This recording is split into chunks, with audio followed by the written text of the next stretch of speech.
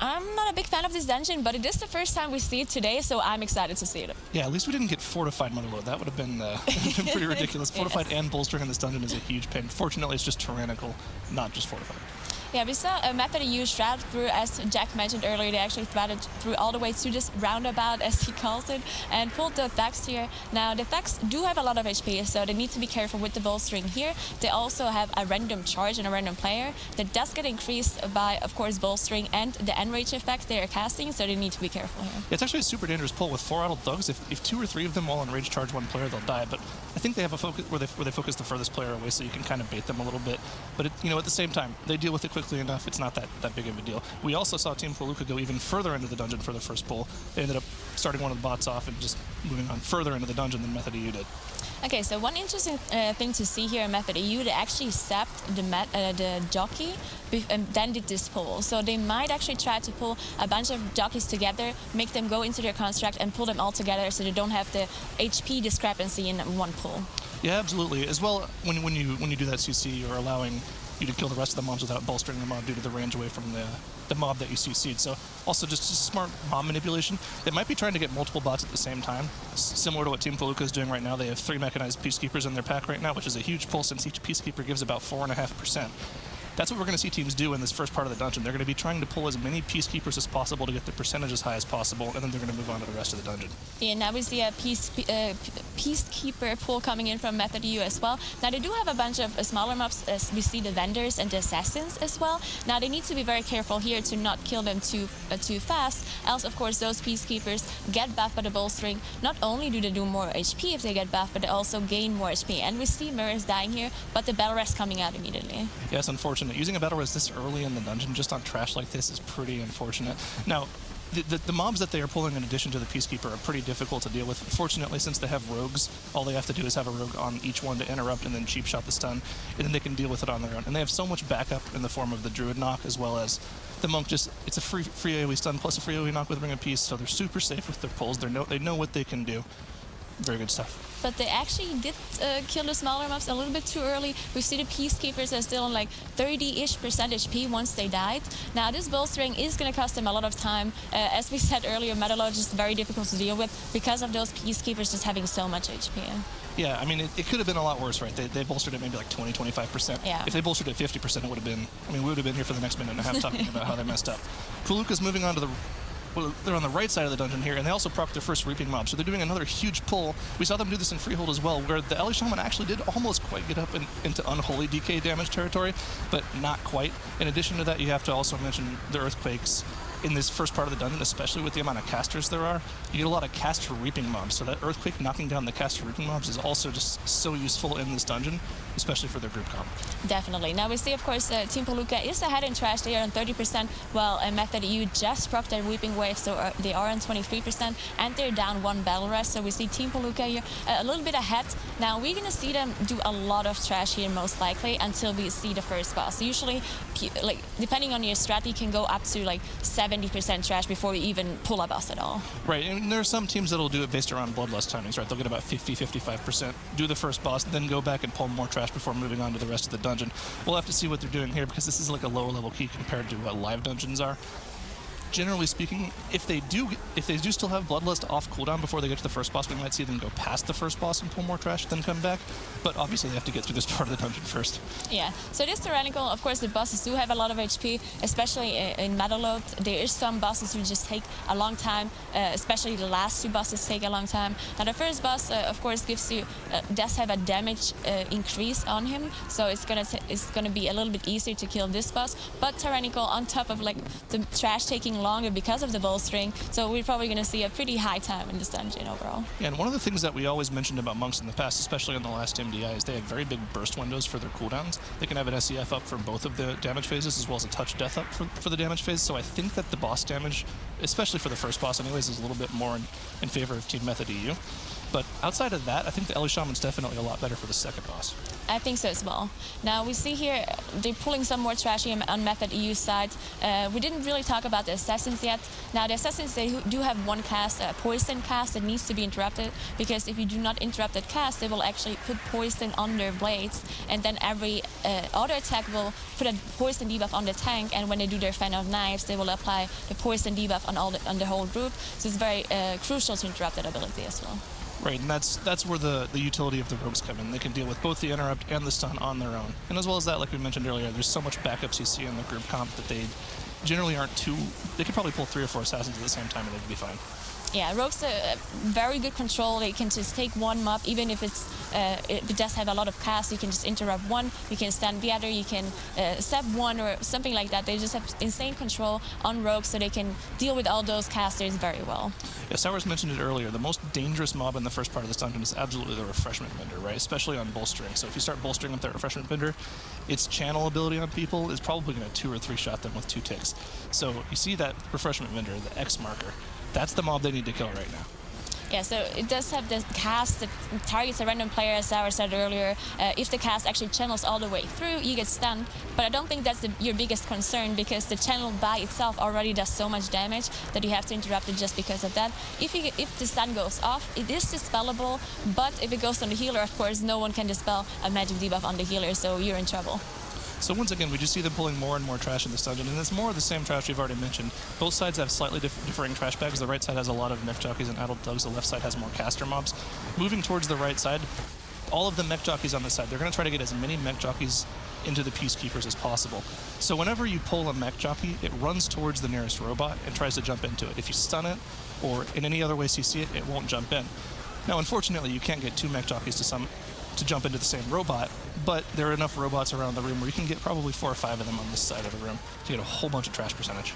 Yeah, so the jockeys will jump to the closest Peacekeeper, right? So what some people do is they try to, once they pull the jockeys, they try to get them somehow apart, so they will actually go in a different Peacekeeper instead of both going to the same one. But which usually was a strat that you went for when you had a DK, because they could just grip them. But now, of course, we don't have grips anymore, as we see all those Sprout Warriors. Right, and do we just see Team Puolukka kind of moving up towards that boss area? We're not sure if we're going to go into that boss room yet. They still do have 3.5 minutes left on their Bloodlust cooldown, so not quite sure if they don't know what they're doing. They're definitely CCing up. They're hard CCing up mobs right now. Yeah, I've seen 2 saps come out from them now. Sap is so important for bolstering, because it keeps the mobs actually out of combat. Like, it's a true CC, as Slut mentioned in an earlier dungeon. So if you sap a mob, they're not actually in combat, and if you kill mobs close to them, they will not be bolstered, because you didn't engage combat with them. Now, if you used another CC, something like Incap from the Windwalker, that is not a true CC, and if you incap them and you kill mobs close to them, they will be bolstered. So the double sap coming out of both groups is actually very important here for the bolstering. Yeah, and once again, another huge pull coming out from them. All of the reaping into 3 more mechanized Peacekeepers. This is going to be just probably the last of their mob percentage I think they'll get in this first part of the dungeon. This will put them at about 75% if they pull it off clean. Once again, the Earthquake knocking down all these Grave Bolts casts, so useful. Interrupting Ice Spritzer, they're just super clean so far. Yeah, on top of the 2 rogues having so much interrupts, they also have the Elemental Shaman. Their comp just works out really well, especially for this very first part of the dungeon. Now, we see the percentage of trash. Now, Method EU actually caught up quite a bit in percentage. They're in 69% now, while Team Puolukka is on 63%. So I would say they're pretty even now. Both teams did use their Battle Rest. Both teams had 1 death, and both teams have around 2 to 3 minutes on their Bloodlust. As you said, they're probably going to wait until it's ready, kill more trash, and then go to the boss. Well, the other thing to mention is, right, you don't have to use your Bloodlust right on the pull of the boss. You kind of want to use it maybe 30 seconds in when the first damage amp phase is. I suppose you could pull the boss and use Bloodlust on the second damage amp phase, but that's just so inefficient with cooldowns. I don't really foresee them doing it. They're probably going to go past the boss and pull more trash, or stay here and pull more trash. Yeah. But it's interesting to see what the differing things they are doing, because right now they're doing pretty much the exact same thing. They're going around this circular area and just pulling pretty much everything in sight while trying to get as many Peacekeepers as possible.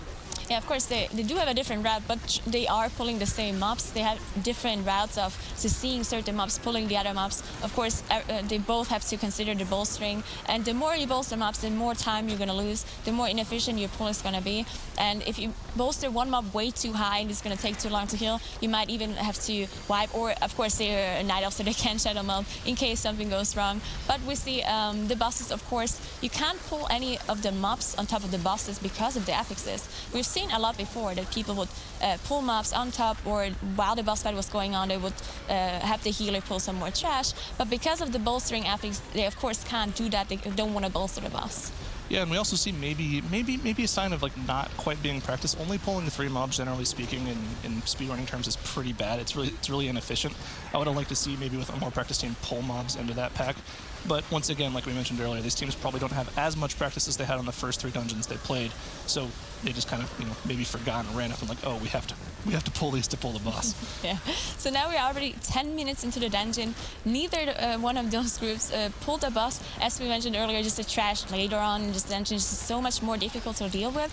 And I assume none of these teams really practice those later pulls because they just have so many deadly mechanics. Even if bolstering is hard on this very first trash, they're still just opting to pull this trash instead of the later one because it's so hard to deal with. And we do see Method EU doing exactly what I was doing. They're pulling Reaping into this 3 pull, so just definitely being a lot more efficient, as well as being higher on mob count. Actually, with this 3-pack, they're going to be at about like 95% mob count before they kill the first boss. So they're not planning on doing anything for the rest of the dungeon until they kill the last boss, which is pretty crazy.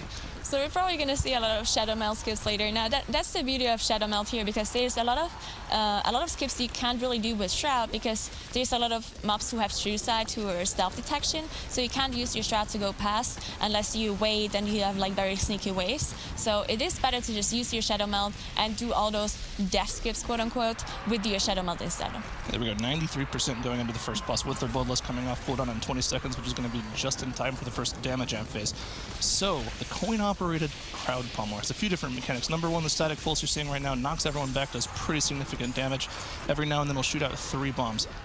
When you kick the bomb into the boss, it'll put a damage taken debuff onto the boss, which stacks, and it also refreshes the timer. So, ideally, you're going to kick 2 bombs into the boss, wait a few seconds, kick the 3rd bomb, get the 150% damage buff, and then pop Bloodlust and go in. Yeah, that's exactly what Method EU did here. Now, Team Puolukka also pulled their boss, they also popped their Bloodlust, so they had the same idea. Now, we see one more thing here, there's coin pulls on the floor. Now, sometimes they will, the boss will cast an ability, Coin Magnet, and will actually pull all the coins that are nearby towards him, and it will increase his damage then. So the tank needs to make sure that the boss is far away from them. It looks like I'm eating my words. The Ellie Shaman's actually outbursting everyone else in the group right now, which is pretty impressive. Lots of damage coming out from the Ellie Shaman. When you think about it, this boss is really cyclical, right? It's kind of the same thing. Static pulse, bombs, coin magnet, and it just kind of repeats over and over again. It's a single target encounter, so all you got to do is DPS just this one boss and make sure you're dealing with the bomb debuffs correctly.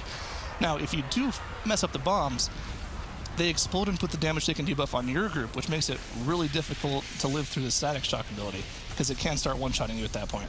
Definitely. We see the static shock coming through and do a lot of damage on the whole group. Now, the last ability we didn't mention yet is the frontal cleave that the boss does.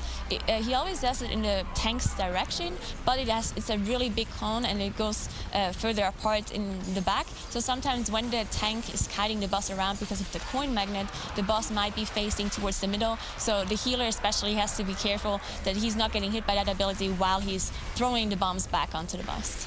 Yeah, so we need to mention what's going to happen in the later dungeon as they get this last few percentage down. This boss is about dead. Team Puolukka is about 11% trash percentage behind, so we're going to have to see what they plan on pulling to make that up, because they don't plan on doing anything after the second boss. I can guarantee you that. The only trash they'll probably end up doing is maybe 1 or 2 mobs after the last boss. So here we go. They're pulling a lot of these Mine Rats plus Earth Shapers. These are very dangerous mobs. Yeah, these mobs are so dangerous because not only do we have bolstering, but even without bolstering, they're already very dangerous. They do shoot the tank all the time, and at some point the tank will just run out of defenses and he will have to kite them, and then they will start shooting random players or melee, get aggro, and so on. So this is a very difficult pull to do. That's why we saw them actually CCing and sapping some of the mobs here. And they're CCing all of the dangerous mobs, the Earth Shapers, which will, like you said, shoot rocks at everyone in the group and potentially one-shot them with bolstering stacks. We see, distracts, as well as 2 saps going out, and then they're pulling it all together. The reason for that specifically is because the Mine Rats have about, a third of the HP of these mobs, so it's kind of impossible to avoid bolstering with these mobs if you pull them with. So separating up the pull, very clean, using their CC in the group, like what I see. Yeah, it's actually good to see that they do have a strat, so they're not just coming in and saying, oh, we're just going to play whatever, as we said before. So they did actually, both of those teams did practice this dungeon, as we see some very controlled pulls coming in, the steps coming out, making sure that they don't pull mobs that have different kinds of HP. So very good stuff coming out from Team Puolukka here and Method EU, with 100% trash now, by the way. Yeah, they did proc their last Reaping Wave instead of waiting till the end of the dungeon, so that might be a little bit of a time loss, but at the end of the day, they're done with their trash. Now they're just going to go boss, boss, boss in the dungeon, and that's going to be fun. Definitely. Now, of course, as I said earlier, Tyrannical in this dungeon, the last three bosses actually last quite a while, even if it's level 18. And especially this boss is kind of difficult to deal with if you only have melee players, because those mobs, those Earthshapers, actually fixate on a random target, and if they manage to melee hit you, they will stack up a bleed on you, which does a lot of damage, especially on Tyrannical. So they will probably try to kite the boss in a circle while the melee is trying to not get hit by those Earthshapers. Yeah, playing melee on this boss is pretty miserable because you're being fixated by each of these Earth Ragers, but you can't DPS your own Earth Rager down. So you're kind of hoping your team is going to help you out. But the problem is, at the same time, they're also all getting fixated by Earth Ragers, so it's just kind of a concerted effort to kite around in circles. At the same time, the boss is occasionally doing this tectonic smash. It's a large frontal cone, so it makes your kiting a lot more difficult too. In addition to that, he also occasionally empowers the Earth Raiders, meaning making them do a lot of AoE damage, and you have to stun them to stop them from doing that. So we see Team Puolukka now also being on the bus. They're approximately 40% HP ahead on Method EU side. Now, at this point, it's just going to be whoever has the most damage on bosses, of course, because we only have bosses left. There's no more trash to do except one small mod for Team Puolukka at the very end. They will skip the Reaping most likely. And we also have skips coming through, though. Now, skips usually are safe if you played accordingly, but if you do something wrong while trying to do a skip with Shadow Meld, maybe someone presses it too early, someone presses it too late, there might be a wipe coming through, which will cost them a lot of time. Yeah, typically the safest thing to do in this dungeon is to use a pre-battle res, which is the only class that can do that as a Warlock. You throw a Soulstone on your healer, and then everyone just runs through. And if you mess up, healer takes the Soulstone, and you're good. But unfortunately, Warlock not being used in this dungeon, so their safest bet is to run through probably all the way to the end of the third boss's platform, pop Shadow Meld so that everything resets, they drop aggro, and they move into the boss. And since Shadow Meld's only a 3-minute cooldown, they can do that for both the third boss and the last boss. Yes, definitely. Now, we do have one save haven for Team Puolukka because they do have the Shaman, which has Ankh.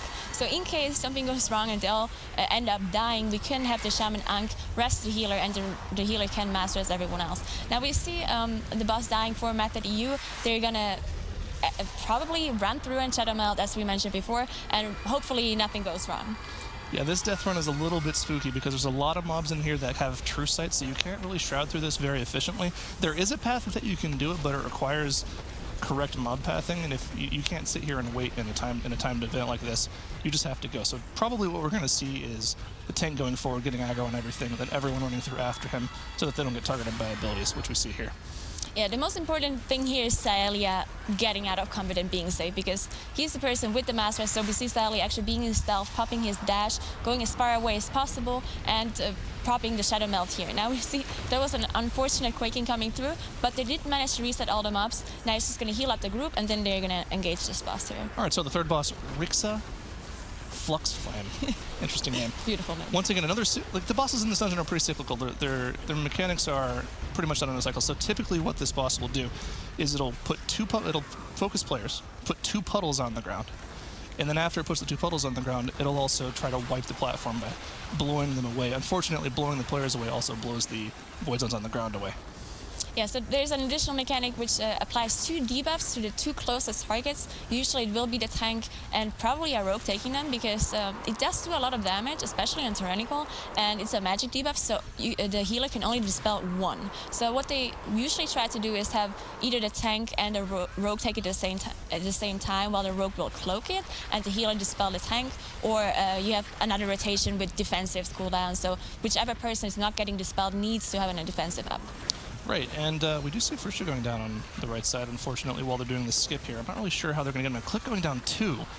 Really unfortunate for them. So what we were mentioning about the defensives, also something that they have on their side with the Monk that they don't have on the side with the Ellie Shaman, is that they can actually Karma the debuff too, which is a free extra damage increase for the Monk, and we see the Monk topping the meters right now. Yeah. So definitely an improvement for them. They do get everyone rezzed up on the side of Team Puolukka. Fortunately, they were all in range there, so it's not too big of a deal, but that is an extra 10 seconds on the board for that team. Yeah, we just see Method U getting further and further ahead, and we have to mention again just the Windwalker Monk applying this 5% physical debuff for everyone else in the group. So if you look at the damage meters, you're not only comparing the Monk's damage to the Elemental Shaman's damage, but you also have to keep in mind that the Monk increases everyone else's damage on top of that.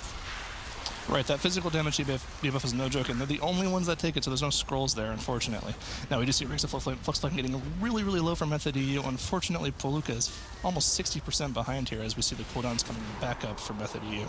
Yeah, so Method EU does have 100% trash, so after this boss dies, all they have to do is somehow skip the trash to the last boss and engage it. Now, they can either Shroud this path, and as you mentioned before, there's also a way to Shroud it without getting combat if there's a certain path from the true side mobs, which they're actually doing here. I think they have a really good timing because sometimes you might have to wait at the bottom until you have a good position of the true side mobs, but they either have a very good timing or they just said, you know what, we're just gonna go. Yeah, I believe it depends on the paths of the two war machines, right? Yeah. They did get the good timing, and they are able to Shroud past. And even if they weren't able to Shroud past, they could have taken the back route because it looks like their Shadow Melds are off cooldown here, as they're all going to pop them. It was just a little bit of a safe thing. They were able to get half to 2/3 of the way up without having to, get in combat with anything. As they get to the final boss of the dungeon, Mogul rezzed on. Yeah, so one thing that I really like to see here is that they already had the world markers put up there, so they're probably, before they ran into this dungeon, they did a Mythic 0 or something, put their markers up, and now they already have them once they reach the boss. The markers are important to call out the safe space, because there's those Boombas that are flying around the room.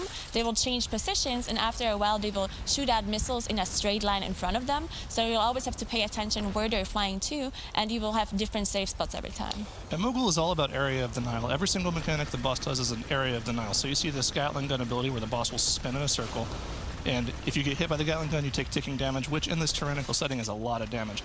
In addition to that, like you said, the bots will fly to different spots in the area and apply a vertical and a horizontal line of rockets in a 2x3 grid, not a 3x3 grid as some people think, it's 2x3. We can see them flying around here. Yeah. One bot on the bottom right, one flying through the middle of the screen, and they're going to apply a line of rockets based off of where they're facing. You can see them do it right now.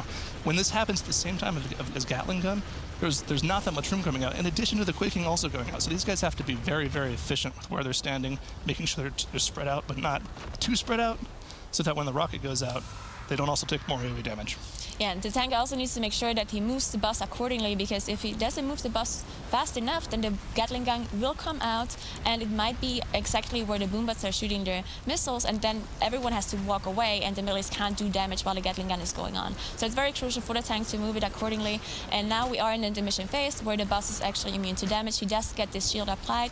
Now a player will be targeted and has to run underneath one of those pillars to get rid of the shield. You have to hit 3 pillars to get rid of the whole shield, and we have the map spawning as well. Right, these two Sky Scourgers that you have to deal with will do significant tank damage. In addition to that, they'll focus one of the players, draw a red line towards them, and in order to make sure that that player doesn't take full damage, the entire group will, well, not the entire group, but at least one more player will have to go in. On the side of Team Puolukka, we do see 2 more deaths once again during their trash skip, which means another 10 seconds on the board, and they haven't even pulled the boss yet while Method EU is at 35%. Yeah, now at this point, if they don't do anything wrong on Method EU sides, they should be able to pull this off. We see, of course, both teams had their Bloodlust ready for this fight, and one thing to mention here as well is that they didn't actually manage, they didn't have to get rid of all 3 pillars, because we probably had a monk statue or something there on the second pillar, which does weirdly count as a pillar getting hit. So instead of having to hit the 3 pillars, they only had to hit 2. Yeah, it's just a weird mechanic with the boss. Whenever someone's pet dies, it counts as one of the pillars. There's not really much you can do about it. But we do see them getting it down to 10%. They only have to deal with 1 or 2 more sets of mechanics. The nice thing about this fight as a healer that Method you can deal with is the Rocket always prefers ranged players. So if you only have a healer and 3 melee in the group, the Rocket will always go on the healer. On Team Puolukka's side, it could go on the Elemental Shaman. So they don't really know. They have to have 2 people move in and out the entire time instead of just 1. And we do see the boss go down for Method EU. Pretty dominant, clean performance once again for Method EU. Very clean from them. Kin here. Let's go into game 2 with Method EU versus Team Puolukka. Yeah, and almost immediately we're seeing pretty much the exact same pull we've seen from every team right out. They'll go down the left side, pull these first 2 packs together, give them about 12% mob count, and then they'll go to the boss after that. This is, I mean, we have to elaborate. This is a very dangerous pull to do, especially with just one range DPS being the Druid, since the small Krullisks only charge the range DPS. So this healer is constantly getting interrupted, but we see them countering it out with the Tree of Life on the side of Method EU. Yeah, so we see this Tree of Life again that we saw earlier, but that works really well in the temple because of those huge pulls that you do approximately every 3 minutes. So you can do those big dervishes pulls at the end too, and just pop this Tree of Life, make sure everyone stays alive on top of this Grievous affix as well, of course. Now Team Puolukka doing the same pull. Of course, we see the Moonkin unfortunately not having that much AoE damage compared to all those other specs that are available to them here. So I assume they used the Moonkin here just to have the utility. Maybe they want to do some really crazy pulls later on where they have this force of nature and the solar beam just to deal with it. Yeah, it's got to be for the CC. Whenever you talk about Boomkins and Mythic Plus dungeons, because they don't really have the AoE that they used to have, especially when we were doing the Legion MDI, really you're bringing them just for their utility potential, like you said, the solar beam, the knockback. Also, really important are treants. Treants help tanks out with doing bigger and bigger pulls, so I absolutely expect Team Puolukka to come out with some massive pulls, use those treants to make sure that the tank doesn't die to any tank damage, and then move on from there. Yeah, we see Team Puolukka actually not using the Atal'Dazar here, while Method EU used it for this very first big pull. Now, that probably means that Team Puolukka has a big pull coming in later on, as we said, with this Moonkin, popping the Atal'Dazar, maybe pull the whole room in the next boss room, maybe something like that. But now we see both of the teams engaging that first boss. Yeah, I didn't really see what Method EU did with their first Reaping Pack. I'm assuming they shadow melded it because we see Team Puolukka almost at the same time pulling it all into the boss. I don't really know if that's something you want to do on this boss. Their Rogue is gaining a lot of single target damage out of it, as probably is the Moonkin. Yeah, so we also see they are behind in trash, so it's 22% versus 26%. But of course, once they kill this trash, it should be even because we saw them doing the equal pull, so they should be both at the same level. Now we see, of course, on Method EU sides, they do manage to pull them up, like to pull the two bosses a little bit closer to each other, even though there is a lightning shield. Now, unfortunately, on Team Puolukka's side, they can't do that because of this Moonkin. Whenever he moonfires the boss, the other boss will get a moonfire too if he's in 20 yards range of the other boss. So they have to make sure they pull them further apart, which obviously does decrease your damage a little bit because you don't get this extra cleave. Right, like we mentioned earlier in the cast, once again, these bosses do have a reflect shield that they swap off from time to time, so you can't evenly cleave them down. Otherwise, when you attack the lightning shield and mob, you'll take massive reflecting damage. So they kind of have to focus each one down. Now, the Moonkin can off-dot it. They're not going to kill themselves to off-dotting it. It's just free extra dot damage, as well as the Elemental Shaman. But this is just like minimal things. These dots aren't crazy amounts of extra damage for them. Now we see, of course, Method EU, only 19% left on this last boss. And now this boss here, Aspect, doesn't do as much as the other boss, especially if the other boss is already dead and not doing his passive abilities. So they are dragging the boss towards the exit of this room just to be faster and get this extra little bit of time to go through this. Yeah, and once again, they're pulling a pretty inconsequential trash pack, 3 mobs into the boss, being efficient, making sure they're not just pulling 3 mobs by itself. Like you said, this boss doesn't do much when he's on its own. It's at 30%, so this is a very, very safe way to deal with this trash. We didn't see Method EU do this, although they do have this, they probably will end up being the same trash percentage. Method EU just had a more efficient way of getting there. Yeah, now we see the Shroud coming out of Method EU, skipping all the Shroud. Now, unfortunately, they pulled this, which I'm not sure was intentional, but one step came out, so maybe it was intentional, and they only wanted to have those 2 mobs that they needed for their percentage to pull on top of this other trash. Now, at the end, they will probably have to Shadow Meld to get rid of this last step mob that belonged to the group, but that shouldn't be a problem since they used both of their Shrouds instead of the Shadow Meld earlier to skip this pack, so they do have their Shadow Meld available here. Yeah, it almost looked like the Shroud ran out, and they were just kind of too slow and not at the front of the Shroud, but we have seen other groups pull this trash, so there's a possibility that it isn't necessarily a bad thing. They might have meant to pull it on purpose. Now, moving into the second boss room, we've talked about this trash so much. This trash is very dangerous, right? There's 2 main trash mobs to deal with. There's the Faithless Tendies, as he likes to call them, that he will heal themselves, and once again, they'll try to buff themselves by running to an egg and channeling Drain on it. In addition to that, there's also the Crazed Incubators, which will blow themselves up, as we just saw there, when they get to 20%. And the last mob, the most dangerous mob of them all, is the Skilled Krullisk Rider, which has a nasty frontal AoE. Now, one thing with this Rider, when he reaches, I believe it's 50% HP, he actually jumps off his Krog, and he will beat he will be CCable. When he's at the start, when you pull him, he's not CCable. So that's one thing to note, especially when it comes into Puolukka's group, which I believe did have one death here because of this shaman probably not having the shadow melt, but they did manage to get him back up, and now they're coming to this room as well. Now with the Force of Nature, as I said, since the Radits are not CCable, they're also not tauntable by the Force of Nature, which means you have to wait until they jump off. Yeah, once again, they're just having those same two guys die every time they do skips, which, you know, it has to be on purpose because it's happened 3 times now, right? But every single time they do it, it's 10 seconds off the clock plus the res timer. That's 15 to 17 seconds. In some of these dungeons, that's 1 trash pull. That's just, I mean, that's just too much. I don't really like this. If having an elemental shaman is just does this to your group, I mean, like, yeah, I don't really want to have an elemental shaman in my group. I do believe, so the warrior in Team Puolukka's group is not actually playing Night Elf either. Maybe their choice was, so if our shaman can't be Night Elf, then our tank is just going to go Dwarf too, just to have the better ratio here, because we have 1 death anyway. Now, Team Puolukka did save their Bloodlust for this huge pull that they're doing in this room. Once again, the treants are probably being used here to make sure that the tank doesn't instantly die from all the trash mobs he has on him. We see the elemental shaman shooting to the top of the leaderboards, and is that a balance druid doing AoE damage? Yes, probably popped his incarn, so we can do damage once every 3 minutes. Huh. Now, I've been told that the balance druids just don't do AoE damage, but this guy's proving us all wrong. And as well, we also see the Prot Warrior doing a lot of damage too, and this is a super clean pull from them. No deaths so far. They've cleared the entire room out, which means they're going to be able to start the second boss the second they finish off the last of these tenders here. Yeah, they might actually make up some of their lost time here, because this huge pull, of course, Method EU has to do this in a little bit of smaller pulls compared to Team Puolukka that are already on the boss here. They already dealt, they still have some reaping mobs left, but they managed to kill everything so evenly that they got the reaping on top of the boss, even though they're 58%, so they're 18% over the reaping spawn. Now, very interesting pull from Method EU here. They managed to pull one of the Nimbuses through the wall with the boss. Not really sure how you do that, but it's really impressive. That usually you'd skip those 2 mobs, so that's just free extra percentage of them. That's probably the 3% makeup between the 2 teams that will help them out in the long run. But we do see teams are actually neck and neck here on Merektha, both going into the first intermission at the exact same time. Yeah, so you can pull this Nimbus if you jump up on one of those axes and you get this perfect angle, then you can pull it through the skeleton. Now, if you have a Moonkin has more range, can actually pull the Stormcaller and the Nimbus. Now, you probably don't want that because it's extra percentage that you don't need, but maybe they do have an extra route where they just choose to pull the Stormcaller and the Nimbus on top as well. So once again, going into Merektha's mechanics here, typically it's a two intermission fight. In the first intermission, they have to deal with a few snakes. In the second intermission, they have to deal with a few snakes that also spawn LOS zones on the ground, which are really annoying, and you want to make sure you deal with them before the boss comes up. Because if the LOS zones are still on the ground when the boss comes up, there's a chance that, you know, one of your players gets stunned and you can't get them out of that stun. We see the Nada snakes on the side of Team Puolukka there, getting quickly stunned out by one of the rogues.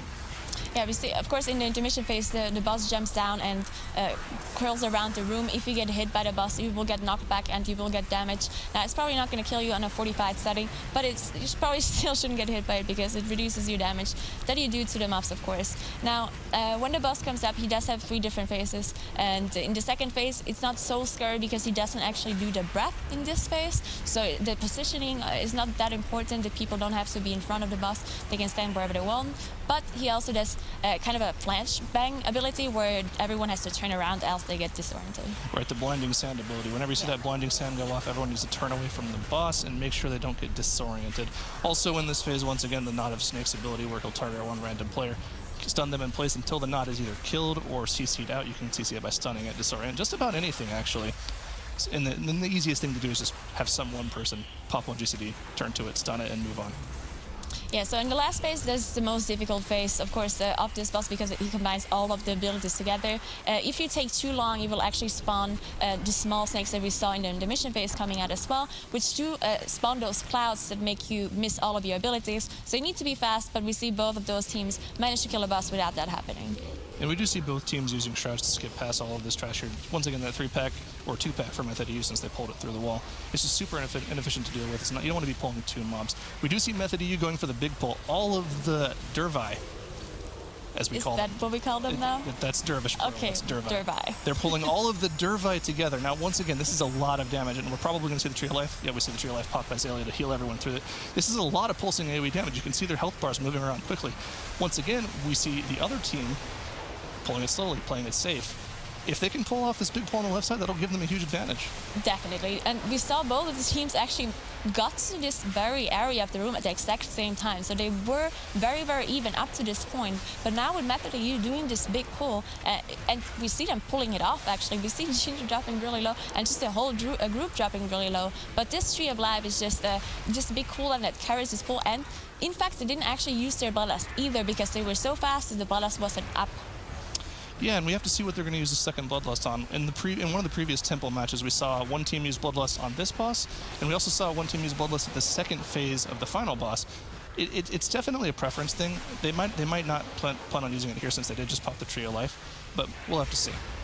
Yeah, we see Team Puolukka, of course, are pulling the same trash, but in 2 smaller pools. Now, that means they're a little bit slower, of course, while Method EU is already in the boss. They still have to deal with the last Derby, and they have to deal with the Reaping Wave as well. Now, Method EU, this boss we talked about earlier, they popped their Bloodlust too, by the way, on this boss. So this boss is very difficult for our healers to deal with and for your whole team because you need to coordinate whoever soaks those pillars lightning. If it reaches the boss, he gains energy and you don't want that because if he reaches full energy, he will explode and do a lot of AoE damage to the group. So you need the players to soak them, but it does a lot of damage to whoever soaks them. And on top of Grievous, that's just a lot for the healer to heal. Yeah, and that's raid wiping AoE. If the boss hits 100 energy, you're pretty much wiping.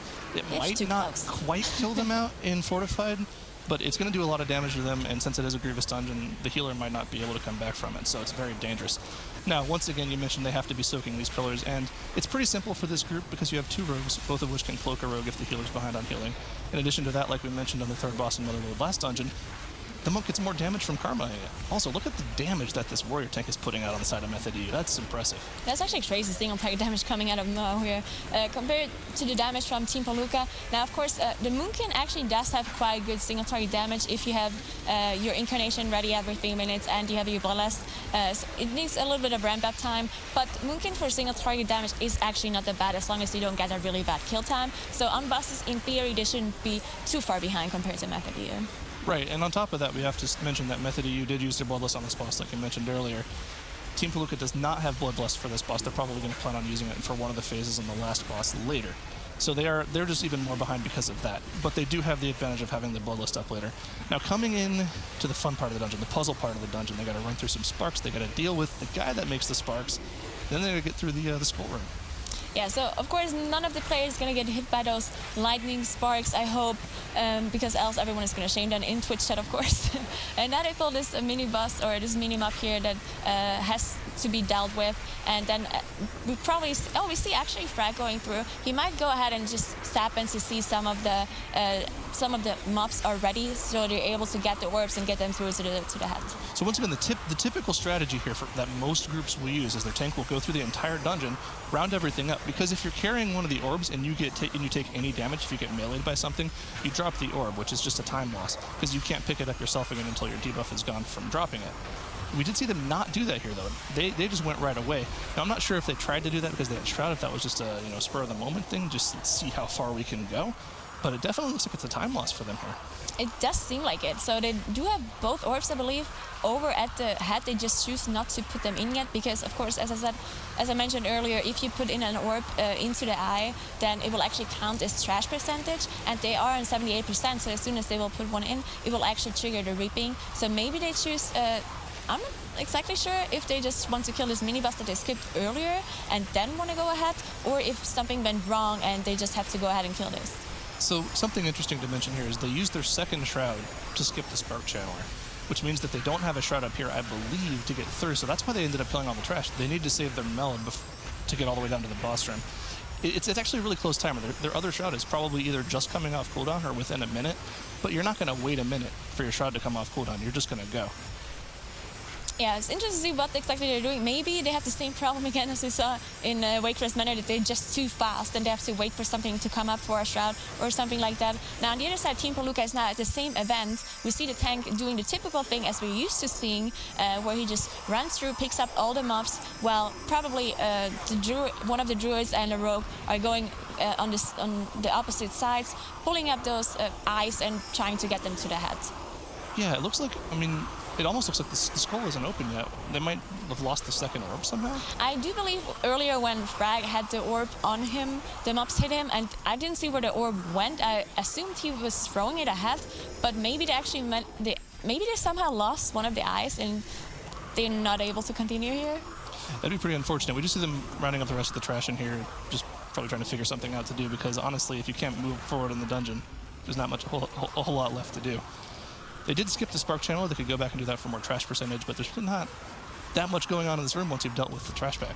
Yeah, if they won't manage to reach the last boss because of losing this eye and it's not coming back, then they're going to be stuck here because they can probably somehow get 100% trash percentage, but they're not going to be able to kill the last boss. We do see Click going down on the side of Team Puolukka in this skip once again, and they're fixing to pull this trash to start the next boss. Unfortunate. Coming back to it, guys, we did have a bit of an issue with the orb despawning in the Sethraliss room here. So as the rules have been stated, we are only conducting remakes when the dungeon is not able to be completed. So we're going to reset the instance here because the orb does not respawn and just has been a despawn that has been pretty rare from happening in most cases. So at this point, I know the last time I actually saw it was something in early Season 1 or just coming out of beta or something along those lines. So we're going to remake it, make sure that we get all the teams reset, get everything that they need to be taken care of, and then we'll go right back into it. Well, here we go again. I think, I'm not sure this team is cursed or something, but they seem to be getting a lot of remakes. Yeah, I mean, so the thing I want to see from Method EU, obviously, they're clean. They know what they're doing in this dungeon. Yes. They would have been fine had that not happened. Unfortunately, I mean, this kind of happened to them in the past, though, and we saw them tilt because of it. I want to see this team go through here with poise. I want to see them do it clean once again, prove that they are the #1 team in this tournament, like they have the seed for. So they've been playing so cleanly. It's probably frustrating to them because of a bug happening. It's not their fault that it happened, right? So it's probably very frustrating for them. But as I said earlier, Sethraliss is one addition to the team who has like a lot of experience in esports, even if it was a different game. But he might be able to keep everyone else cool and make them calm down and to actually focus on just repeating this dungeon the same as they did before, do the same thing, stay cool, and you will win. Yeah, absolutely. Definitely having experience in other esports and other things similar to what we're doing right now will help you out in the long run. We do see them doing the exact same pull as expected. They proc their reaping. They pulled under the first pack here. That explains what they did last time since we didn't actually know. And they're going to AoE that down before they get to the boss. Yeah, so we see Team Puolukka also doing the same thing as they did before. Now, the one thing that might help Team Puolukka here now would be pulling all the Nervi on top of each other, just like Team Method EU does, because up until that point, they were completely on the same level, right? Now, if you didn't practice this pull, it's probably too difficult for them to pull off, but it might be like a Hail Mary for them. If they have a person actually watching the stream and can tell them if they're ahead or behind, they might choose to actually try to pull this off. Yeah, that's probably one of the biggest advantages to something like this happening. Like you said, in competition play, generally speaking, you can have somebody watching the stream, albeit at a delay, to find out what the other team is doing, whether or not you're ahead or behind. And they could have seen that that was the pull that put them behind, and if they know they need to do that to beat them in this dungeon, they might just make a Hail Mary play. They might go for it, just like you said. And if they pull it off, that could be the difference. Yeah, most definitely. So I actually competed in our very first MDI 2017, and what we did, because if you're competing, right, you probably don't have the time to watch a stream at the same time and to pay attention to what someone else is doing. But what we choose to do is have a 6th player be on our Discord channel and just watch us on the stream, and if something happened, we were behind or we were ahead, we would just ask him, hey, are we behind, are we ahead, what's happening? And he would give us the information, and that's something those teams might be doing as well. That's probably a lot more efficient than what my team did. I just watched it. That was probably bad. But we do see them getting down this first boss, Atal'Dazar and Aspects, pretty quickly. Once again, while both bosses are alive, there is an electrical shield, meaning they can't target one of the bosses with any of their abilities, otherwise they'll take massive reflected damage. However, they already do have Atal'Dazar down, and they're moving on to Aspects. Last time we did see Team Puolukka pull another trash pack with Aspects when Atal'Dazar was dead. They'll probably do the same thing again to get that extra 4% trash mob. Clicking does go down, unfortunately. They're going to have to use their battle res instantly here. And that's just a battle res they don't have for the rest of the dungeon. And this team does tend to make these small mistakes throughout dungeons. Yeah, thankfully no one else died though, because if the tank goes down and the rest doesn't come out immediately, the bosses tend to just turn around, melee swing one of the melees and kill them immediately too. Now, of course, they only had one battle res for them, so thankfully they did manage to recover, get their tank back up. But as you said, those small mistakes, they will cost them at the end. Well, there's also a mental aspect, right, to not having your battle reses. You know that you don't have your battle res as a player. It means you might play a little safer than you otherwise would, which might cause you to make DPS rotation mistakes, which means you're killing things slowly, which means more mechanics get off, and just kind of snowballs from there.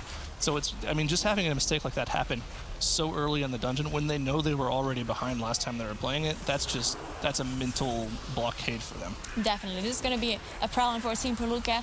They are behind now a little bit, as they were the last time around as well, because of course they don't use their Bloodlust here, they use it for the bigger pool in the second boss room, while Method EU is on their way to the second boss room already. They did their first trash pull with the Raiders, and I do believe they did the same pull as last time, so it was not an accidental pull with the Shroud. It definitely was on purpose, and they're probably going to meld it at some point in here. They'll all pop meld at the same time, and they'll drop aggro with that mob, but not with the mobs they're in combat with. Exactly. Now we see Team Puolukka manage to down the first boss. Now they're on their way to get this Rider down, and then I believe they shrouded there as well, or they actually had the death skip where we had two people die, right? Right, so we're probably going to see the same thing out of them. I mean, they might use their Ankh there. It's just so inefficient. It's another 10-second loss. They also have to res the tank. I greatly prefer the way Method EU is doing it, shrouding past, making sure that they are slowly and methodically dealing with all the trash at the same time. Now, this is a lot more dangerous than it looks. This double Rider pack, 2 frontal AoEs going off at the same time, lots of tank damage, also proccing Grievous on now. It's really dangerous. Once they get to 50%, of course, it's not that bad. Yeah, a lot of times what Method EU is doing looks very easy, as I said before, and it looks so smooth, but all those pulls they're doing and all the dungeons are very difficult. And Method EU just having a great showing here of performance. All the dungeons they've done so far, very clean, and pretty much very few to no mistakes coming out of them. Yeah, once again, like we mentioned, Klikna and Frusha going down on that skip. They get the res off, same as last time, and we're going to see them once again go for this entire pull with Bloodlust pulling the entire room. But now they're doing it without a battle res. Yeah, so without a battle res, of course, it's just, as he said, it's just in your mind, right? You're doing this very big pull that is very risky, and now you don't have a battle res if something goes wrong. Now, of course, the Shaman could die because he is an Ankh, but if anyone else dies, they're just going to have a full team wipe, and they don't have their Shroud ready, so they need the rogue to release, they need the healers to release and stealth all the way back, which is going to cost them an insane amount of time, not only because they lose the time, but they lose their bloodlust, they use their cooldowns, and the mobs are still alive. So this pull is crucial for them. And it does look like they're getting everything down. Things are coming down to about 10-20%. Most of the dangerous mobs are going down, but it's not over yet. They have to finish the mobs off. These ending casts, these blasts that the incubators do at the end of their death, I mean, just one lapse of attention and your melee dies. And you don't have a battle res, so now you have to finish off the rest of the pull with 2 DPS instead of 3. Just little small things like that make the dungeon. Yeah, and at this point it's very important for them to actually focus the actual mobs and not focus the reaping mobs, as we have the reaping already spawned. So now they're trying to single out the small mobs that are still alive with very little HP, just so the boss spawns, because you need to clean this whole room for the boss to spawn. So if you just go on the reaping mobs and you ignore the living mobs with a slither of HP, then it's just going to take much longer for the boss to spawn, and you're going to be much more inefficient. And comparing them where they are now to where they were last dungeon, they were neck and neck going into the first intermission and the second intermission last dungeon. We see Method EU going into the first intermission, while Team Puolukka is still about 20% behind. So there's definitely a huge variance this time. Yeah, so we see Team Method EU, of course, pulled this Nimbus again. Over there on the skeleton, you just jump up on his egg and pull the Nimbus through. We saw Sally actually dropping really low here. So he has to be careful to heal up this Grievous fast, because the Grievous, of course, does stack up to 5 stacks if you don't heal up, and on 5 stacks it does more damage, and then it's going to be more difficult to get rid of it. And while he was healing himself out of Grievous, 3 more people got into Grievous range. We see now on a 4-stack. Mira's also on a 4-stack. So it's just kind of that mentality. Like, you know, Grievous is one of those lose more mechanics. When you're at 4 stacks and you're already losing and you have to focus yourself, other people are also going to Grievous. So that's one of the dangers of the Grievous mechanic. Yeah, and then of course, as a healer, you want to do as much damage as possible to help out your team to be faster. But this Grievous is just one of those annoying affixes for healers because, as you said, you need to handle it immediately. Even if a person only gets a little bit of damage, it's just going to apply this Grievous, and you have to heal it away. If there's no Grievous and someone just drops to 80% HP, you can be like, okay, I'm just going to passively heal it away. I'm just not going to go out of cat form, continue doing damage. But we see here Zelia, of course, needs to tap the people immediately. Yeah, and we do see Method EU coming right out of the second intermission while Team Puolukka is just going into it. So they still are slightly ahead. They're maintaining that lead. They're about 20% boss health ahead. And honestly, I mean, if they can pull off the same Dervi pull and Team Puolukka doesn't go for it, I don't really see how Puolukka comes back on this dungeon. Yeah, it's going to be very difficult for Team Puolukka with this Dervi pull. Now, this pull, we talked about it earlier, is very difficult though. The dungeon is fortified, and this one pull with the Dervi is the most difficult pull out of all dungeons when it comes to fortified and Grievous on top of that, because those Dervi just do so much AoE damage and they jump around on players. So now that's something they can definitely fail on, and we have Team Puolukka is maybe they try the safe route as they did last time and just hope on Method EU not making this pull work out, because then Team Puolukka can actually be ahead. Zelia, we saw that. It's going to be clipped and it's going to be top on red. Moving down to the large Dervi pull. This is the make or break point in this dungeon for Method EU. If they can pull this off and Puolukka can't, it's huge. Now, once again, Zelia does have the Tree of Life ready for this, probably potting for it. It's a lot of pre-planning for this, and on top of that, they have 3 DPS classes that are incredibly tanky with their cloak, their reduced AoE damage taken, and as well as the karma from the monk. So I don't think they're too scared about this. The scariest thing is if a Nimbus gets an empowered charge off. That's probably, that in addition to the AoE pulsing damage, is probably the most dangerous thing about this pull. See Team Puolukka not opting to do this big Dervi pull. They do the exact same pull as they did last time. Now, as you said earlier, if Method EU does the same thing as they did last time, they do not make any mistakes, which we haven't really seen them do any big mistakes so far yet. So if they play cleanly as they did before, they keep their head cool, they keep their mindset on this dungeon to do it cleanly, then they're probably just going to be winning. Yeah, and once again, I mean, they pulled off the pull. They're using their lust on this boss. They're going to get this boss down way before Team Puolukka will. And as long as they pull off the gauntlet clean, make their skip to the last boss clean, the last boss is probably the easiest boss in the dungeon at this point. Yeah, definitely. And well, we see the last Reaping Souls here being killed by Method EU. And as you said, they do have the Bloodlust for the boss, meaning it's going to die so much faster. Now, I think that Team Puolukka also has just less single target damage. Even if Elemental and Moonkin are not that bad at single target damage, they just don't have the Bloodlust to pump up the Incarnation damage and the Elemental Shaman damage. They're just missing it compared to Method EU, just having this full single target, this full melee lineup, and of course we saw now doing so much single target damage as well earlier. Now the thing about having the Bloodlust for the last boss, it definitely greatly improves Team Puolukka's pull on that boss, because they do have multi-dodgers. They have classes that can dot multiple things, so they benefit more from the Bloodlust. Whereas on the side of Method EU, they just gain only single target damage instead of the multi-dot damage. So it's definitely like a comp-related thing that's important. There's a reason they did that, and on top of that, the timing is better for them to do the big AoE pull with Bloodlust. So it's definitely not necessarily a worse thing to do for them, it's just different. For sure. We see Team Puolukka now also pulling the boss. Now they are 50% HP behind on this boss. Now it is 45, so it's actually not like it's not a super huge disadvantage. They're not that far behind when it comes to time. But of course they also have the three deaths from the skip earlier, which we mentioned, because of the shaman who doesn't have Shadow Melt, and the warrior also not having Shadow Melt, which cost them some time. They do have the Bloodlust at the end and the multi-dotters, as you mentioned, so it will make up some time at the very end. And it might still be close because of that. We do see the danger, though, of Grievous on this boss. Everyone on the side of Method EU currently has multiple Grievous stacks, and Zelia's going to have to do something to get them out of this. I mean, we haven't had cheap proc on either of the rogues yet, but Zelia is super low. Everyone in the group is super low right now. That's the problem. Zelia has no mana. No mana as well, but the boss is at 5%, so it's pretty much them versus the boss right now. All in, and it looks like they've got it down just fine. Okay, so it's going to be important here for... Okay, so they actually managed to have no one die, which is so good for them, because Zelia was completely and they all have the Grievous stacks. They immediately, as soon as they get out of combat, drop down the fish feast to get their HP back to heal the Grievous F, because Zelia had no means of healing them back up with 0 mana. Now, if one of them would have died, it would have cost them a lot of time, because Zelia, of course, would have need to cast the rest, or they would need to release and come back, and it takes them a lot of time. So good on them for not losing any player here. It was very, very close. Now, I did mention last time around their pathing here was a little weird. They used their second shroud to skip the spark channel, and they also had Fragments go ahead and grab the first orb. Now, most people won't do that. Most people will wait for the tank to pull everything, but we see them doing the exact same thing here. Maybe they know something people don't know here. Probably. I just hope that this time it's going to work out for them compared to the last time. But as he said, Frag just picked up the orb, he throws it ahead of him. He is stealth at the start, so when he stealths through, none of the mobs are going to aggro him. And we actually see Gingy on his rogue go behind Frag, so maybe their plan is to have the tank pick up the right mobs, and on the left side just have Gingy pick up them up so Frag can run through and do it at the same time, instead of having the tank pick up both of the sides, which takes longer, right? Yeah, I remember last time Fragments got hit by one of the mobs right as he threw the orb, and that's what caused. I think the orb got knocked out of his hands instead of him throwing it, and they made sure that didn't happen this time by making sure Gingy pulled aggro on everything first. So good on them. Moving down to the 4 Hexer pull to proc the boss here.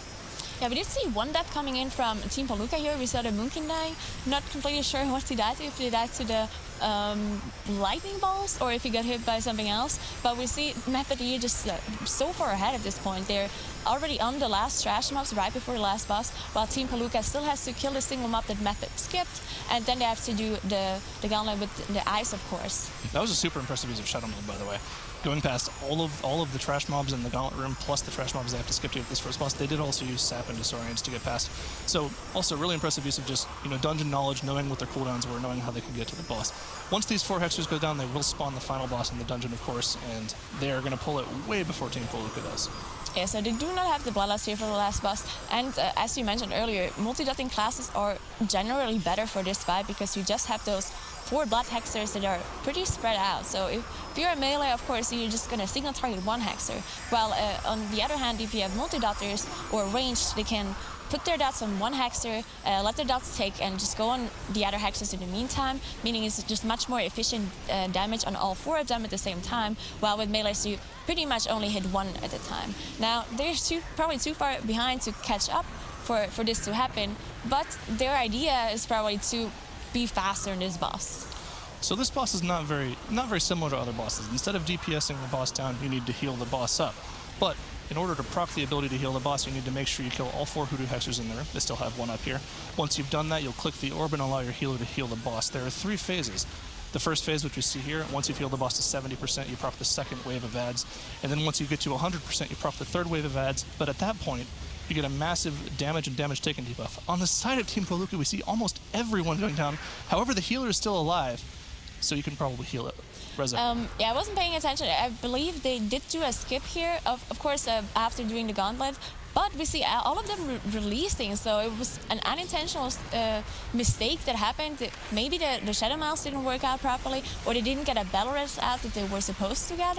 But they have to backtrack all the way here. They have to kill the Reaping because they triggered the Reaping when they put in the ice. So now on the way back, they will have to kill the Reaping mobs, and they will have to just skip again. Yeah, they'll have to kill those Reaping mobs that they Shadow Moded the first time around. Once again, those Reaping mobs do have a larger than normal aggro radius, so even if you're 40 yards from them, they'll see you and come right over to you and say, hey, what's up? So MOTHERLODE, of course, on the last boss still. They are, I believe, in the second phase here. They don't have their Bloodlust, but usually you don't need it as long as you play it cleanly. We have those toes coming out, as you see, which are usually chasing the healer because the healer has healing aggro on them. Now, you want to get those toes away from the healer because if they reach the player, they will explode and put a disease on the healer that actually stacks, and it will reduce the healing done that the healer is doing. So you definitely want to keep them away from the healer. In case one of them still goes through, we have a Windwalker, of course, who can dispel the disease, so there's that. And we do see them going into the final healing phase of the fight where the healer will take the boss to 100%, and once reaching 100%, he will buff everyone in the group with a large damage and damage taken debuff. We mentioned this before. Once again, at this point in the fight, there's no fear of death at this point. It's just how fast can you DPS everything else down. Yeah, it's almost impossible to die here at this point. We see Sethraliss going back, pulling all this track that they're missing to get the 100%. They, of course, try to not kill all the Hexers first, because as soon as you kill the Hexers, the boss fight is over, and it will immediately remove your buff. So you need to try to kill the trash first, just try to kill 3 Hexers, have only 1 Hexer back up, leave the Hexer alive until all the trash is dead, and then immediately afterwards kill the Hexer so you don't have to deal with the Reaping. Fortunately, the boss fight makes it pretty simple for you by leaving the hexers in place with their tank casts. But other than that, they're just going to move them. They're going to move the mobs around to each hexer, AoE them down. Once they only have one hexer left, they see Xaylia just kind of chipping it down a little bit so that once they finish off the AoE, they can just insta-kill that mob. But like you said, this is just super clean from them. They're going to finish off that last hexer as they finish the rest of the trash, and they're going to be done. They have 0 deaths again, very clean by Method. I'm very impressed that they managed to do this dungeon 2 times in a row without having any problems, any mentality problems. Just 0 deaths, very clean by Method. An incredibly well-composed Method EU takes game number 2 here, taking it over Team Puolukka. Changes came through. At the very start, of course, the dungeon was a little bit more difficult. Then Blizzard made some changes to the dungeons, especially like, for example, those small droplets are not affected by on-death affixes, something like bursting or bolstering, so that definitely helps in this sense. So right off the bat, we're seeing 2 massive pulls. One actually slightly bigger on the side of Abrakeydabra. Divide Field went out and pulled the padding mobs on both the left and the right side. Nerf only grabbed the right mobs on the side of Method and A. Now, we did see both teams actually leave 1 DPS back with the Shrine Templar to interrupt his damage reduction aura, so that's why they're able to efficiently AoE all of this down. But at the same time, all of these mobs, you have to make sure you're coordinating your interrupts very efficiently. Yeah, it's crucial that this buff doesn't go through because they don't have a Demon Hunter for an offensive Dispel, and they're playing Alliance, right? So they don't have the Blood Elf Dispel either, so it's very crucial that they interrupt all of these abilities that leave a buff on them behind. Now we see both of those teams did pop their Lelas for this big pull on at the start, and we see Abrakeydabra already being done and on the way to the next pull. It is super efficient movement. Finish the trash pack, which they pulled more of and finished first. Instantly Shroud skip straight down to the boss trash. This is super efficient, and we're probably going to see them proc reaping here and pull it either into the boss or maybe Shadow Mode. I'm not sure yet. If you see Method and doing a different pull coming out of them, they actually we had Nerf throwing and pulling them up from downstairs, pulling them upwards. Now, I assume they pull enough trash here to trigger the reaping. Now, this is usually what we see on live servers. If you do really high shrine keys, you try to trigger the reaping at this spot where they are right now, because you can hide behind the stairs to get all those caster mobs closer to you. Because on this pull, on this very first reaping, the first 20%, there's an insane amount of caster mobs. And if they're all spread out without like the possibility of a Blood Decay or any mass grip, it's going to be very difficult to deal with them. Yeah, we also saw a similar pull strategy in the other NAEU matchup earlier today when they were on Shrine. Learn to Fly also pulled a lot of trash before the first boss in the EU group. I forget who it was. They instantly went to the first boss, similar to what Abrakeydabra is doing. We did see they skipped all of that first reaping wave with Shadow Meld and also used the Shroud to go straight to the first boss. So really just kind of a time difference. They're pulling the first boss later, and it's just, I mean, they just lost a little bit of time, about 30% on the boss here. Yeah, so I believe they did this pull because, as we've just seen, they ran past in the Shadow Meld. So they triggered the reaping on top to be able to run down and actually skip this reaping wave. Now, some of the reaping mobs, like a couple of them, still walked up to them, but there's still a lot of reaping mobs saved. Now, on the other hand, though, Abrakeydabra did proc their reaping downstairs on the boss, and they just had all the reaping come to them, or most of it at least, that they didn't manage to Shadow Meld and just kill it on top of the boss. Now, we did mention this a little bit earlier, but not only do Unholy DKs benefit a lot from having AoE for single target, but Outlaw Rogues actually have a trait that they can run that will give them a little bit of extra single target damage as well. So pulling that reaping into the boss just for the Outlaw Rogues is a little bit of extra single targeted damage as well. And we see them already going into the first phase, and they're using the safer strat. They're DPSing one of the Aqualings down first if they only have to deal with 2 of the Aqualings rushing at the same time rather than 3. And they all dodge it perfectly, of course.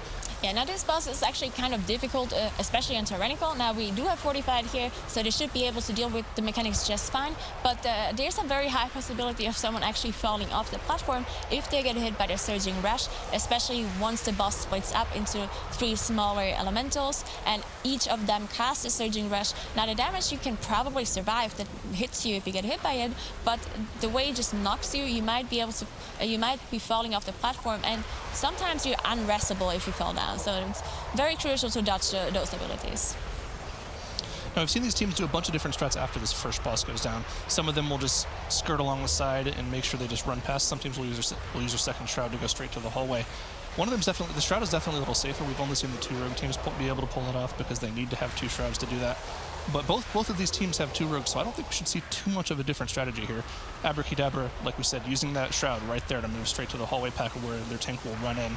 pull all of the non-mini boss mobs and pull them back out so they can AoE them down. Now, we do see a difference in trash percentage here. Abrakeydabra at 23% right now before this pull, and Method and Ace actually in 27% because they did this pull higher up. Now, it seems like Abrakeydabra is ahead, but they're actually really even when it comes to trash percentage and time. Yeah, I'm not really sure about, I mean, that's definitely a possibility, right? But in this mob-rich dungeon, there's so many things that you can pull efficiently. I'm not sure if that 3% extra mob count is going to be as much as the 1 minute they lost on this first boss here. Yeah, maybe. We will see how it turns out for them later.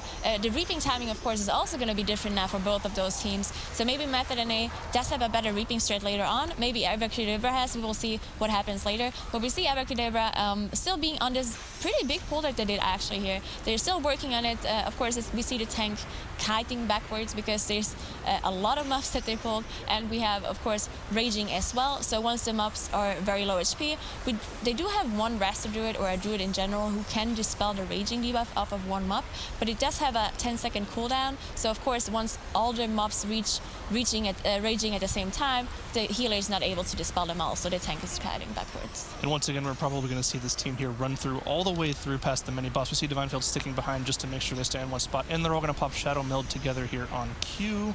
Go. There you go. All Shadow Melded. Aggro gone. They're clean through. They're going to go ahead and pull all of the trash they want here for mob count. You see a Method and A side, they did a very similar pull, I assume. They pulled everything back up though, to have more space out there to kite, which is like, as I said, every small thing matters here. So the fact that they had to go in, pull the mobs and pull them back out, while on the other side Abrakeydabra just ran in and killed the mobs where they are, it might just be a couple of seconds that you lose from this backtracking, but since those teams are so close to one another, every single second just counts. We keep harping on the small things, like you said. One death is just 5 seconds still, but even backtracking just a little bit like they did there, maybe it's safer for them. Maybe they feel like they can't do it without that. But it's just backtracking just that little bit, even though you're DPSing the entire time, movement through the dungeon is important.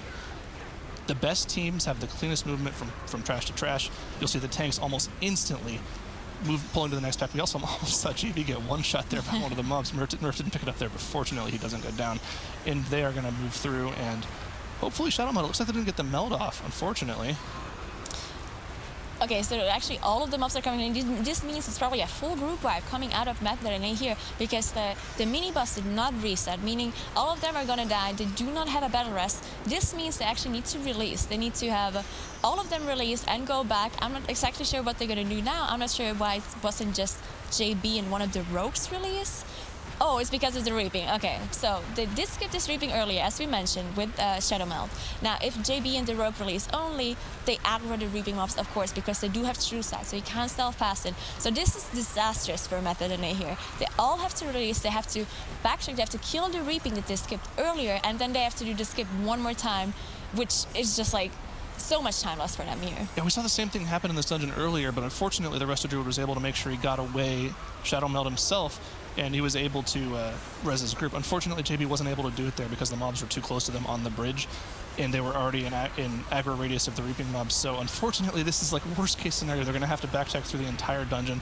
They're going to have to deal with that second reaping wave that they were trying to skip with Shadow Meld, because the aggro radius, they won't be able to get through the hallway undetected. It's just impossible. This is probably like almost a 5-minute time waste here. So as long as Abrakeydabra doesn't have anything disastrous happen, they should just be clean selling all the way to the rest of the dungeon, as we see them already engage with the second boss, and they already have it at about 60%.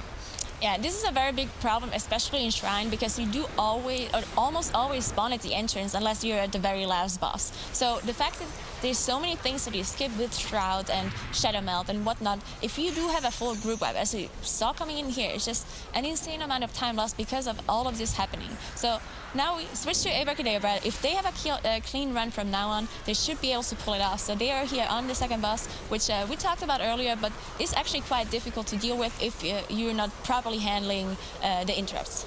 Right, so the main premise of this boss is you want to make sure you DPS Gale Caller Fade down as quickly as possible. She'll cast Wind Bursts at the group, which will put debuffs on people, making them take more damage from Wind Bursts. So as long as you're interrupting at least every single one, especially with the triple melee comp, that's pretty easy to do. Even if you let one of them through, it's going to be fine. The problem becomes when you let 3 or 4 of them through. That's when your group will start wiping.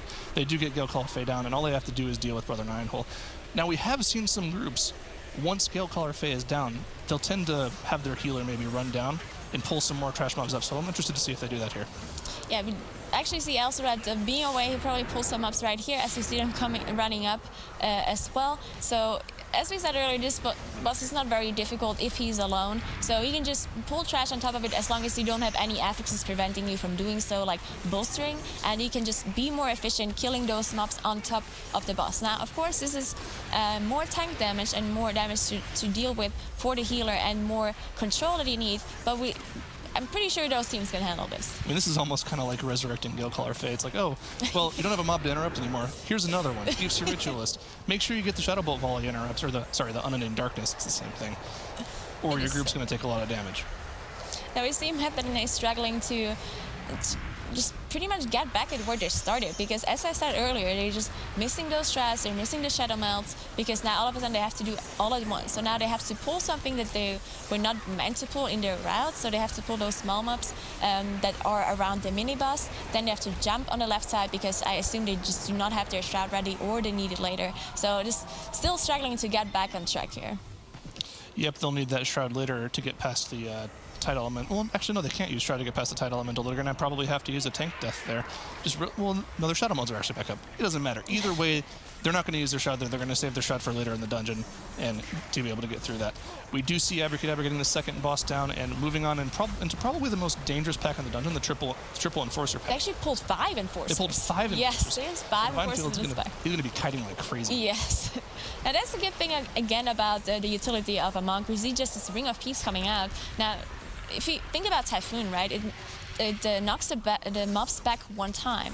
Now, Ring of Peace, on the other hand, it keeps knocking them back for the whole duration. Now, this is very important not only for resetting necrotic and things like that, but for those very dangerous pulls where you have just 5 Enforcers just hitting the tank with just an insane amount of damage. So we see Divine Field just running in a circle, putting down a Ring of Peace, having the rogues help out with CC, having a stand there, and so on, just for him to be able to not get hit by those Enforcers at all. Yeah, and he can't get hit by these Enforcers at all. They're all raging. Any 2 melees, he's probably gone. So very good kiting from Divine Field here. I mean, Divine Field's no stranger to kiting. Definitely not. Divine Field, of course, was part of Shell's Angels, the winning team of last year, and we see Atal'Dazar actually dying here. Now, this is a very big problem, because Atal'Dazar cannot be rest unless they're out of combat, because they do not have engineering. That means they can't have the knives to rest him, and none of them have a battle rest. So they need to deal with this without having anyone die, because Atal'Dazar can't release, right? Because else we have the same problem at Method and Ace side. So now they need to deal with this Reaping Wave without the healer, which means Divine Field has to cut, of course, and then thankfully they have a Windwalker who can rest Atal'Dazar up once they get out of combat. Now they're on a clock here. This is a Grievous dungeon. They have to make sure they get through this combat and kill all the trash so that they can get a Fish Feast down to instantly heal before they all die to Grievous. We saw Ashine's cloak already procced. Dr. J's at 100%, so as long as he doesn't take any more damage, he should be fine. But Swagfist cannot die, right? Yeah, he's crucial to survive, because he's the only one who can rest. So as long as Swagfist survives, they're fine. They've got the Feast down ahead of them. They dropped a new one there. Okay, perfect. They're totally fine. They're going to be able to get Atal'Dazar up. And I mean, that was almost it. That was almost the disastrous thing that needed to happen to get Method today back in this game. Now, that is going to cost Abrakeydabra probably about a minute and a half, 2 minutes, because all the time they spent wasted kiting around, 1 DPS dead, not efficient at all. Unfortunately, on the side of Method today, we saw Shakib go down on the second boss there, but they did have a battle res. Now, they managed to get everyone back up. They did recover. Now, of course, their mindset, of course, on Method and A side, they are going to know they're behind, right? They lost so much time from this crucial wipe, so they will know they're behind. They probably have, they're not on the best mindset at this point around. We might see some mistakes that they wouldn't do otherwise, but as we saw on their side, if Abrakeydabra does make a mistake, which almost happened there, they almost had a wipe or had to release there, then Abrakeydabra is going to lose the same amount of time, if not even more, than Method and A did. So if Method and A keeps a clear head, they keep doing what they're doing, and they have a good mentality, and if Abrakeydabra does something wrong, they actually might be able to catch up here. I mean, we have had dungeons in the past where teams were this far behind, even more behind than this, and they were able to come back because the team ahead they made more mistakes than the team behind. I recall a Darkheart Thicket where that happened. It was, we're not going to talk about that. So you see Abrakeydabra did a shadow skip here again. So we saw this a couple of times earlier where they pulled this tentacle group and they pulled this patrol group on top, which is a very difficult group to handle. We saw some groups earlier even use Bloodlust for this pull, but we see Abrakeydabra saving it for now. Now there's some difficult mechanics that this trashbacks do that you have to deal with, as we see this frontal ability that you need to dodge out of, else you get stunned, which of course, especially a tank can't get hit by that ability. And we have those rip mine casts that need to be somehow interrupted, are very scary for the tank as well. So we see more deaths coming in for Method than A, unfortunately. Yeah, very unfortunate. But they did get the boss down at least, and their healer is alive, so they are going to be able to res as long as they get the meld off here. But it looks like they're still in combat, unfortunately. So we'll see if they're able to recover from that. But for now, let's keep an eye on Abrakeydabra as they go down the bridge towards the third boss. They are using their shroud to skip this patrol. I'm interested to see whether or not they're going to proc their 80% reaping before they go to the boss, or if they're going to go straight through to the boss. It looks like they're going to proc it here. Yeah, so they're probably going to proc the reaping from this whole tentacle room. Then they either choose to kill it with the boss, or they kill it with another trash back behind, because they do need a little bit more percentage. Oh, so they actually didn't proc reaping, so they have to kill one more thing. So they're probably going to kill the tentacles here. They either kill the reaping with the boss, or they pull one more trash back from the back and kill it on top of the reaping, because of course you do need a certain amount of percentage before you go to the last boss room, because there's only so much trash in this room, and if you don't have enough, it's very difficult to go back, right? No, I didn't see if someone actually went down to proc the RP before they killed the tentacles. I don't think they did. And that's just a little bit lazy. It's like a 10-second loss, but at the same time, they're so far ahead, they probably don't really care about that too much. So let's get into Lord Stormsong. He's one of those bosses that pretty much, it's just one of the interrupt rotation bosses. You can have a 2 melee interrupt rotation on the boss to make sure that you get every single Void Bolt cast, and then in addition to that, you also have the purple orbs to deal with.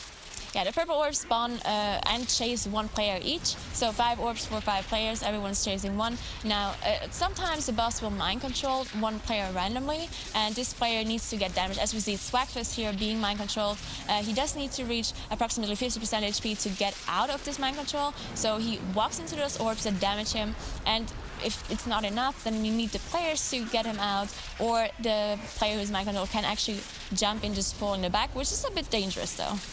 Yeah, and we almost saw him getting that cast off there, which has been really unfortunate. But like you said, the mind-controlled person needs to get DPS'd out if there are only 5 orbs. Usually when you have 2 or 3 sets of orbs out, they can break themselves out by running into them.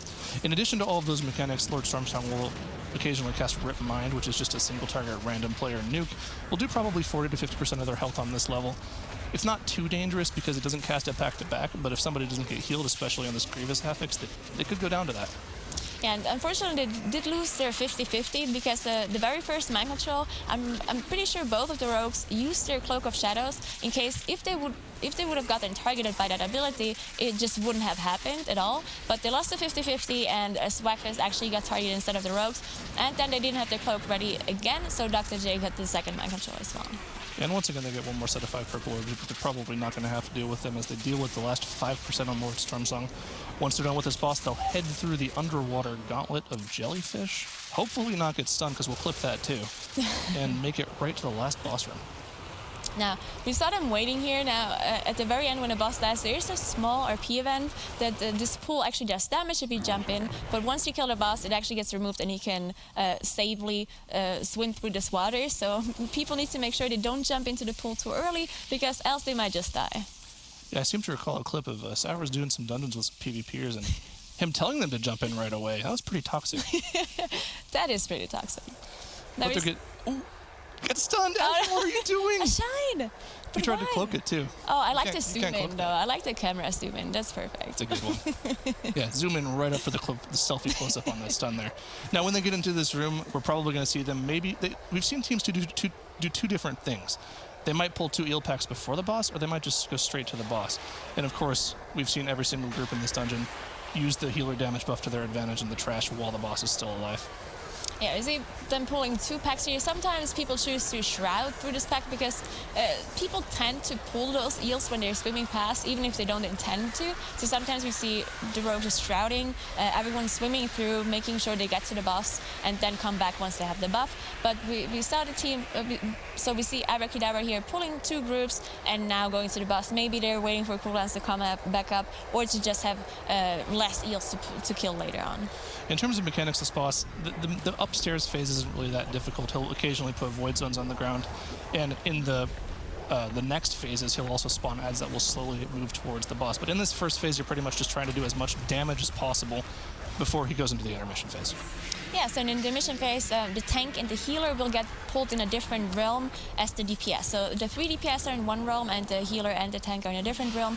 In the tank-healer realm, there will be one big ad that the tank needs to tank or kite, depending on what he chooses. Now, of course, the healer has the debuff, which increases his damage done and decreases his maximum HP. So the healer needs to be careful to not pull aggro, because healers already generate more aggro, right, than a normal melee DPS would do. So healers, on top of having healing aggro, they also have damage aggro from this buff. So you have to be very careful so the mob doesn't turn around and just one-shot you. Right, especially in these raging affix, after they get all their damage out and AoE all the eels down, they're going to need to make really, really, really sure that they don't get turned and smacked when they're raging, because that's going to be an instant one-shot, especially on this difficulty.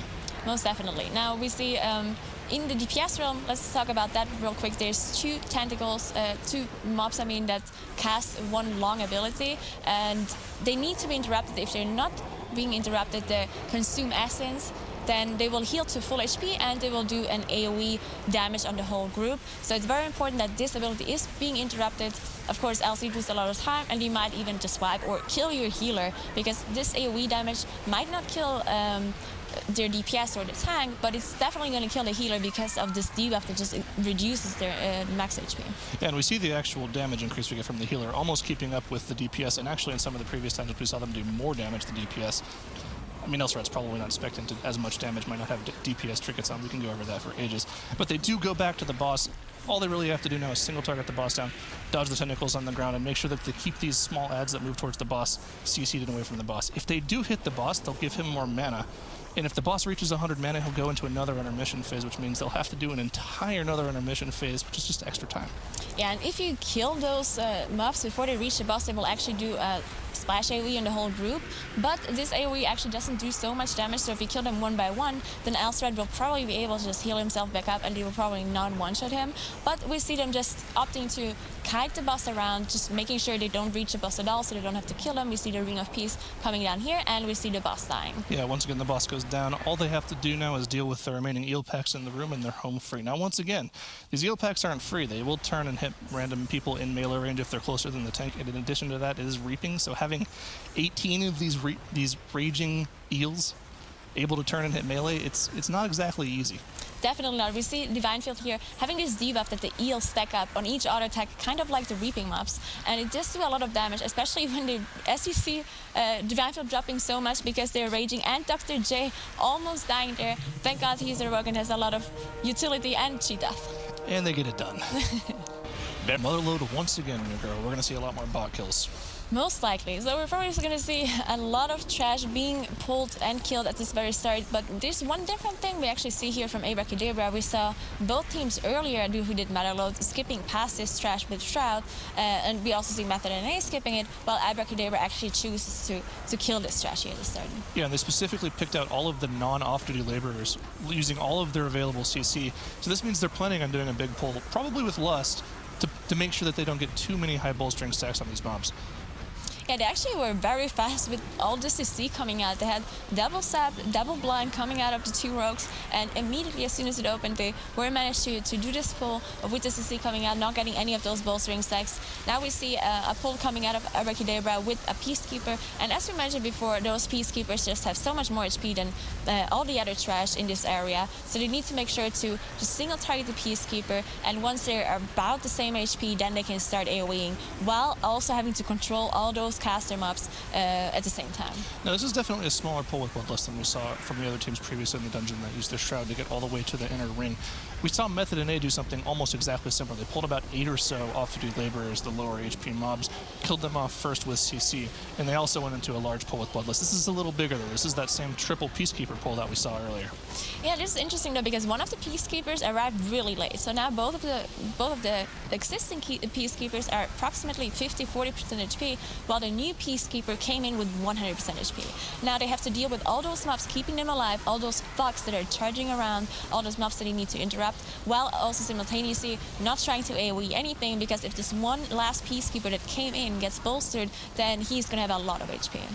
Now, the strategies we've seen in Motherlode are pretty similar so far. Generally speaking, most groups will get almost all of their trash percentage in between the first and second boss and before the first boss specifically. Now, it wouldn't actually surprise me if these teams actually took the time to watch the last Motherlode match we had, and maybe they could have even crafted their strats a little bit around that, because in general, the trash pulls in this dungeon are pretty limited. You're going to pull almost all of the trash before the first boss, and then you're going to have to make up the rest of the percentage somewhere else in the dungeon, usually between the first and the second boss. So they could have seen the way that one of the groups pulled the trash, and they could have liked it and said, okay, we'll do that. So we did see a similar pull, like I said, from Method and A, where they pulled the 3 Peacekeepers, which is the exact same thing that both of the previous groups did. Yeah, definitely wouldn't be surprised to see stuff like that here.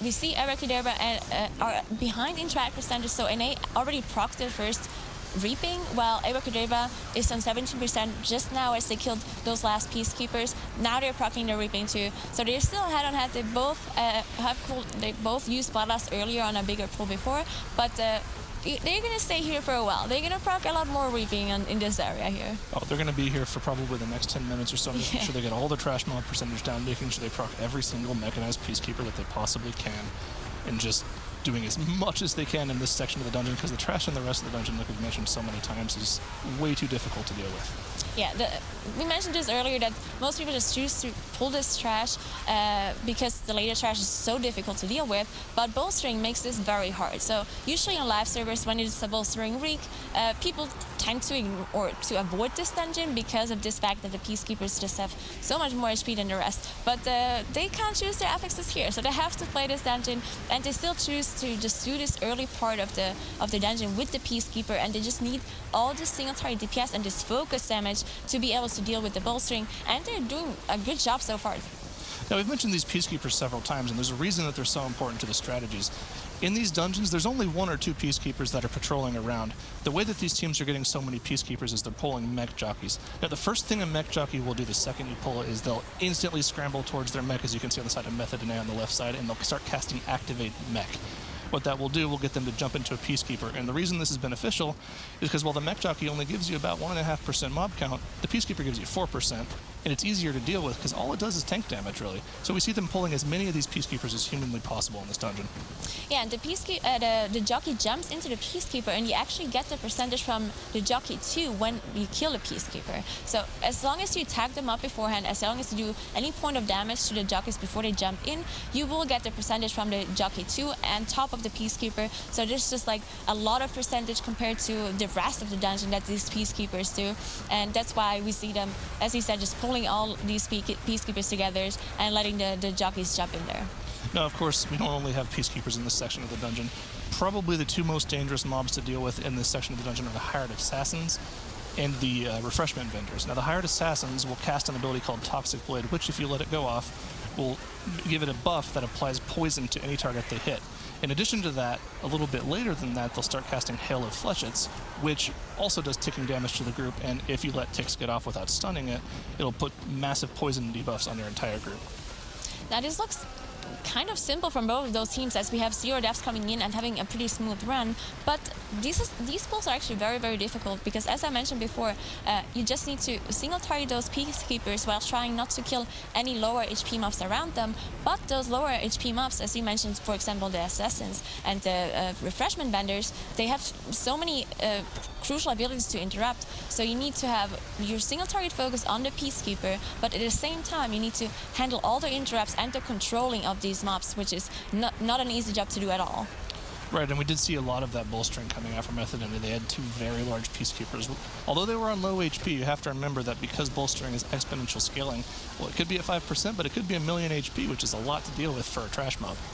Yeah, especially the more bolstering, the less damage the tank can do as well, because of course he needs to be kiting. If he gets hit by any of those high bolstered mobs, even if they don't have a lot of HP, they're just going to do so much damage. So not only do you lose damage from the mobs having more HP, but you also lose damage from the tank having to kite, not being able to damage himself, the healer maybe having to heal more, and so on. So we see Abrakeydabra gearing up to do a big pull here. They've sapped 2 Refreshment Vendors here. Or I think it's a Refreshment Vendor and something else. And they're only killing the 2 off-duty laborers here. This is This is purely so they don't get 2 free bolstering stacks on everything in the group, because these off-duty laborers have so much less health than everything else. And as a DPS player, you're generally just mindlessly AoEing things down DPS brain. So where you don't really have time to say, oh, that one mob, I shouldn't hit that while I'm AoEing everything down. So just super smart play there, making sure they don't get 2 free bolstering stacks, which would be 44% more HP on every single one of these mobs. Yeah, and they actually also triggered the Reaping with those 2 mobs, so that means they had this big pool coming in on top of the Reaping, just very, very efficient, killing the Reaping mobs with a big pool like that. Now, they can, of course, use their cooldowns to kill a Reaping at the same time as killing the trash group as well. Now, they only have to be careful. Oh, they dropped really low because of this quaking here on top of all the other damage, but they managed to recover, hopefully, and then, as I said earlier, just having the mobs die at the same time is so important, which is more difficult if you have the Reaping mobs there, because there's so many nameplates, and you know, this is a real mob, this is a Reaping mob, but these players are top tier players and they can definitely tell which one's which and try to not get any of the bolstering stacks. Yeah, that was a super dangerous moment from there. Like you said, quaking going out, plus I think they got several ticks of hail of flechets going out. It's just difficult to find those mobs in the sea of nameplates. Fortunately for them, they do have several AoE, like get out of jail free cards in the form of the leg sweep, the ring of peace, as well as the and the rest of Druid's knockback. Now, when we were doing this dungeon earlier, we saw teams not progress to the first boss until they were at 82 and 93% trash count, both of them. But it looks like Abrakeydabra is kind of moving forward here.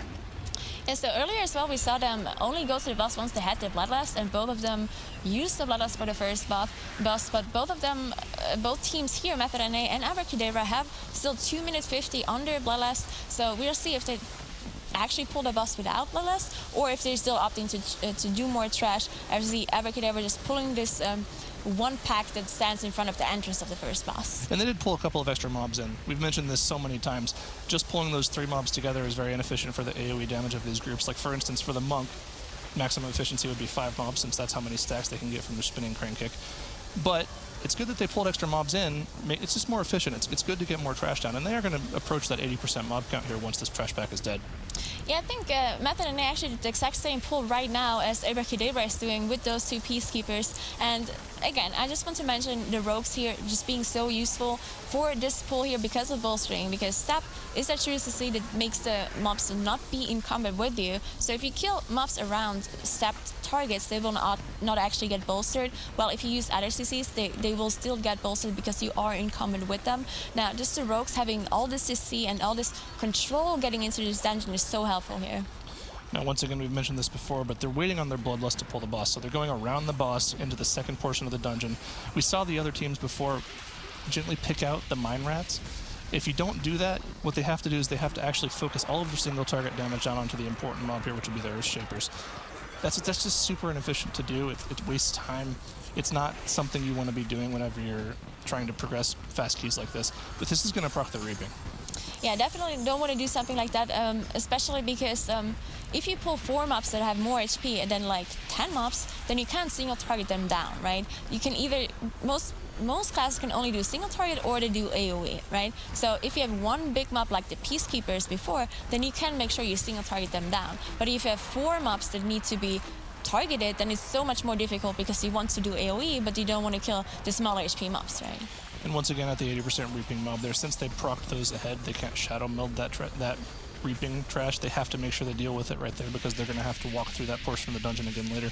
Moving on to the coin-operated crowd pummel that we've seen both groups have pulled. Now, Method NA already have it at 40%, although they didn't proc that 80% Reaping wave. Yeah, so Method NA is a little bit behind in trash percentage. They are 6% behind while they're ahead on the boss. They both still don't have their Bloodlust ready, so compared to the teams before, I do believe both of those teams, Method NA and Abrakeydabra, are actually faster than the groups we've seen before, because Abrakeydabra already 82% trash, and they just got their Bloodlust back up. They did pop it on this boss. We'll see if Method NA probably doesn't choose to use it because the boss is already almost dead. Yeah, that's a little bit inefficient once again for Method NA. I'm not sure if that was in their plan or if they just went faster than before, because using the Bloodlust on this boss in association with 150% damage taken debuff is just, it's going to get the boss down a lot faster than you normally would. Now, once again, this boss has a mechanic where the boss takes increased damage. Every now and then he will shoot out 3 bombs, which have a stacking 50% damage taken debuff.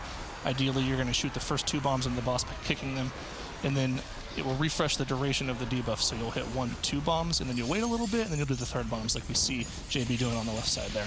Okay, so you actually missed one of the bombs there, but the boss died, so it didn't matter.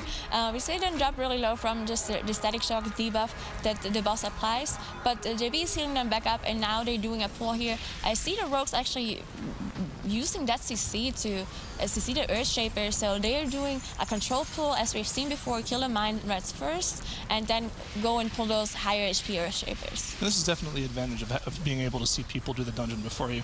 They might not have been doing this before, they might have, we don't really know, but they could have been doing this trash pack somewhat differently, found out, oh, we run that exact same team comp, so we can do that exact same thing, and now they're doing the exact same team as the team before them. This is just super efficient. Once again, you're making sure you're dealing with the lower HP mobs so that you don't accidentally AoE them down earlier to bolster all of the other mobs. Yeah, I think a lot of people are already used to this from our last Affix Infest, our 4th Affix Infested. If there were infested mobs, it's very similar to what they just did, right? They ran through, CC'd the infested mobs, and pulled all the non-infested mobs, and later on they pulled the infested mobs together. Now this is pretty similar to what we're seeing here with the bolstering, just CC'ing their high HP mobs and pulling the lower ones. This is actually a very dangerous pull. There's lots of things to interrupt here. The Earth Shapers will actually start casting Rock Lances at these low HPs at anyone in the group, and if one of those bolstered Rock Lances get off, it could be a potential one-shot, but we didn't see any of them go out there. It was very, very clean from them. I do believe they did Shadow Melt the Reaping Wave here on Method and A's side. They did proc it earlier and Shadow Melt it. Now they pull one more trash back. Now we see both of those teams actually got less percentage from the room before the first boss than the previous teams. And we see Method and A actually using Bloodlust for this big pull that they're doing here. Yeah, so that's actually interesting. That might have been actually planned. I mean, or it might have been like, oh, we have Bloodlust up, we want to do a big pull, guys. But actually, honestly, I doubt it. In competition play, you don't tend to actually just do things off the cuff like that unless you really don't have a planned out strat. So that was definitely interesting from them. I like that strategy from them. I want to see more of that. Now we see Abrakeydabra still on the same trash. Now, both those teams are actually kind of even now. We saw Abrakeydabra was actually ahead beforehand, but now we have Method and A being on 94% trash, and they're already on their way to the next boss. Well, Abrakeydabra still has to finish off this trash and get the same percentage, if not more, than Method and A here. Yeah, we've already mentioned the difficulties of this particular boss, especially without Bloodlust. Whenever you're running a triple melee comp, these 4 Earth Ragers will fixate a random target in the group, but we even see one of the rogues getting 2 of the fixates there, which is pretty unfortunate. If they do melee you, they put a stacking physical bleed debuff on you, which, if you let it stack even to like 4 or 5 stacks, it's pretty difficult to heal through. Now, the best thing to do is obviously CC them together, knock them back, stun them, to make sure that they don't get anywhere. The problem is, since you're all melee, you don't really have any ranged player that can stand in place, let the mob run to him, and AoE them down. So they have to kind of move together in a group, run in circles, make sure they're AoEing things down together. Yeah, so we've seen last groups who did the same dungeon, specifically Method EU, pull this boss and just have the rogues use their AoE and just try to nuke the ads down immediately because they're just so annoying for the melee. But we see from Method and A, they're actually alive for a pretty long time. And I feel like they're not doing a perfect job kiting the boss around, because what you usually want to do is kite it in a circle so the ads are always behind you and you can still DPS the boss while not having to waste any time on running out of melee range or whatnot. But they actually managed to kill all the ads now. They got the new one spawned and they should be able to kill this boss. It does last a long time because it's tyrannical, though. Yeah, it wasn't the most efficient way to kite the mobs around, but they get it done without any deaths, so we'll call that a win. In addition to the Earth Ragers that are constantly spawning throughout the fight now, the boss will do a giant frontal AoE slam. We just saw the Tectonic Slam. If you get hit by it, you get stunned and take a massive amount of damage, so hopefully as a DPS you aren't getting hit by that. But other than that, there really isn't that much going on in this fight at this point. Once you deal with the Earth Raiders, the fight is pretty much a tank and spake fight. Yeah, as long as you dodge your frontal, there's nothing really that can happen to you. Now we see Abrakeydabra is on the boss now too. They're on 96% trash, while NA is on 94% trash. Now the boss HP difference is approximately 25%, which does matter quite a bit on Tyrannical, especially on this boss because he has so much HP. But one thing to mention here is that Abrakeydabra actually will get their Bloodlust back earlier than NA. So I'm not sure if this will make a difference for them. I'm not even sure if Method NA will get a Bloodlust out at all. It depends how fast they are for the next bosses. Yeah, if Method NA does get their Bloodlust back, it's going to be probably near the middle or the end of the last boss. Just judging by time based and Shadow Meld to 3-minute cooldown, they're going to Shadow Meld to the first boss, then Shadow Meld again to the last boss. So probably a little bit better efficient use of Bloodlust out of Abrakeydabra, but I don't think this is just kind of an off-the-cuff thing, right? They must have timed this in practice. They're probably going to get their Bloodlust off at the end of the boss. most likely. So we see, of course, both of those teams need a little bit of trash percentage still. We see actually there's some sappers that are pulled on top, which probably won't trigger a reaping, but will get really close. I doubt they will choose to kill a reaping here. Yeah, they actually pulled the mini-boss pack right before the boss there, which is, I mean, it's a pretty difficult pack to deal with. I don't think it's the most efficient thing to do. But I think the reason they chose that pack is they have all of this room to shadow melt away from it, and that's very efficient for them. Yeah, okay, so they did proc the reaping, they will go down, shadow melt the reaping away, and then they only have the bosses left. So Method NA has 2 bosses left, while Abrakeydabra also managed to down the boss, but they still need a little bit of trash. So either they choose to kill it right after the last boss, or they try to do a similar strat like Method NA does, and just shadow melt the reaping. But it seems like they're just running through to the boss at this point. Right, we see the same strat from this team as we saw previously. Both tanks run through first to make sure they get aggro on everything, and no errant casts go off on the group. Everyone will shadow meld and not get aggro on something. Unfortunately, on Method NA, they do get one of the small reaping lobster, but that's not really going to be that big of a deal. They'll just pull it with the boss. Abrakeydabra also pulls off the skip flawlessly once again. So both of these teams are on the boss at the same time, and also no deaths for both teams. Both teams have been super clean so far. This is going to be a race. Yeah, this is a very difficult dungeon, as we mentioned multiple times, and both of these teams playing so cleanly until this point. So they're both on the boss fight. They pretty much engage the boss at the very same time. The only difference we have is that Method NA already is 100% trash, so they do not have to kill anything else, while Abrakeydabra, of course, has to get this last 4% somehow. Now, we did mention the bloodlust difference, but it's still almost 3 minutes for Abrakeydabra, so they will have to use it on the last boss, as well as Method NA probably getting up at the end of the boss fight. Yeah, that's really, like you said, that's really the only difference, the trash percentage and the bloodlust timing. So, once again, Rix of Flux Flame, cyclical boss. Same thing over and over again. She'll target players in the group, and she'll put 2 puddles of goop down. And then after she's done 2 puddles of goop, she'll target players in the group and do 2 blasts that will move the goop off the platform. So this is all about area, right? You want to make sure you're standing in a spot, putting the goop in one spot to where you can easily move it away from you. Now, the one thing that is actually a little bit annoying in this boss fight is the quaking, right? Because there's a bunch of abilities this boss does where it actually really matters where you're standing. Not only do we have just a cast that targets a player randomly, if you get quaking at the same time, you might displace or be in an out of spot and you don't put it exactly where you want it. And on top of that, you also have the magic debuff ability that the boss applies to the closest 2 targets. Now, you want to rotate the closest targets to be the tank and one other player who has a defensive or an immunity ready, right? You either want to cloak off the debuff, you want to karma or whatnot. Now, if you get quaking at the same time and the people need to spread out, you might actually have the debuff go on the wrong player. So, of course, it is out-healable, but it's going to be a lot more difficult then. And right, with his team comp as well, they deal with it so well. They've got 2 rogues with Cloak of Shadows available to just immune the debuff. And as well as that, if the monk gets it, he can just pop his Touch of Karma, which will just give him 3 more boss damage. Now, he might not have that available to him, because knowing Lighty, he likes using that Karma aggressively for damage. He's probably popped it and stood in the goo for more damage. But it's just a possibility. Yeah, so we see the comparison in damage between those 2 teams is very close. So they pulled the boss approximately at the same time, and the boss also dies approximately at the same time. So both of those teams having very, very even damage. They have the same composition. They have both 0 deaths. So this is a very, very even race. Now, what matters is going to be how this last skip happens here for Method NA, because we saw from them before that one skip just didn't work out for them. Now, they do have a Shroud, which usually no one should be getting in combat here except for this skipping of the very last group here who do have Suicide. So one of the members, usually the tank, has to pull the group to the left side so everyone else can walk past, and then of course we will see the Shadow Melt one more time. Yeah, that might have been a little bit early from nerf there. Usually what you want to have your tank you do is stand there, tank them for a little while so that your group can get past, and then once your group is past, you jump in and meld with them. But it works out just fine for them. Nobody gets stuck in combat, and they're instantly on the boss. Yeah, so Abrakeydabra did pull the boss a little bit early, which is what they needed, right? Because they, after this boss, or at the very end of the boss fight, they will have to pull more trash. So they're a little bit ahead now. They do have the Bloodlust ready. They choose not to use it right now. They're probably going to use it for after the intermission phase when the boss comes down again. Yeah, I don't know if using Bloodlust at this point would be totally efficient, because you might push the boss to 50% with it without, while still having Bloodlust up. I mean, you don't want to use your Bloodlust on an immune boss. Yeah. You probably also don't want to use it on the ad phase in this fight, because the biggest portion of this fight after this point is going to be the 50-0. So using Bloodlust on the 50-0 is the most important portion of the fight, and we're going to see probably both teams do it if Method NA's comes back up. Yeah, and one more crucial thing probably is going to be the intermission phase here, because as we mentioned earlier, you have those 3 pillars that you need to hit.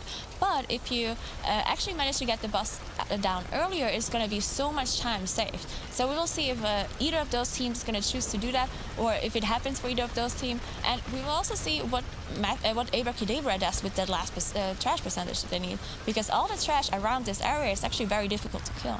Right, Abrakeydabra getting into the intermission phase about 8% before Method and A, so they'll be able to deal with these pillars and this trash a little bit more quickly. While you're in this intermission phase, you do have to deal with 2 of these Sky Scorchers, which will target random players in the group with a laser beam that your entire group needs to soak, otherwise that one person will take all the full damage by themselves. So buddy up, make sure nobody's taking full damage. And other things to mention in this boss is, we said this earlier, but both of those teams are running a full melee setup, right? So we have both of the, we see Swagfist actually going down for Abrakeydabra. So we have the first step coming in from them, which means it cost them 5 seconds, and this is already so close. They did pop their Bloodlust. That means he lost not only the 5 seconds, but he also lost his Bloodlust, meaning he lost a lot of damage too. We did see them actually come out of the phase a little bit earlier, though. They only had to deal with 2 of the pillars instead of all 3. They must have lost one of the more clones or something. But they are out of the phase more quickly than Method and A. They are about 10% ahead. So it's going to come down to whether or not they can deal with that last 4% and the last 10% that Method has to deal with. Yeah, Method and A popped their Bloodlust now as well, so they got the Bloodlust back up. I do believe Method and A is going to win, because not only does Abrakeydabra need this additional trash, but they also lost those 5 seconds. And we see Dr. J dying here. Or did he just proc his cheat death? Okay, he just proc his cheat death. It is a rogue after all. But yeah, I don't know. I mean, if Method and A does do a clean pull, have no deaths, then I assume they're going to be ahead. I mean, unless they know about some random mob that gives 4% in this dungeon that nobody else knows about, I think this dungeon's pretty much over. I think Method and A has this in the bag as long as they don't catastrophically wipe in the last 14% of the boss here. Yeah, I'm not sure if they had a different, if something went wrong in their route, or if they were actually trying to pull this last 4%. Because as I said, like, all the trash that is around this boss is quite difficult, and they're not making use of their Shadow Melt or anything. So Moguls goes down for Abrakeydabra. We're going to see where they would go to get this 4% trash from. It also goes down for Method and A, and Method and A is done with the dungeon. So they were going to go into this pack and probably just kill the Sky Scorchers, but it wasn't going to be enough. Yeah. Not enough for Abrakeydabra as well. So game 3 to decide Method NA versus Abrakeydabra, who goes to the semifinals. All right, let's see what we got here. I'm really interested to see what we get here. What do you think it is?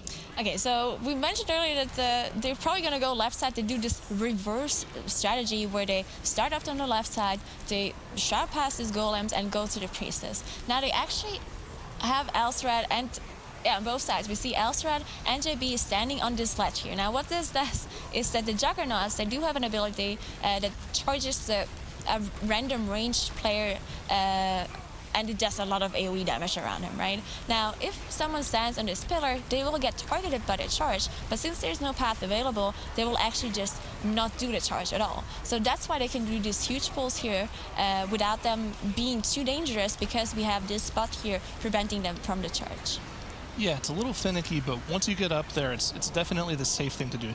I mean, it's not that big of a deal, to be honest. The alternative is that your healer will just stand outside of the group and dodge every single time just to charge.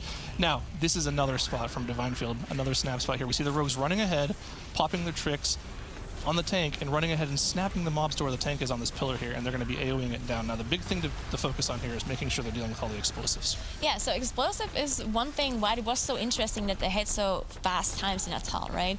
Because explosive usually prevents you from doing very, very big pulls, because there's just too many explosives to handle. Now, both of those groups, though, have two Outlaw rogues who are very good at dealing with those explosives. Not only can they do a lot of damage to them, but they're also cleaving off of the explosives, meaning that they actually do not lose any damage from targeting them. And we see this isn't exactly like an exact strat either. We saw two different things from here. Once they figured out that snap spot, Divine Field instantly jumped down, instantly pulled res on. They went on to their next spot, to their first boss. Method NA, however, went over to the left side with the two Sky Screamers, which will do an AoE fear if you let their interrupt casket off. Not necessarily dangerous mobs, but they decided to do that with the reaping. Yeah, it's interesting to see that those two teams have different strats. I kind of assumed that they're just both going to do the exact same thing because they were so close to the time shells. But it's nice to see that both of them have a different strat, but they were just both very, very quick.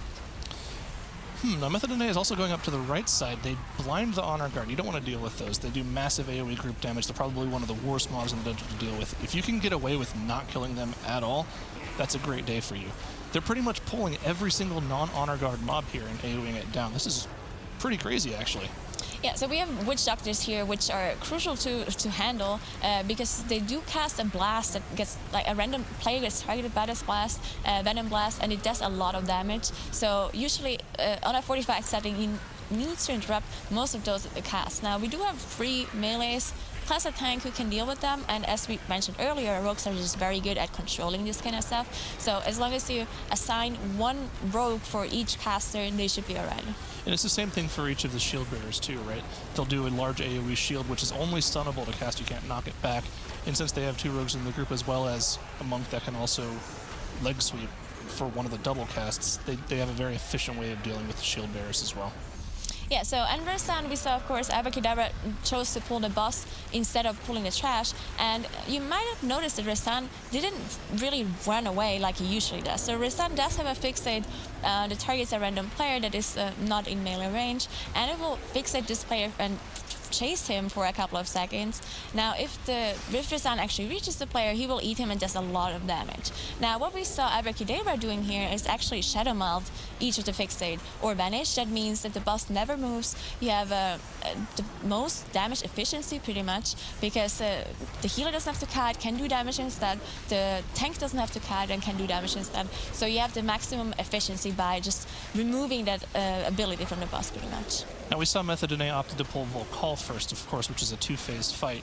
Phase 1, you have to make sure that you deal with all 3 reanimation totems, kill them at the exact same time so that you can then unlock the boss, as we see they've done here, and move on to Phase 2, where he'll start rotting and filling the room with this goop on the ground. In addition to all of that, you'll also have to interrupt a cast that happens every 15 seconds pretty quickly, otherwise there will be more rot in the group. But other than that, at this point in the fight, it's kind of like a patchwork fight. Just make sure you get the interrupts. Yeah, so we see Abrakeydabra is now on the trash that the Method Dene killed before. They did actually choose to kill the Honor Guard, which I don't think we saw Method Dene killing that. And now they're probably going to do the same thing as Method Dene did.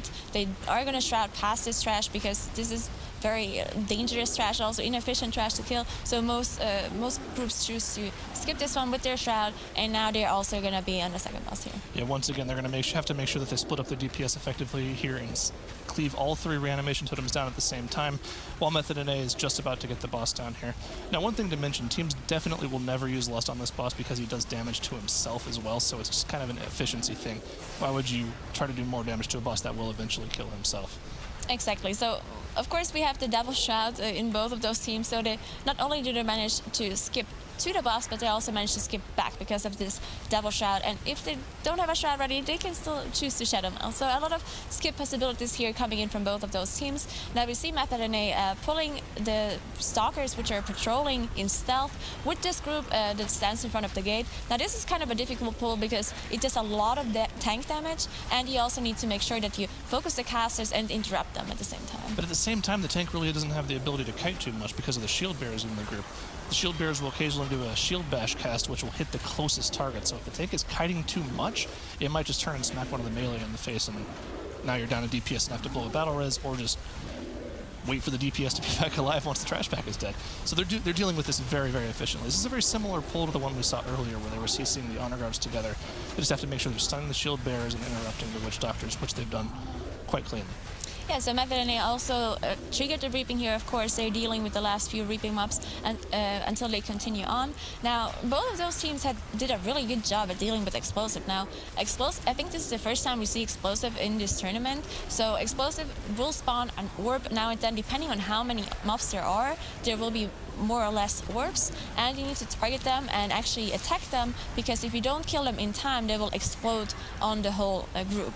Now, of course, the more mobs you have, the more explosives you have, meaning that all those pulls are actually a lot for Explosive. I'm actually kind of impressed that you barely ever see them because they just die so fast. You see the melees and the rogues just switch to them immediately and just kill them.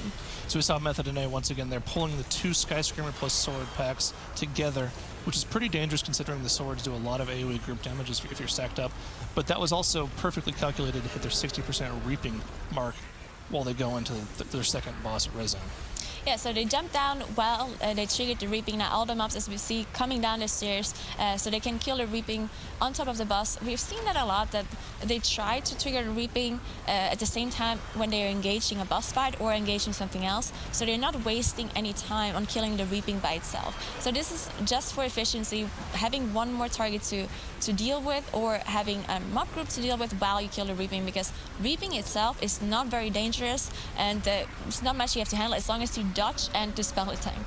And once again, they're using this strategy that you talked about, where if someone gets fixated, they'll either use their Shadow Meld or their Vanish to make sure that it doesn't actually happen. Now, obviously, there is one caveat to that. If it goes on a non-rogue player twice, they'll only be able to Shadow Meld at once, so they will have to kite. And it looks like it went on nerf here, unfortunately, which means they will have to kite. Now, that does only mean that nerf doesn't get uptime on the boss, but considering how much single target damage warriors actually can put out when they're able to DPS, that's a pretty big damage loss. Yeah, one more thing you have to mention, of course, is that if you cancel the fixate with Shadow Meld or Vanish, then of course the tank gets hit by the boss, which it doesn't do otherwise. Now this boss actually is one crucial tank mechanic, which leaves a bleed, as we can see right now on nerf, that does do quite a bit of damage. Of course, we do have a 45 setting here, so it's not buffed by that, and we know that warriors are quite resistible, so that we see him pretty much not lose any HP from this ability. Yeah, and once again, another snap spot coming out from Abrakeydabra here. These little pillars on the side seem to be great spots. And one of the best parts about this spot is this completely nullifies the toxic AoE damage that toxic swords do.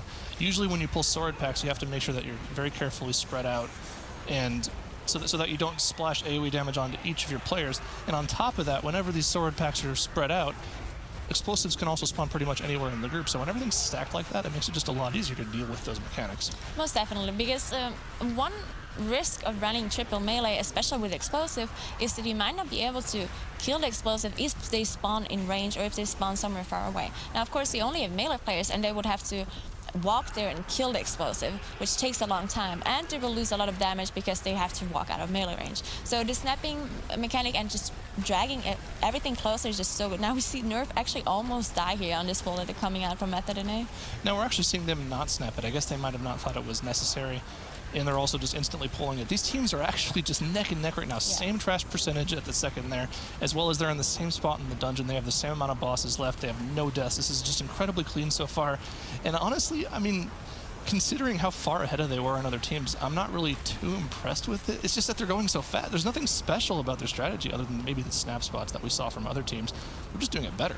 Yeah, they did tell me that most other teams probably just thought way too much about this whole snapping idea, right? Because we see both of those teams not using snapping that much at all. They maybe used it one time. So just playing it cleanly and playing it fast, doing those pick pulls, that is the key to just doing this dungeon really quickly. Now we see one very dangerous pull coming up. We have both teams having Bloodlust ready, and this big pull here that they're going to pull the whole room, which is very dangerous to do.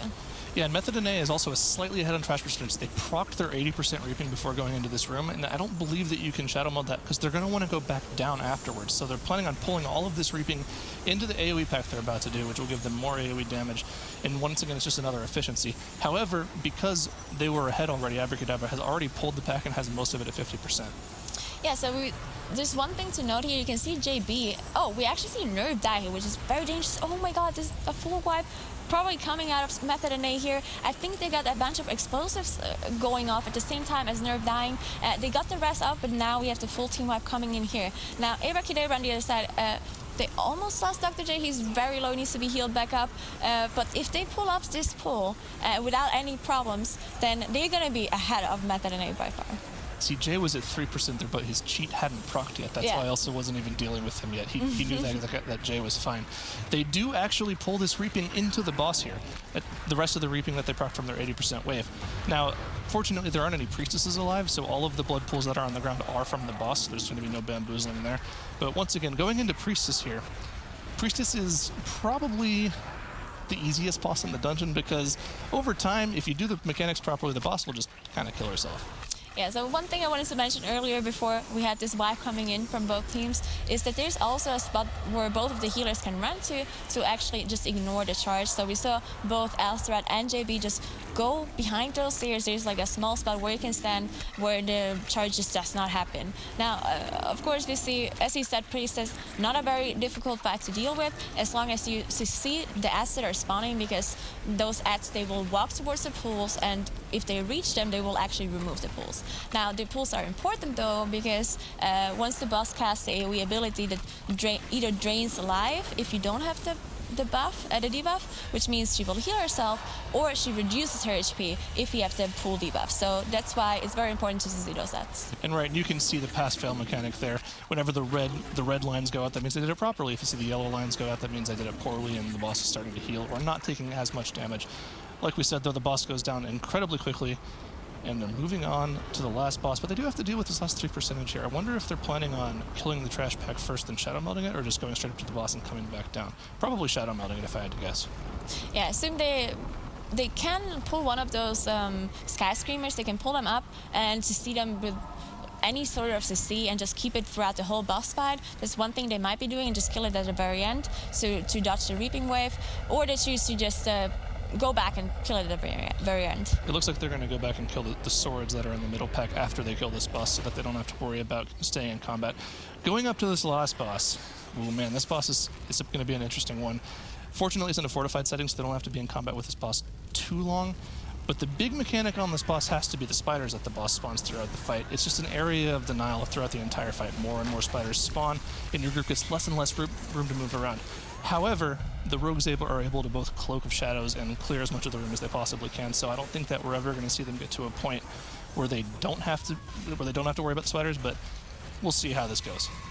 Well, one thing to mention here as well, the spiders, they do spawn close to players, right? And once in a while they will get bigger and they will fix it on players. Now, the good thing about having this like full melee lineup is that everyone is stacked up on the boss and everyone moves together. Now, you have all those spiders being kind of condensed, and there's strategies where you wait until the spiders are very, very close. So whenever new spiders spawn, they somehow stack up if you move the boss properly. Now, we see them, of course, doing that and counting the boss in a circle, making sure that the spiders are far away once they get big and start fixating people. And of course, the other major mechanic of the fight is the Soul Rend cast that the boss does, which will spawn a clone of all non-tank players in the group, and you'll have to DPS them down. If you don't DPS them down, they'll fixate on top of the boss, and if they reach the boss, they'll apply a pretty strong shadow debuff to everyone in the group, which stacks. So definitely need to make sure you're DPSing them down, but they deal with them perfectly. Yeah, now we see MOTHERLODE actually did 100% trash here. They reached the last boss now as well, but at this point they're just so far behind because of this full wipe coming in. Not only did they lose so much time from the 6 staffs, but they also lost the bloodlust, they lost their damage, they had to re-clear the reaping and so on. So just one crucial mistake again, just like in Shrine, just cost them so much time. This is a really impressive run from Team Abrakeydabra here. They just have to deal with this one last set of Soul Rend ads, 10% left on the boss. All they have to do is keep the tank alive, not run into spiders, and finish the boss. Now this time, look at this time. Yeah. That's a time trials time. Most definitely. So we see both of those teams actually playing their time trial strat, I assume. Now, MOTHERLODE, if they wouldn't have wiped, they were pretty much head-to-head to Abrakeydabra at this point. If they would have played this cleanly, I think both of these times would have been time trial times, right? Yeah, absolutely. Now we're going to see what they're planning on pulling for the rest of the trash mob. The Sky Screamers only do give 2% mob count, so they're probably going to have to pull the swords in the middle pack as well. So we'll see if that coming from them. It might be 2.5% actually, which would be the rest of the mob. Which wouldn't be shown, yeah. Yeah, there we go, 100%. Yeah. Abrakeydabra takes it with a very impressive clean run, no deaths. Very impressive from them. Take this series in order to make it to tomorrow. Hi, Nigra. Hello. I managed to eat breakfast, by the way. So it's a bit incorrect on the graphic earlier. We do see that we actually have an Unholy DK Rogue, and Shella is actually on the DA, so not a Warlock. Still kind of a purple color, though. So kind of an interesting comp coming out of Abrakeydabra here. Both teams move up right away over to the first boss room, making sure to ring that gong right away in order to summon the trash. Yeah, interesting to see that Sethraliss on Demon Hunter here, probably because he's more comfortable playing that, because we saw him on the Rogue earlier, which is something that I have never seen Shelly play with before, and I've played with Shelly a lot. So it's interesting to see that he might just not be as comfortable on the Rogue, and he just pulls out his Demon Hunter, which he plays a lot on live servers too, and he's probably more comfortable with. Just massive pull here from Fallen Ones right now. I think that was the entire room, and Learn to Fly following suit as well. No, they actually leave just a couple mobs in the corner, but this is a really dangerous pull. I mean, we know from live, even just pulling 2 of these packs together, and part of the danger coming out of this dungeon specifically, like you mentioned, Nagura, is the trash tends to have this kind of very elite or almost mini boss style trash to it. I mean, that's why the density of trash is so low in this dungeon, but doing quite well, faring off quite well. Fallen Ones managing to stabilize as they rifle off the rest of the trash there. Learn to Fly just a bit behind, kind of cornering themselves there. Now, we do know that those large mobs actually tend to enrage and do 100% increased damage to the tank as well. Now, there's a lot of dangerous mobs in here, and we saw Fallen Ones actually just leaving 2 mobs out that they chain pulled now at the very end.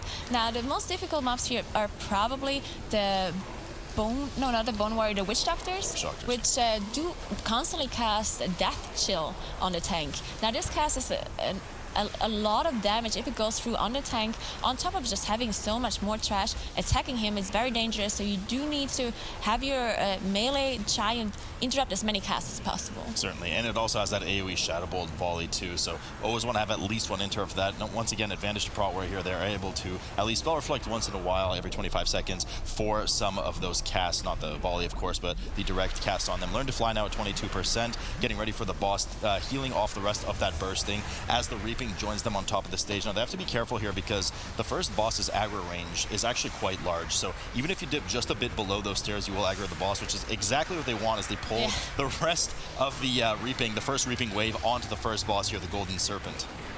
Now this boss is very difficult on Tyrannical. As I mentioned earlier, a lot of difficult bosses here, but the one thing to look out for here is this debuff, the Spitting Gold, that he applies to one random player except the tank. It does a lot of ticking damage, and once it disappears, it will spawn a pool on the floor. So, once upon a time, the ads that spawn from them, every 3 pools you get the boss, of course, Surge's Gold, and they spawn some little gooeys on the side. Now, these had a lot of health, and name of the game at least back in the day, used to be to kite the boss in a circle and keep those ads slowed.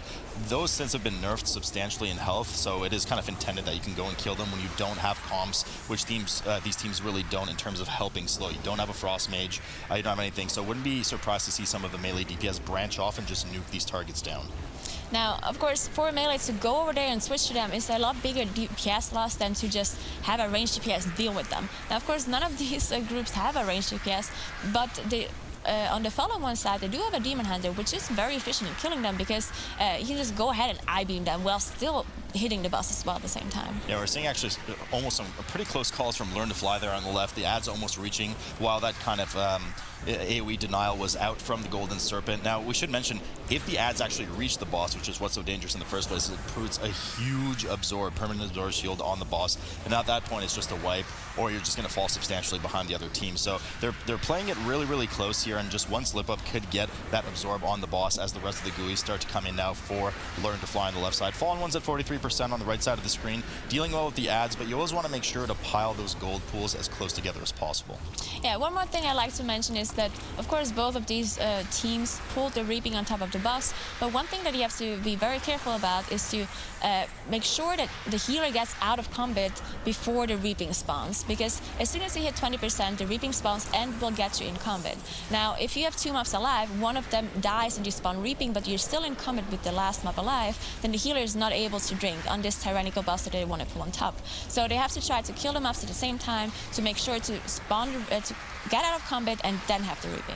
Yeah, we do see Atal'Dazar already dipping in that kind of 1/3 mana pool range, and we do know that Residus are usually pretty mana efficient, at least most of the time, but we did see a couple struggles with that in Waycrest, and the only time it's happened so far that we've seen today has been in situations, as you mentioned, where they have not been able to get that drink off. 13%, actually 12% apiece on either screen right now, as the percentage is rapidly falling for the Golden Serpent.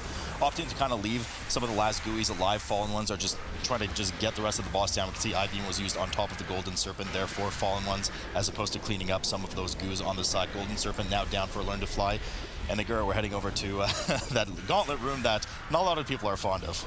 Yeah, this gauntlet room is actually fixed on the tournament realm, so the spawns will always be the same. It will start with top left. Now there's one thing, I'm not sure if we will see from any of those groups, but there's a strategy where after killing the boss, you will actually pull the golems from before the first boss room, and you will pull them to this gauntlet to have less time waiting in between the spawn. Now we'll see if they do that later, but first they have to deal with this pack here. Neck and neck so far, and this first group that spawns has some skeletons that portal to random mobs and put some area denial down. There's a quite lethal poison dot that goes out that can be dispelled and should certainly be dispelled as well. Otherwise, it's just a bit of heavy tank damage. Certainly not the most dangerous one.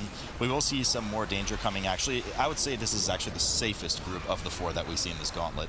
Yeah, I think the right side, if you look at the exit of the room, is probably the more dangerous one. But this pack that they will engage here is also quite difficult. And we see here on the side of fallen ones, actually, they did pull the golems, as I mentioned earlier. Now, this is quite difficult because not only do you have to deal with the trash that spawns consistently, and you can't avoid them spawning because it's part of the event, but you also have these golems who do their big frontal cone, which you have to dodge. And if they reach low HP, they will gain a buff that actually gives them haste. So they will cast their frontal cone faster.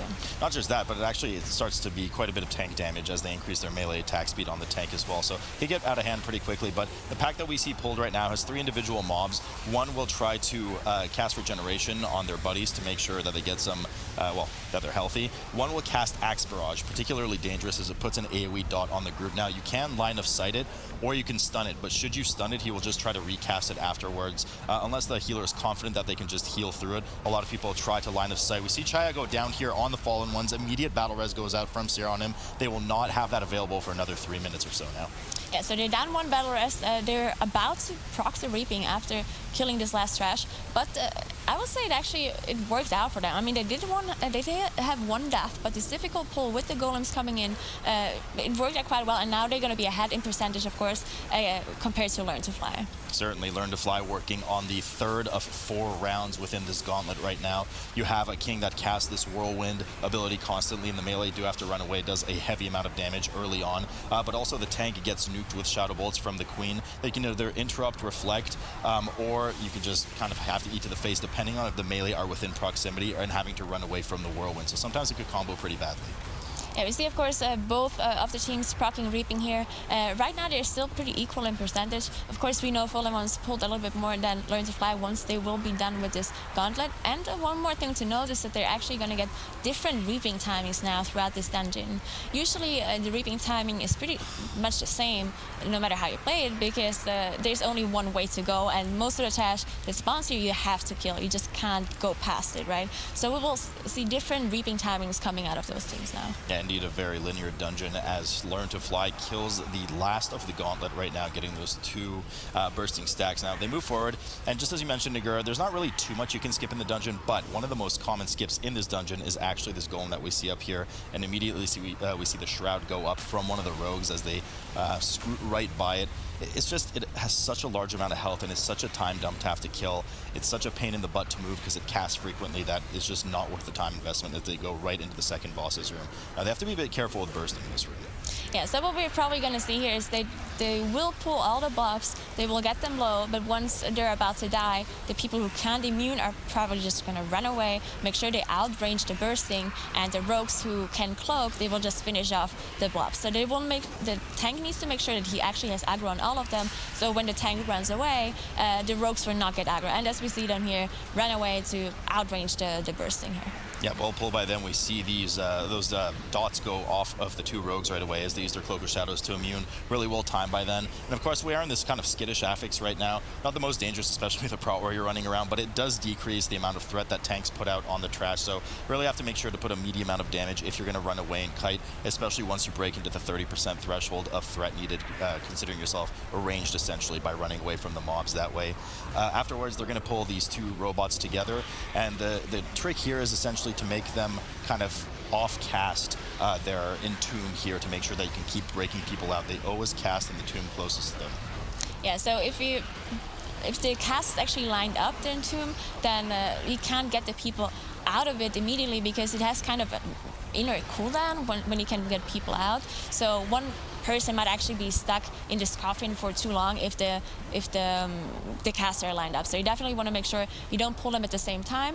And we see Fallen Ones is now reaching the same spot too. They did actually pull the construct in the back, which means they have to be very careful with the beam, because that beam has a pretty much infinite amount of range. Yeah, as long as that beam, as long as they're stacked on the mob, once the beam starts, they should be able to kind of easily play ring around the rosy with it. We do see a death go down on Dilemma over on Learn to Fly side. First death of the match here. Immediately they use that, second death of the match first for Learn to Fly. They use that res immediately, wanting to make sure that under this heavy pull right now, they have their maximum DPS output. Otherwise, they might just run out of gas, and it would be a team wipe under that circumstance. Fallen Ones, as we've mentioned, did actually pull the Purification Construct, something that you often skip, but they waited to pull it until they can combine it with the other two golems. Yeah, so a very smart thing to do, because they have approximately the same amount of HP. And we saw Ladder here getting hit by that beam. As I said, on top of dealing with all the other mechanics, it's very difficult to dodge this beam, especially if you get sent in a coffin or you have to get a person out and the beam is coming at the same time. You might just get hit by it, but it is tyrannical, so the beam is not buffed by fortified, and the healer can just get rid of this, just heal it away pretty much. Machimba, the second boss here, has been aggroed by Learn to Fly, now down to 68%, melting through it pretty quickly. Now, this boss absolutely trucks tanks, but actually doesn't really melee that often because he's very busy casting various things, whether it be a huge area of fire denial on the ground or just making sure that he's putting a channel, rather, not a dot, on one of the targets that needs to be constantly healed above full health. Also, similar to the constructs that we see, he will entomb one of the players randomly in one of the four sarcophagi, I suppose, on the side of the room. Somebody will need to go free them before he goes to another sarcophagus and releases a zombie. Okay, so this is very crucial now. On the Fallen One side, we saw the healer die, but thankfully they actually have a DK who has a battle rest. Now we have Shella dead though. This means they're either gonna try to kill the boss with one player dead throughout the whole fight, or I don't think there's another option, so they're probably just going to have to do that. No, I mean, if they were quick enough to act, they might have been able to run out of the room and reset the boss, but at this point, the fence has definitely gone up, and they're committed to doing this with 4, else they choose to wipe, but they would have done that by now. It's too late, and in a tyrannical setting in this dungeon, this is going to take a long time, so huge time loss here, unfortunately, for Fallen Ones on the right side. And this is going to put them very far behind. Now, one thing, though, to at least make it a little bit better is the fact that they do have this DK, which is very unusual to have. But they did have a battle rest to actually get Zira back up. If Zira would have died in the Learn to Fly's comp, then they wouldn't have a rest at all. They would have to wipe or try to survive the whole boss fight without a healer. So at least one saving thing there, that they have this battle rest for the healer coming up. Now, of course, they're going to lose a lot of time here, and it's probably going to mean that Learn to Fly is in the front seat now. Fem actually does go down, and I noticed he did have a debuff from one of the Shadow Frontals from one of the Lost Souls, which actually debuffs your maximum HP by 20% for 60 seconds. So unfortunately was not able to avoid that, did succumb to the boss's damage and fall. So full team wipe here for Fallen Ones. They're going to have to restart that entire thing. Fortunately, they will be at least full strength for it. Nonetheless, Learn to Fly has already down. Machimba has moved up to the probably one of the toughest hallways of all the dungeons, just because of, well, the Berserker Yeah. and his bleed on the tank, but there's just a lot of danger here. Yeah, as you see the group dropping low here because of all these abilities coming out from these mobs. We have the Berserker, who of course does a leap on a ranged target, but the more crucial ability is this bleed that he applies to the tank, as we can see like here with 2 stacks, which does a lot of damage. So this bleed actually stacks, and it will always recast the ability before your current bleed is ran out. So it will continuously stack up, and you need to try to somehow avoid getting this debuff on the tank. Yeah, so the trick is the dot, the bleed lasts 10 seconds, and it reapplies every 8 seconds usually. So within that 2-second window, Dilemma going down again, unfortunately, does not have that cheat death available from earlier. They do have a battle res, opting to kind of hang on to it, which I think is the smart call, as the Trash was just about to die there. They might need that battle res earlier, so now they can just cast a proper Resuscitate here and get him up. A bit of time lost here, but at least they managed to hold on to their res. But as I was saying, for the dot, so it applies every 8 seconds, so you have a 2-second window where you can do a plethora of things to the mob. Mainly people just stun it as soon as it's about to recast. That way the dot rolls off the tank and you can just reapply only 1 dot. Yeah, now we have the Beastmaster here, which is also a dangerous mob. He does cast a poison nova pretty much targets one random player, and depending on which direction he stands in, he will cast a poison cone that whoever gets hit will get a poison applied to them, a debuff, which does taking damage. Now, of course, you have to try to avoid it, so it either only goes on one player, or you try to interrupt it with a stun or a knockback or something. Now, one more ability this Beastmaster has is a deadly shot. So one random player gets targeted by the deadly shot.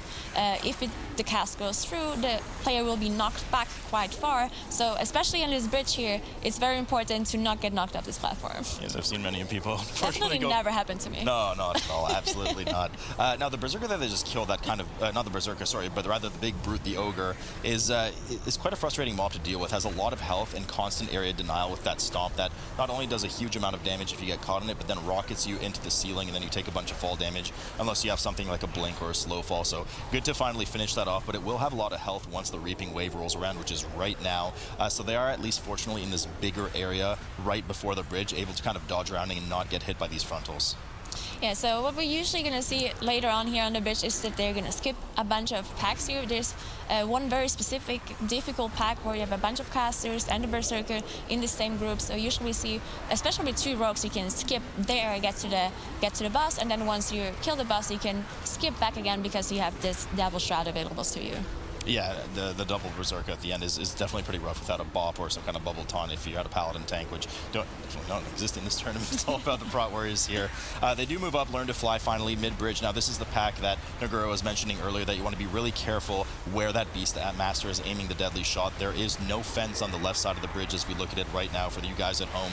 You can certainly get knocked off and fly way far, sometimes even far enough that you're not even in res range anymore, which would be very problematic, seeing as they learn to fly did not pull the extra construct, whereas Fallen Ones did, if I'm not mistaken. Oh wow, so they're actually opting to pull this trash bag here, this very big trash bag I talked about before, which is pretty dangerous to do because of just like all the casters and the Berserkers, but we see just this full control coming out of them with the AoE stuns and with this insane AoE damage really from the rogues, as we see them do 70, 80k DPS coming out of them. They're just melting. I mean, they absolutely just decimate them. The double Berserkers are now pulled since all the other... Actually, there's one more Berserker just there, gets one more bleed on Glick. 2 stacks now on Glick, though. They have to be really careful. A 3rd stack could be pretty detrimental, but manages to...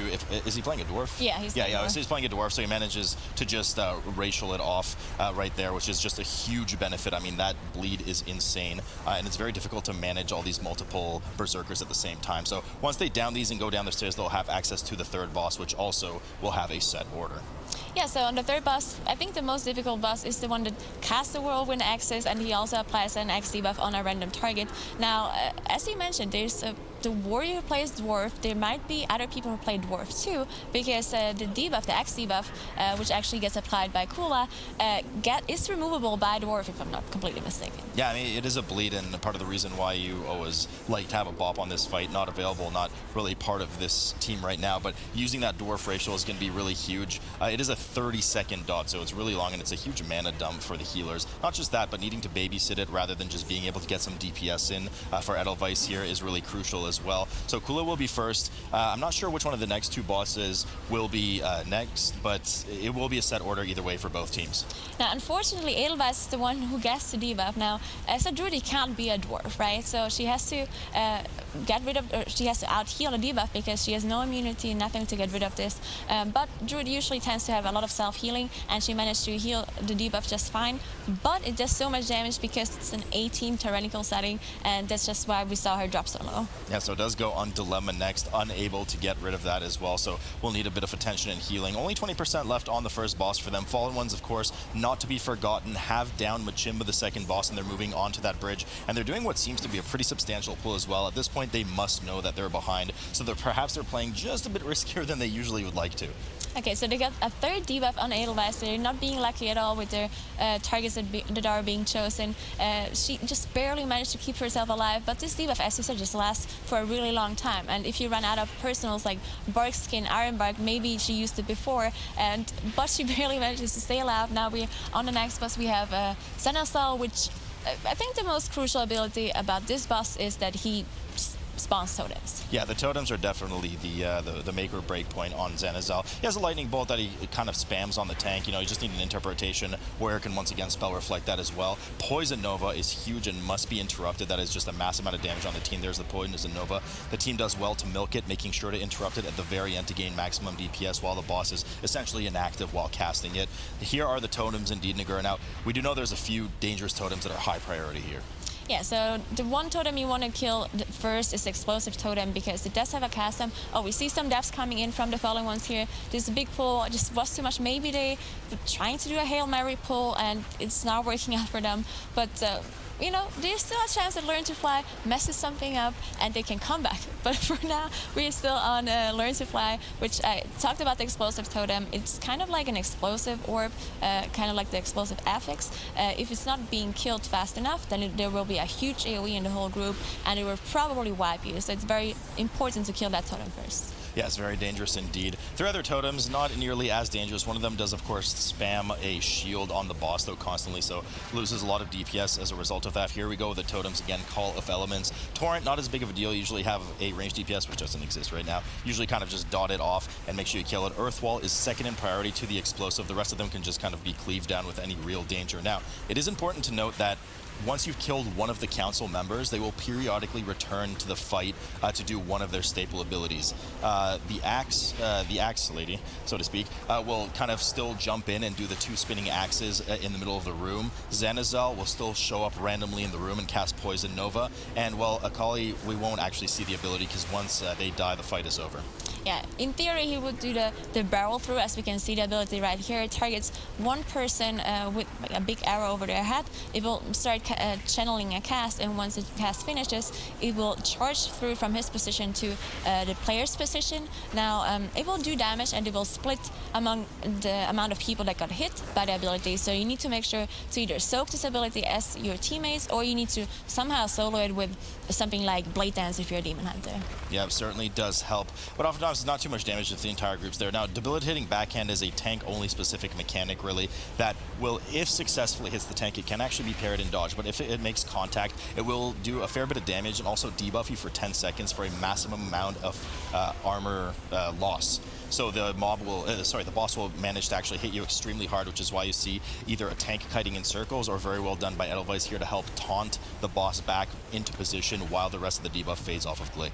Yeah, so this boss is really not that dangerous to handle. As you said, it's only the tank ability that you either parry or dodge or you taunt it away, and then you have the barrel through. Now, there's a bunch of things that people do to avoid this barrel through, but as we've seen, it really doesn't do that much damage, so it's just better to just make sure you soak it because there's no other AoE damage other than this thing going on. So just have everyone soak it, don't do any shenanigans, try to solo it or jump off and come back up. Just soak it and everyone will be fine. No shenanigans allowed. Fallen One's still grinding through here, getting through the rest of the bridge, just moving on to that double Berserker pack. But every time I kind of peek over, somebody's dead. We just had Shella dead. They got out of combat, was res by Sierra. I look over again, unfortunately, Chaya is dead. They don't have battle res available. They just have to do whatever pack they're on as a 4-man and then get the res off again. So just they keep losing more and more time. Now, Shadow of Zul, Nagura, is probably the most dangerous trash mob. I want to say definitely in the dungeon, maybe of all dungeons, at least it's up Probably. there. Thankfully, this is tyrannical, so this mini-boss is not actually buffed by Fortified in this location, but this boss is just so much tank damage. I think you know more about this than I do. I mean, I do heal this boss sometimes, and I know that all I do is single target spam the tank, but you tell us why this boss does so much tank damage. Yeah, so part of the problem really is there's no melee involved, so a lot of tanks, of course magic damage in general is just more threatening towards tanks. Warriors can only spell Reflect, once every 25. If it gets consumed, it's not even up for that full 5 seconds. So the Shadow Barrage does a fairly big hit, plus on top of it just adds that 10-second dot. The healer's also kept busy depending on where the pool spawns. Now, that somebody needs to actually stand in the pool, but if it spawns right on the boss, but the idea is to get away from the pool. I believe it has a 20-yard drop-off range, so as long as nobody is near that pulsing pool, you won't take any of the AoE damage. But then you also need to run out for the debuff explosion, dispel the ad, so it's really really easy to lose sight of the tank, as I'm sure you know from the healing, and if you start to fall behind on Shadow of Zul's damage, it could be disastrous. Yeah, one thing to note here about Learn to Fly, they actually had 99% trash once they reached this mini-boss. Now, this mini-boss gives a lot more than 1%, so they either had something different happen during their route, or they just didn't know what else to pull and just had to do over percentage. So we see the reaping, of course, get triggered here, and they pull it on top of the last boss, King Atal'Dazar. So King Atal'Dazar has it's a pretty long fight. Yes. Essentially has, I want to say almost 4 phases, really 3 phases, I suppose. Let's just say the first Raptor, he summons a pet at 80%, will come out. There it is, Raban. Doesn't really do too much damage, but will leap to a random player's location and do that hunting leap. And then at 60%, he will summon a different Raptor that he mounts, and any damage he has done to him will actually be soaked by his mount. During that mount, though, Nagura, there is that AoE fear at 60%. Yeah, the AoE fear can be dangerous, especially because we see those tornadoes flying around the room. So if you get feared on top of a tornado, or if you get hit by Raban at the same time, because sometimes people choose to just focus the boss and ignore Raban because it doesn't do a lot of tank damage, it just jumps around, you just have to avoid it. But if you have all 3 mobs up and you get feared, and then Raban slices or has his frontal and you get feared into it, then you're in trouble. Yeah, there is a blade combo. We see actually right now. Blade combo on the tank deals increasingly heavy damage for 4 hits. So combine that with what you just said, the fear, especially if the warrior cannot get out of fear with berserking, then it could spell disaster. Now, the way these kind of tornadoes seemingly work here, they do look random, but what happens is it's cast on a player, and once it goes in that direction and it arrives essentially at a lane, if you think about the room as a big bagel or donut, once it arrives to a lane in that area, it spins in a perfect circle around the arena. So you can always kind of sidestep as they come in. Yeah, if you do get hit by those tornadoes, you get a debuff applied. So yes, we can see here on Drastic in Learn to Fly. We've actually seen a bunch of Baileys getting hit up by this debuff on Learn to Fly. Atal'Dazar is not allowed to do any damage because she needs to heal this debuff away, unfortunately. King Atal'Dazar finally gets dismounted from the 60%. Once he reaches 40%, he will summon a ton of traps, if you will, around the room that will test players' mobility skills and reaction skills. There are 2 patterns, really. One of them is this kind of checkered pattern where there's a safe spot between 2 of them, and then the safe spot becomes unsafe with traps. You have to move to the previously unsafe spot. The other one will start kind of at this golden river, as we see here, and move in a clockwise fashion around the room, ending back at the river. So players will kind of need to just wait for it to pass by the river, cross the river, and then easily wait for it to catch up with them. Yeah, so the ability is random, so usually what we see teams do is just, because it always spawns at a set location, the one that goes in a circle, so what we see teams do is just pull the boss over there to be just to the right of where it spawns, because it always goes the same direction, it always starts in the same spot, so they will just avoid this ability completely, pretty much, and you don't have to deal with it at all. Blade combo barely even tickling Glick there, where it's just so strong with his shield block up right now. King Atal'Dazar down to 10%, already 100% of course trash on the board. Not a dungeon that you can at least confidently skip reaping on. You just don't have anywhere, or too many places rather, to run in Shadow Meld or kill the last boss before anything else. But a pretty dominant performance here from Learn to Fly. We did certainly see a lot of sloppiness, unfortunately, for Fallen Ones. Learn to Fly taking game 1 in King's Rest and just capping. You know, I think we've spun out some really good reasons for why they might play one, but none of them seem really crucial enough for me to warrant bringing it over a Resto Druid. So we'll have to see exactly what they do. Right out the gate, they do pull the Matron into the first pack of Headhunters, start to cleave everything down. We do have a Feated Maggot in there, making sure not to get breathed on it, or at least interrupted the moment it starts its breath. Yeah, one thing to note as well is that Learn to Fly is not playing Unholy DK here. We've seen a lot of teams in the time trials actually pull out the Unholy DK exactly for this dungeon, because there's just pulls you can do with the Unholy that you can't do without, especially in the Kragma room, most likely. So we see no DK coming out for Learn to Fly, and the Fallen Ones did not have a DK for this run in their time trials either, but now in the tournament they're pulling it out. Yeah, I mean, there has been definitely some massive damage seen from some of the previous Unholy DKs, Shakib, Noga, just to mention a few. So definitely going to be a lot of damage coming out of here from Chaya moving on. He's actually already on top of the meter as we speak, but definitely in Kragma's room, that's going to be one to watch. Now, we are back to a Volcanic and, Sanguine setting. So Volcanic, once again, just a nuisance, want to dodge the plumes as we saw at the bottom of the screen, therefore Learn to Fly. But we do have Sanguini, again, wanting to make sure to move out of those kind of puddles, those blood puddles that spawn once mobs die. Yeah, we see Learn to Fly already on the first boss. They did clear 14% trash and went straight to the boss to get use of this Bloodlust. Now it is a tyrannical setting, of course, so all the bosses do have a lot of HP and you want to make sure to kill him as fast as possible. And this boss doesn't really do much as long as you interrupt the Blood Bolt, which is the most crucial ability. It does do a huge amount of damage to the tank if it's not interrupted. And other than that, you just need to make sure you dodge the abilities. And I just love seeing that. As you were saying that, I was hoping you would mention the Spell Reflect too, because as you said that, I saw the graphics for Spell Reflect come up for Glick on the left side there, and as soon as it hit and the Blood Bolt went off, the boss's health just chunked down because it's such a massive amount of damage that you can Spell Reflect back onto Liaxa here. They deal well with the first Blood Mirror, making sure to help interrupt it because the Mirror's damage actually deals equivalent damage. So you're doing a huge amount of damage here on the Fallen One's side, as well as the first Reaping Pack kind of infiltrates them on top of Liaxa here.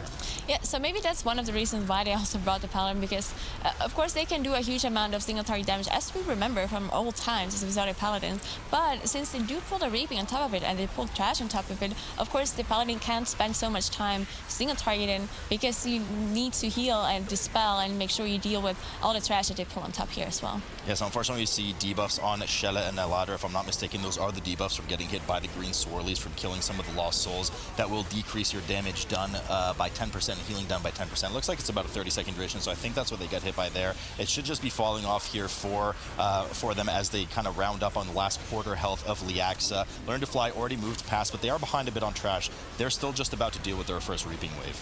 Yeah, they're moving really fast here. I like this. So we had the Maggot left from this one pool. It was approximately 20% HP, and we saw the tank, the Proud Warrior, already run off. We had one Monk and one Rogue just finish up this Maggot, while the Tank Warrior was already running ahead, pulling the next pull, which is very efficient, just coming out here from Learn to Fly. Yeah, really like to see this coming out of them. Learn to Fly now pulling some of those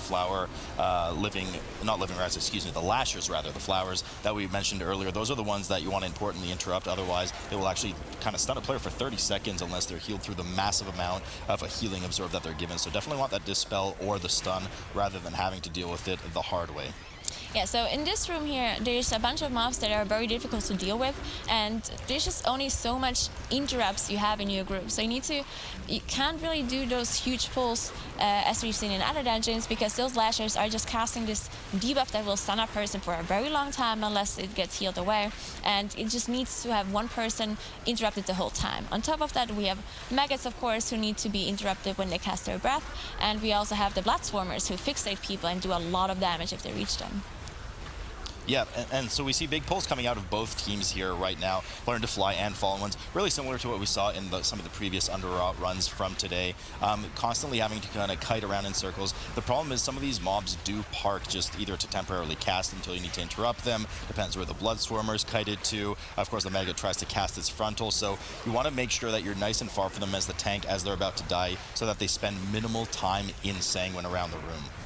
Yeah, and the Living Rots, right, they also have a cast which is the least priority to interrupt, though. Like this cast will spawn a pool underneath a person, and as you mentioned, Sanguine, right? If those Living Rots, who do have more HP than most other mobs in this room, if the Living Rots stay alive and something dies underneath them and they cast their ability, and probably no one of them has their interrupt ready, because it's so important to interrupt all those other abilities. So it is crucial to have really good tank movement and use your displacements like Typhoon and Ring of Peace to get the mobs out of the Sanguine here. So a bit of a late interrupt on that feated Maggot with the frontal. Nalader actually eats 2 of the frontal takes and dips down to around 24% HP there, manages to get out before the last one would proc the cheat death there. Fem still kiting around in circles here, making sure they finish off the rest of the mobs. Just over 52% now for the trash count, and this should actually proc Reaping, if I'm not mistaken, from the 60%, the third Reaping of the dungeon. Whether or not they drag it into Cragmaw, we'll see, and this is actually a good opportunity that, we talked about this right before the match.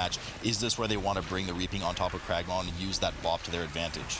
Yeah, so they do actually pull double Blood Swarmer, which are probably the most difficult mobs to deal with, because they just fix it on a player. They will charge you if you're too far away, and they will just hit you for a lot of damage. Now, it is not fortified, so there's something that they can deal with at least, but it's still just so much damage on 2 people at the same time. And of course, if you run a full melee setup, then they can't just go away and hide, because then they won't do any damage. So they need to just use their defensives and try to survive. Unfortunately, a couple of sloppy Sonic screeches went through with missed interrupts. Now, we did see that Sierra had 4 Barons on him. Unfortunately, I didn't get to see if it was because he either bubble, bopped, or lay on hands. It was one of those 3, but something was used over there. Now, as we suspected, Kragmaw is actually pulled with this Reaping Wave, so not a lot of damage in the first phase. The tank can indeed leap out and charge back in, as we said, for the frontal. Charge, as we just see Fem do right there. Charge can be obviously just sidestep, so nothing too dangerous right now except for the tank damage, but as soon as we get into the transition phase, Nigura, the Tantrum at 100 energy, there's going to be a lot of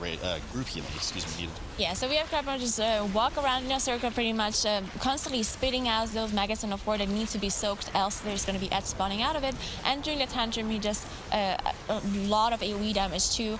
It is a tyrannical setting, as we said, and it's a lot to heal while having to soak at the same time. So we see on falling one side here, the Tantrum is happening right now. We see everyone running around the room trying to soak these maggots so they don't spawn, because if those maggots actually manage to spawn, if you don't soak one of those pools, then they will spawn out, they will attack the tank, and they will leave a bleed behind, which does quite a bit of damage. Not just that, but they also explode for a bunch of damage on the group. So if you have too many, it could put quite a strain on the healer, especially if they die at the wrong time with the Tantrum. And of course, not to be outdone, Learn to Fly has done a similar pull, only about 15% behind Fallen Ones and on Kragmaw, dealt with an equivalent Reaping Trash on top of the boss, their 3rd Reaping Wave. So these two teams really neck and neck right now. No deaths on the board for either. Yeah, we see, of course, one thing to mention is the unholy damage that we can see on Fallen One side. It's just so much damage. Now, of course, a lot of this damage went to under Reaping Wave, which, as I said earlier, it's not that important, right? Because it doesn't matter if the Reaping Wave dies a second earlier or a second later, because if the DK wouldn't have killed it, then the Demon Hunter probably would have killed it afterwards. But it's very important for those two to leave the damage actually to the Unholy DK, because the more as he can explode his wounds on, he will get more faster might stacks, which increases his strength. Yeah, so certainly want that single target damage buff in favor of the Unholy. Probably a bit of concern too for the tank damage should they actually have a bunch of Reaping mobs left during Tantrum, because at that point the healers are definitely taxed healing up the group. Last thing they want to be doing is using a global cooldown on either Dispel or having the tank start frantically kiting around, whatever it may be. Nonetheless, both teams handling it very well. Final Tantrum coming out here for Fallen One side with Kragmaw at around 18%. Does well to heal through it, Sierra, as everybody frantically runs around stomping all of the soon-to-be spawned maggots. Kragmaw brought back to the middle of the room as they look to finish it off before the next Tantrum. Yeah, we say both of those teams have the exact same percentage of trash, even though they did use a little bit of different routes and they pulled some different trash. They are on the same percentage now. They're on the same boss now. Learn to Fly is approximately 10% boss HP behind, but it's still neck on neck. Like, they're really close to each other at this point. Yeah, and there's definitely some dangerous pulls coming up too as well with some of the skeleton packs and of course the danger noodles, as we call them, wanting to make sure you interrupt. Now, neither team here should really have any difficulty with interrupts, as at least abundance of interrupts. Whether or not they use them properly is a different question. Fallen Ones finally downs Kragmaw, mounts up, and is ready to pull some of the trash leading up to the 3rd boss. They actually just opt to skip the first skeleton pack right away. They don't have a bone to pick with them as they move over to the side and get ready to probably pull the second one here. Yeah, so they might actually, as we can see here, they're actually pulling both of those skeleton packs on top of this worm here. Now, there's a bunch of difficult things to handle. Not only is there a lot of tank damage from those two groups, we see Shell actually dropping really low. He probably got aggro from some of the mobs with his AoE damage, but we see just the strength of the Unholy DK coming through here, just doing so much more damage than anyone else. Yeah, and we do see that kind of one Samdi trait come up. I forget the name of it because there's a million Azure traits, but the one where you take increased damage below a certain threshold, that we saw that icon pop up on Shell just a moment as Sierra managed to heal him back up to safety. Pretty substantial pull coming out of Learn to Fly. It's really neck and neck with both of these teams. They seem to have a very similar strat at what they're doing. The tanks are kiting around just a bit desperately because we do have the Wicked Frenzies going off that make some of the skeletons, some of the Guardians do immense amount of damage and drop a shadow dot on top of the tank, so a lot to pay attention to there.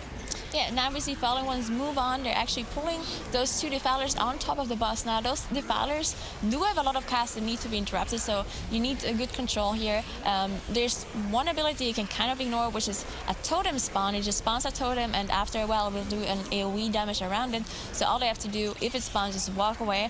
But all the other abilities are very important to interrupt. Yeah, so there's the Shadow Bolt AoE volley, and of course that AoE Withering Curse course, that the longer it takes, the more of a debuff you have that decreases your damage done, and I believe increases your damage taken as well. Either way, it's a double whammy. You want to make sure you interrupt that. Finally, we get the Reaping spawn, 4 Fallen Ones on top of the boss, so they're really packing as much as they can on top of Sporecaller Xancha here. Fem dipping just a bit low. Sierra's waiting to get a Dispel on him as those Reaping stacks kind of get up on Fem. Now, there are a few Sanguine pools here as well, so they got to be careful which direction they kite in. Yeah, Sanguine is one of those affixes that in Legion no one really cared about. It was just there and no one really had to deal with it. But now in BFA there's quite a lot of dungeons where Sanguine is a big problem. There's a lot of mobs who don't like to move very much, or a lot of small corridors, and we see them pulling mobs on top of the boss is actually quite difficult, because also this boss has casts that are not interruptible, and if you kill the mobs right before he casts a shockwave, for example, then the pool will drop and he will just heal up. Yeah, so quite dangerous, and we have a little unfortunate action here for Learn to Fly as Edelweiss goes down. Drastic goes down as well. Undead dipping quite low. Glick running for his life right now as they try to finish off the rest of these Reaping mobs that are chasing them. Unfortunately, Glick will go down too. Undead procs his cheat death and likely will be dropping in just a moment.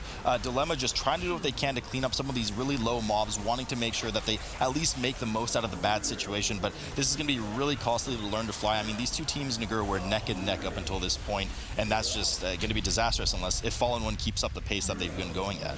And this is a big problem, as we've seen before. Now, Learn to Fly, the only battle rest they have is on Edelweiss, right? She was the one dying on top of the Windwalker, so now they didn't have a rest to get them back up, even though they do have 2 rests available to them. But they just didn't manage to use that rest ability, and now they have to backtrack. They have to release, they have to stealth back, and there's probably going to be Reaping Souls on the way.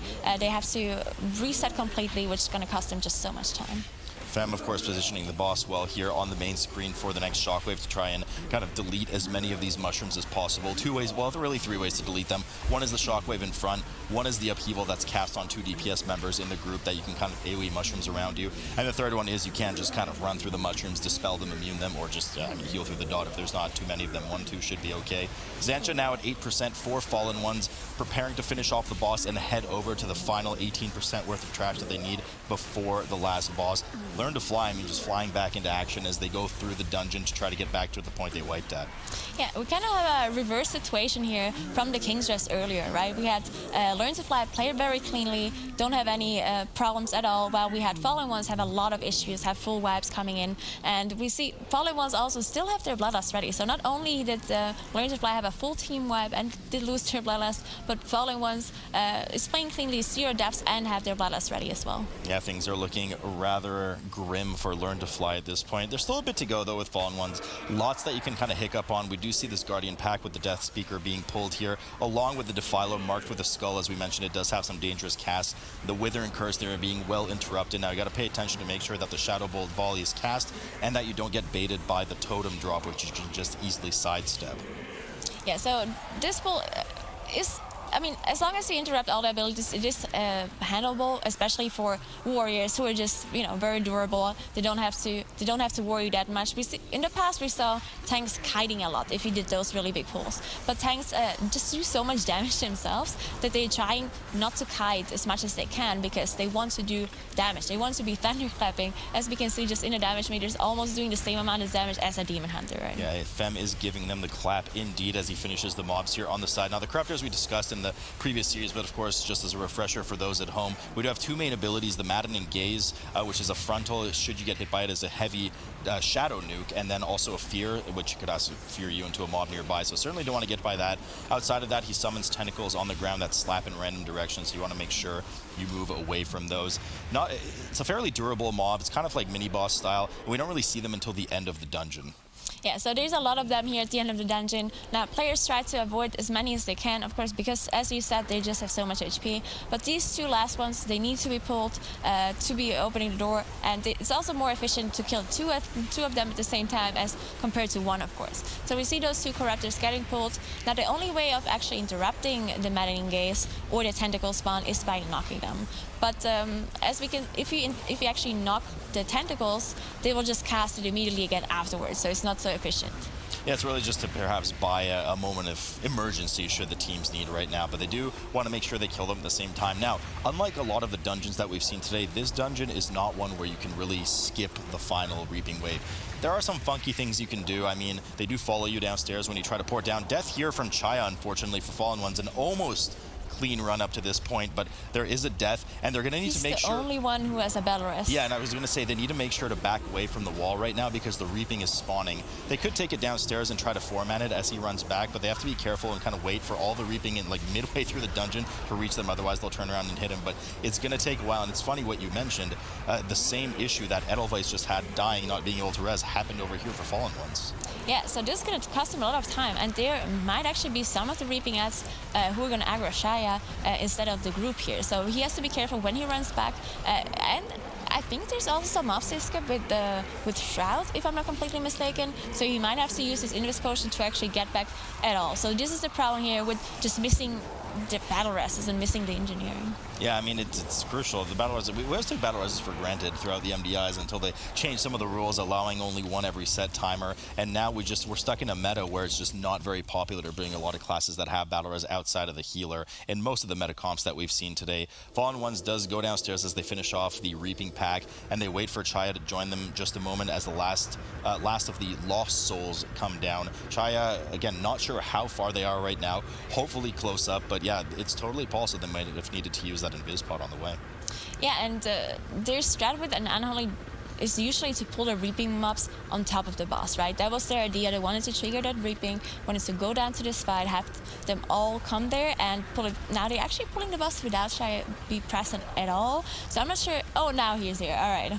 He's just porting down into action as we speak. So on this boss, we've seen it before, does a frontal breath in the direction of one of the players. You want to make sure that you're moving either clockwise or counterclockwise direction and keeping the breath in the opposite direction of where you're moving. So you want to bait it in that direction as to keep your path clean. Certainly don't want to be running through that kind of spore group on the ground. Does a fair bit of damage. Not to mention that group recollects into an active spore mob that you want to make sure you keep in check throughout the fight.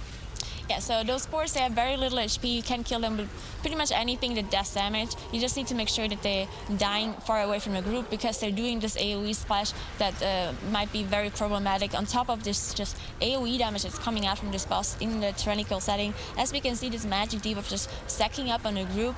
The only way to clear it is either dispel it or you see this yellow circle here where you have to walk in, and once the circle has appeared, it will also clear all the debuffs on top of the radar. And of course, those nasty stacks. Now, I like to see Fem's positioning here. He's purposely running close to the spores, trying to get Thunderclaps out on them because it procs his Victory Rush, allowing him to use a global cooldown for a 20% heal, which is just a lot of throughput that a Pro Warrior can help with on this fight while the healer pays attention to either getting some damage in or just getting some more healing output on the group themselves. But moving quite well here, kind of finding themselves in a bit of corner. And I'm sure you've noticed as well that the Unbound Abomination's boss health is kind of going down in a weird sense, not how you usually see that on bosses. Yeah, so the boss actually absorbs all the damage that you do to him. He does have an energy bar. Once he reaches 100% energy, he will spawn 2 ads that will then remove the HP of him. So you have to kill 3 sets of 2 ads to actually kill the boss here.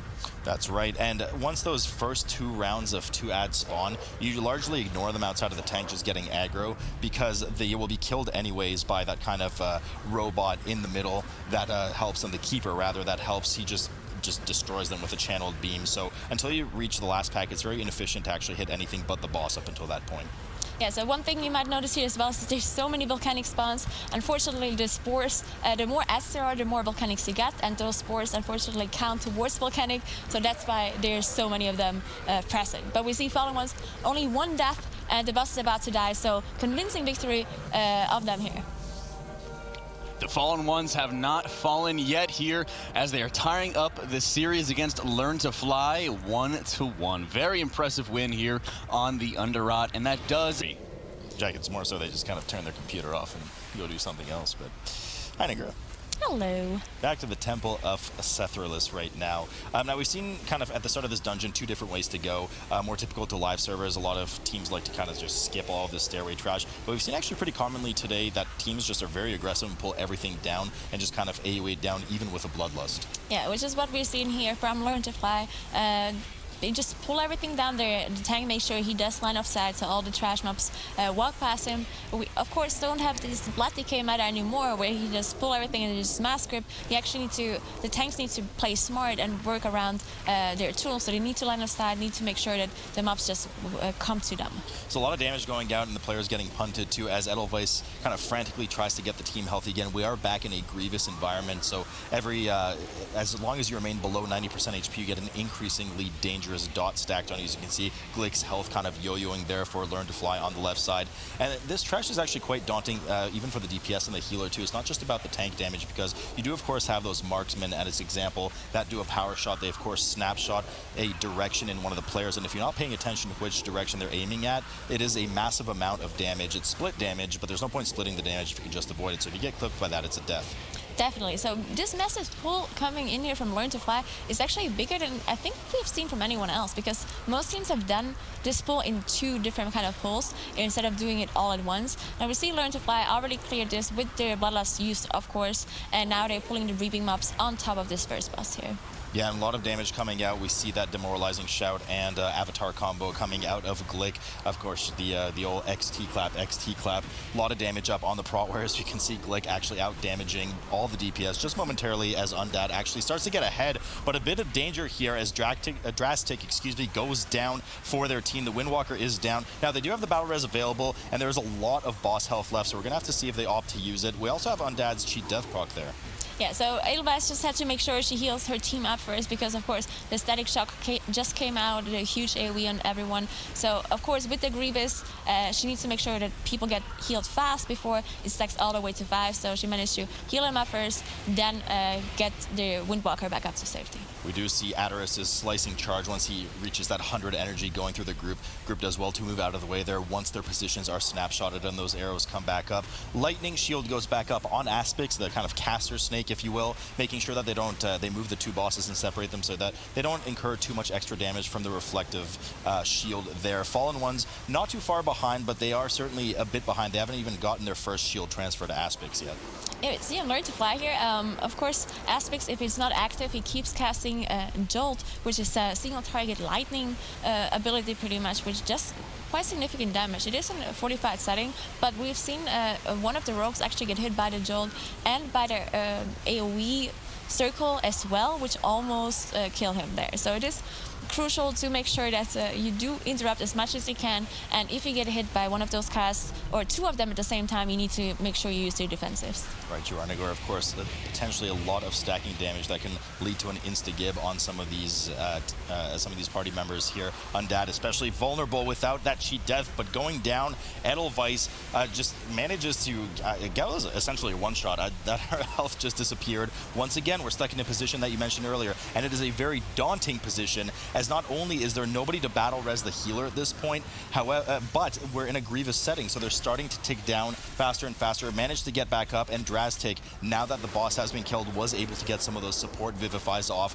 from the Windwalker Monk to be able to top the team up above 90%. Yeah, thankfully they were very close to killing the boss, else the Grievous probably would have gotten out of hand and would have killed one of the players, probably the tank as well. So very important that the boss was low here. Now Edelweiss managed to release, of course, they pulled most of the dash at the start, so she managed to just get back there just fine, and Druids tend to be really fast with their dash, so she stacked up back with their group, and now they're shrouding to the next room. So I like what the Learn to Fly did here, with the had Glick pull that Karlisk Rider during that kind of arrow rain down gauntlet there, pull it off to the side, nobody else touched it, everyone just kind of ran by, stealthed by, and as soon as they were by safely, he heroic leapt back to the group, used his Shadow Meld, and then rejoined them immediately for the mass stealth into the second boss's room. So really clever play by them there to avoid some of this really just kind of drawn out trash between the first and the second boss. Yeah, we see no big pulls coming in here from either of those teams. Of course, both of them used their Bloodlust for this very big pull at the start. We've only seen one team so far with a Moonkin that tried to do this big pull where they just pulled the whole room, saved their Bloodlust all the way. And I think, actually, we've seen 2 groups. So it was Fourty K and it was Puolukka who did this big pull here. Yeah, so a lot of damage in this frontal. I mean, some of the mobs here are very dangerous. We have these Crawless Riders that, you know, you always have these dungeons that are composed of some kind of generic trash, can be dangerous, have some specific abilities, but then you have that kind of meatier, more elite trash, and these Crawless Riders are certainly amongst those ranks. They do have a lot of health. They have a very dangerous, noxious frontal that gives you an 8-second poison dot if you get hit by it. You can sidestep it, and not to mention that the rest of this room as well, including the Tenders, they do have just a spot poison cast on their primary target. Now, a well-timed Spell Reflect can actually reflect a lot of those poisons back if they are kind of pulled in simultaneously to make sure that they're queued up properly, but it only helps so much. So a lot of dispels need to be coming out as much as possible here. Yeah, of course we have the heal as well. Now we see quite a big pull coming in here from Learn to Fly. They pull the rest of the room together. Now they need to make sure they interrupt as many heals as possible, of course, and to drain life as well. That happens with the X, which is only interruptible with stuns. So we also see Atal'Dazar playing Tree of Life that we have seen a lot from the Residents coming out, specifically here in Temple, just to deal with those big pulls, especially with the Dervishes later, and this pull coming out of them here when they also pull the Reaping on top of the boss later. So a lot of those Venomous Spits going out as we see those poison debuffs along the top of the screen for Learn to Fly, just going out in all directions. That Dispel only has, has not only, but an 8-second cooldown, so you can't be tapping everyone at the same time. A lot of damage going out. Dilemma dipping quite low, getting down to 7%, and the Grievous is starting to take on him too. Dad still does not have access to that cheat death, though, should be coming back up soon. So getting a bit stressful here for Edelweiss as they work to quickly clean up the rest of these mobs. Yeah, so if they want to have the Reaping on top of the boss, they probably need to make sure that they kill those mobs at the same time, because Edelweiss is kind of low on mana already, and if they get the Reaping wave now and she does not manage to get out of combat, it might not be possible for them to pull the boss, and she did not get out of combat. Fortunately, the boss is probably not the most dangerous boss in the world for group damage. We are in a fortified setting, but it is certainly something to keep an eye on. You're absolutely right. Edelweiss at about a third of the mana pool right now, so hopefully she has enough to sustain through the rest of the fight right now. Mythic at 82% has Learned to Fly. Typically, like we've seen from the other groups, pulls the Reaping on top of the boss. Fallen Ones, not to be forgotten about here, though. Yeah, Fallen Ones are still working on the trash. We also see Zero here in that Tree of Life form. Now, their pull was a little bit smaller than Learn to Fly, so they're a little bit behind right now, but they also triggered that Reaping wave, and we actually see Shaya dying here. Yeah, I mean, the battle res comes up right away from Sierra, who was in tree form right there spamming, so had to kind of take a little break from that to make sure Chai gets res back up. The trash was only at about 50% HP, and although the pull was a bit smaller than Learn to Fly's, still a very dangerous pull, so you don't want to just be missing one of your DPS for the entirety. Not only will it take very long, but you do increase the kind of risk of wiping there. Mythic now returning for the second phase here, the easier phase, Nagur, as you mentioned earlier, where there's only a blind now. Yeah, so they only need to turn around whenever you cast a Blinding Sand. There's no breath here, so their positioning doesn't matter. They still have to get the people out of the knots, which you can do with stuns. And then the boss goes down one more time, and he comes up for the last phase. At 40%, which is right now. And now we do see some of these sand-encrusted strikers come up. The snakes that drop that kind of AoE cloud that allows you to, or that makes enemies just get missed by anything that's with them. So you see a kind of circular kite pattern coming out here from Glick, making sure that you're constantly getting pulled out of those clouds. Usually a lot of teams like to kind of just start to stun lock them the moment they see some cast go through and just delete these snakes as quickly as possible. But the team is currently paying just a bit of attention to that agitated Nimbus that finally does go down. One of the tricks that you mentioned earlier to be able to pull some of the trash through the door. Yeah, so they pull this, we've seen almost all the groups do that so far, just pull this one Nimbus through the door. It's just more efficient, especially because this boss has a bit of downtime. So the intermission phase is not finished as soon as you kill the mobs, but it's on a set timer. So if you kill those small snakes, that's the name. If you kill the small snakes, if you kill them, then sometimes you might just have downtime just sitting there doing nothing because the boss is still going around and it's not coming up for you. Yeah, so Learn to Fly is certainly a bit ahead here. And, you know, this is just what we were talking with Sours at the beginning of this match. A lot of what's going to kind of make you pull ahead in this dungeon, if you're able to pull it off, is the massive pulls in Boss Room 2, which we just saw coming out of Learn to Fly, whereas Fallen One's the smaller pull. Only one death differentiating the two teams here, but it is, you just gain so much time being able to nuke that whole room. The next one will be All Eyes here in the Galvast room to see how many of the Dervishes they manage to pull. Is it going to be a 4-pack or is it going to be a 6-pack? Look, they're kind of stealthing to the middle of the room, rearing up for the full 6.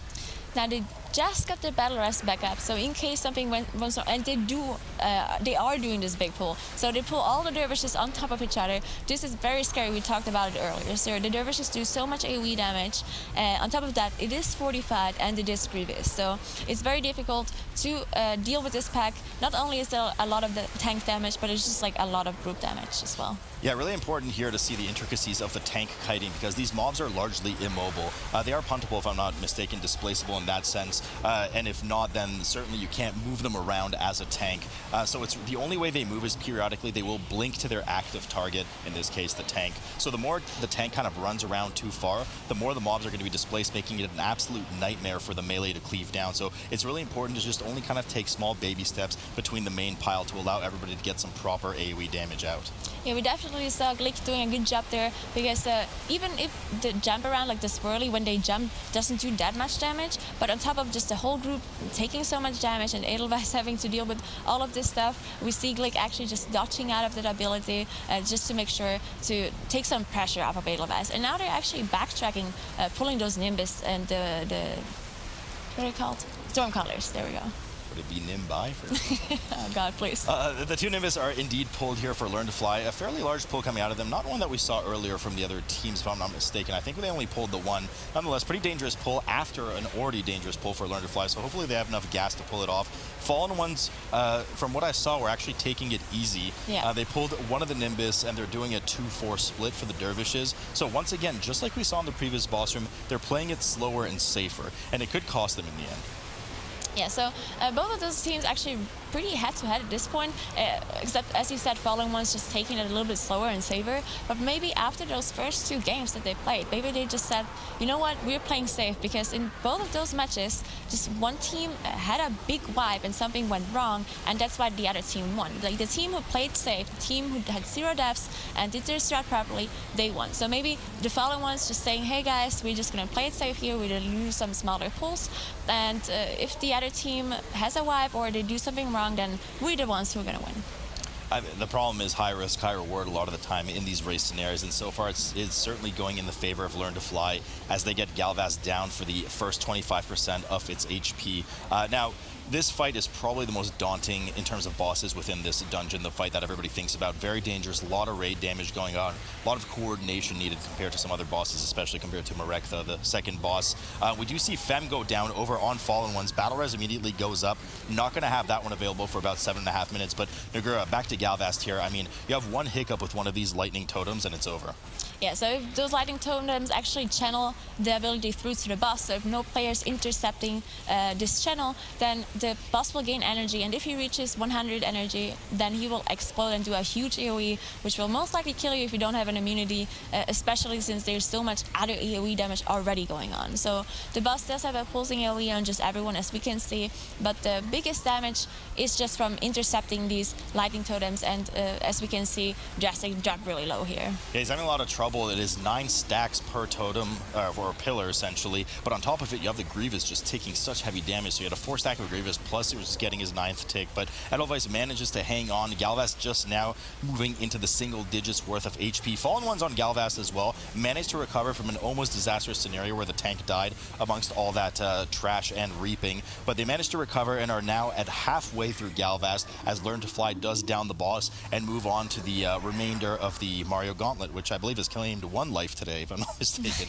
So you saw both of those teams use their Bloodlust for Galvast. We've seen some different Bloodlust strategies before, and we've also seen one team, which was Method U, actually skip this mob here, this channeler, so they went straight to the event, but we see Learn to Fly actually pulling this. Now, of course, this is a very inefficient pull to do, because it's one single mob that you need to kill, but we actually see, as I say that, like keeps running and does the Gauntlet instead. Yeah, they just have to be careful with the shock that does cast. It's not too dangerous, but Glick now is kind of running away, kiting in circles with a 4 stack of Grievous. So Edelweiss just wants to make sure that he's healed properly as the rest of the DPS go out and grab the orbs, getting ready to socket them into that snake head as they will kind of venture into its mouth bravely later. Fallen Ones at 10% on Galvaz, really not too far behind. Yeah, so they're not too far behind. There is a chance of them to catch up, of course. Now, Learn to Fly is a little bit ahead on Trash too, but at this point it doesn't really matter anymore if you're ahead of Trash or not. And we see Glick dying here. Now, this is recoverable.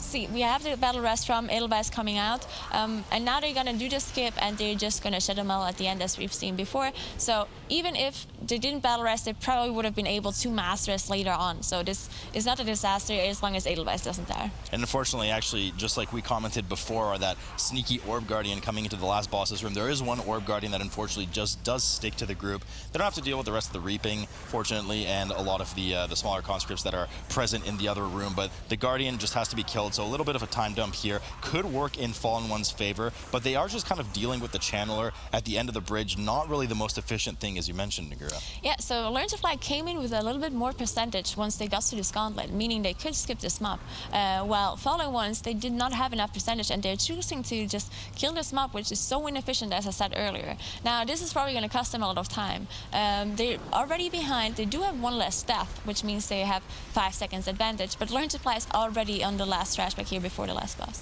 So Learn to Fly, of course, a well-timed pull there from Glick. If you pull both of the mobs at the same time and you're the only active target, they will cast Lava Burst at you immediately. And even though Spell Reflect from a Prot Warrior is consumed on the very first thing that hits it, if there's 2 casts that hit you at the exact same time, it will actually reflect both of them. So they pulled those first 2 mobs together, reflecting both Lava Bursts simultaneously back onto them, as then they move back to the next 2 mobs. And now there's going to be a bit of chunking going on in the group for sure with the random Lava Burst going out. You just don't have enough interrupts to deal with 4 Hexers at once.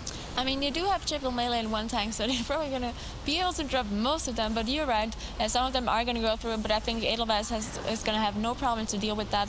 And now, as we, of course, we see they only have 89% trash at this point while engaging the last boss.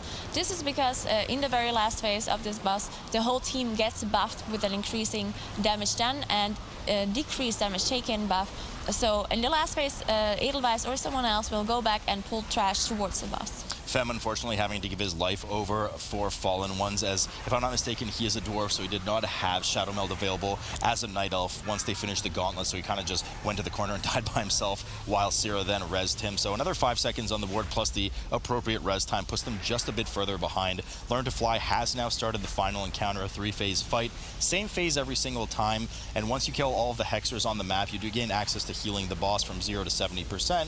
Rinse, repeat, more mobs spawn, 70 to 100, and then at 100 she comes down to substantially buff the group. And then, of course, as you said, Nagura, they will be pulling the rest of the trash with that substantial buff.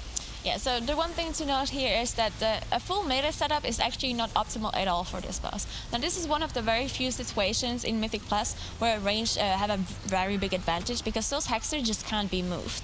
They spawn in set locations, and of course, if you are ranged DPS, you can multi-dot, you can hit multiple of them at the same time, while melee, they just have to go in melee range, they have to hit them one by one and just move on together. Yeah, so certainly not very efficient for melee, but it at least is mirrored for both the comps right now. No substantial gain on either side in terms of having a multi-dotting ranged unit here. Would it be nice to have a boom kit, wouldn't it? It would be nice. Fallen One's finally getting started on the final boss. They're at 92%, but both teams are totally fine for percentage worth of trash as soon as that boss hits 100. Any healing done during transition phase where you're just trying to get the avatar of Sethraliss up from anywhere from 0 to 100, depending on what phase you are. Of course, largely supported by Vivifies from the Windwalker. Whoever can pour out some healing helps a lot. Fortunately, first aid, not really an option these days anymore, rip. But the Hoodoo Hexers are starting to finally go down, and they're getting ready to pump up to the last phase here for Learn to Fly.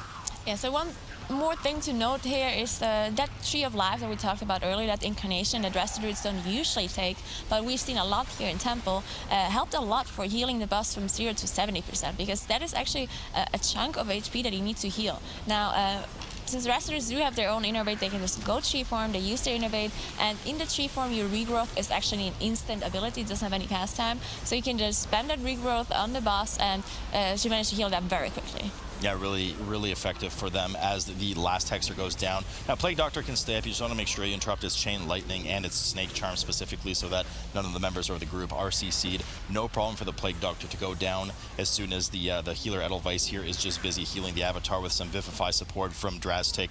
Fallen Ones just moving over and finishing up their their first phase essentially in order to get the boss to 70%. So definitely it weighs behind. And with Avatar of Sethraliss reaching 100% for Learn to Fly, there's virtually no way they can wipe at this point because they do get that 90% reduced damage taken buff. Yeah, very difficult to wipe at this point. They do have a battle rush up very soon, just in case something happens. But we can see Atal'Dazar here running through, just making sure she pulls the last trash that they needed to reach this 100%. It's no problem for her, but because as we said, 90% reduced damage, so she's not going to die while she pulls this. And you see the fellow ones, they are on the last boss too, but they're just one phase behind, unfortunately. It's just a little bit too slow, and you know, it's kind of like we discussed with everybody at the table earlier. It's really, I mean, you said it too. You know, if the high risk, high reward doesn't pay off, then the safe team will win. In this case, it certainly did pay off. I'm sure we're going to hear from Sours a bit on that one. But once again, they were just, you know, the double pulling the big danger rooms, whereas we had Learn to Fly just being very, very aggressive with that. They're working just now to finish the last 2 of the Hexers. One Plague Doctor in the corner that that we see Glick, of course, charge out and interrupt to make sure he brings back to the group so they can effectively cleave everything else. But certainly Learn to Fly about to finish this series 2-1. Yeah, just trying to finish up this last Hexer here. Of course, if you kill this Hexer, the last Hexer, then the boss fight is going to be over immediately, and immediately your buff is going to get removed that increases your damage and reduces your damage taken. So they need to make sure to kill the trash first and then finish up the last Hexer, as we can see here. Learn to Fly has learned to fly out of the lower bracket here, or the first round of the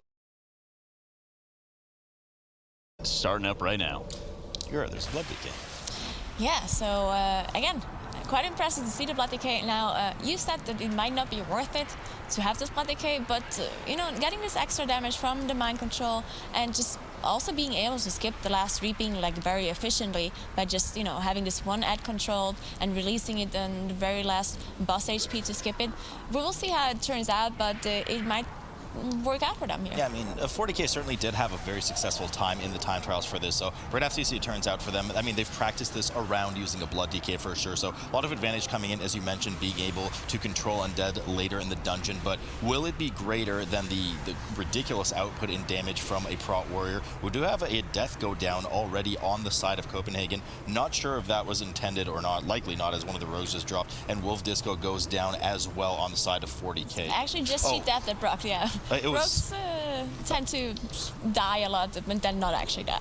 Well, he actually ran in, if I'm not mistaken, to deal with the small shawlings that go around and fear you when they impact you. So he kind of went and sacrificed himself for that, and then vanished it off.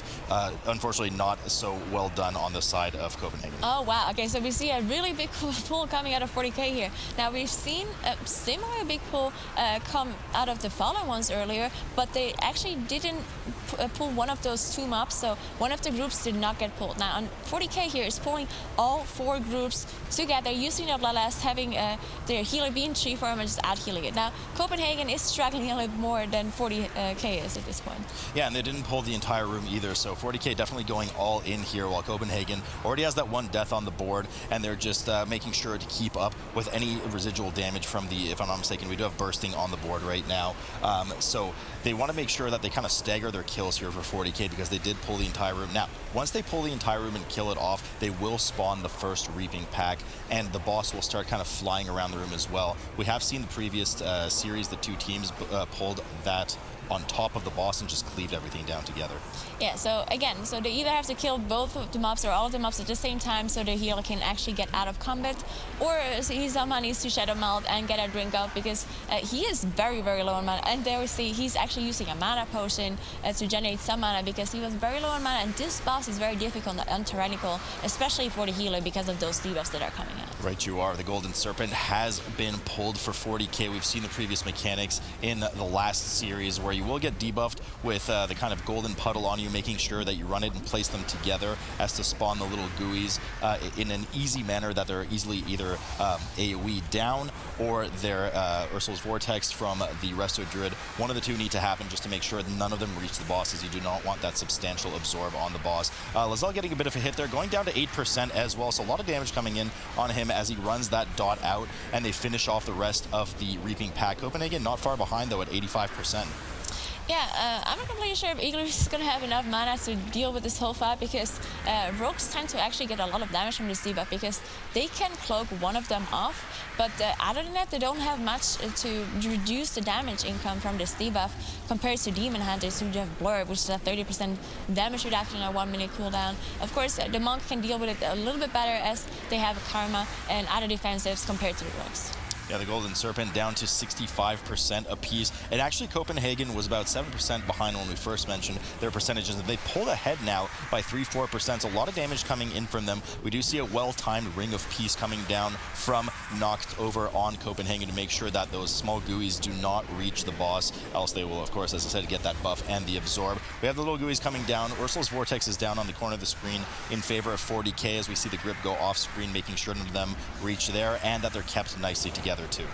Yeah, so this big pull coming out of 40K with their Bloodlust usage wasn't actually worth it that much because we can see Copenhagen and 40K are pretty similar when it comes to boss HP. Copenhagen is actually ahead of boss damage, even though they did a little bit of a smaller pull, but because Copenhagen saved their Bloodlust for the actual boss, they're now ahead. Yeah, and they're pulling even further ahead now. Once again, we're now at 7-8% ahead instead of the 3-4 we mentioned a few moments ago. So Copenhagen really looking to have some quite dominant single target DPS.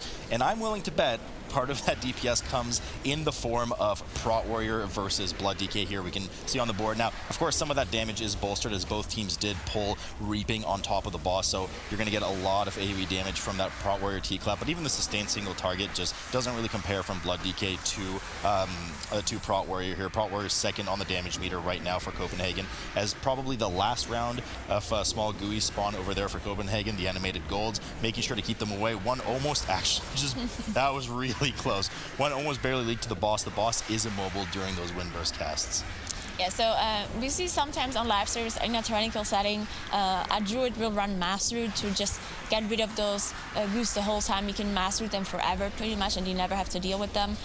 But of course, the Typhoon is interesting in other situations of this dungeons too. Now the mass root you can only use for this one boss and otherwise it's going to be useless. So people choose to deal with them otherwise and just have the druid stick with the Typhoon so you can use it later on for the utility in the dungeon.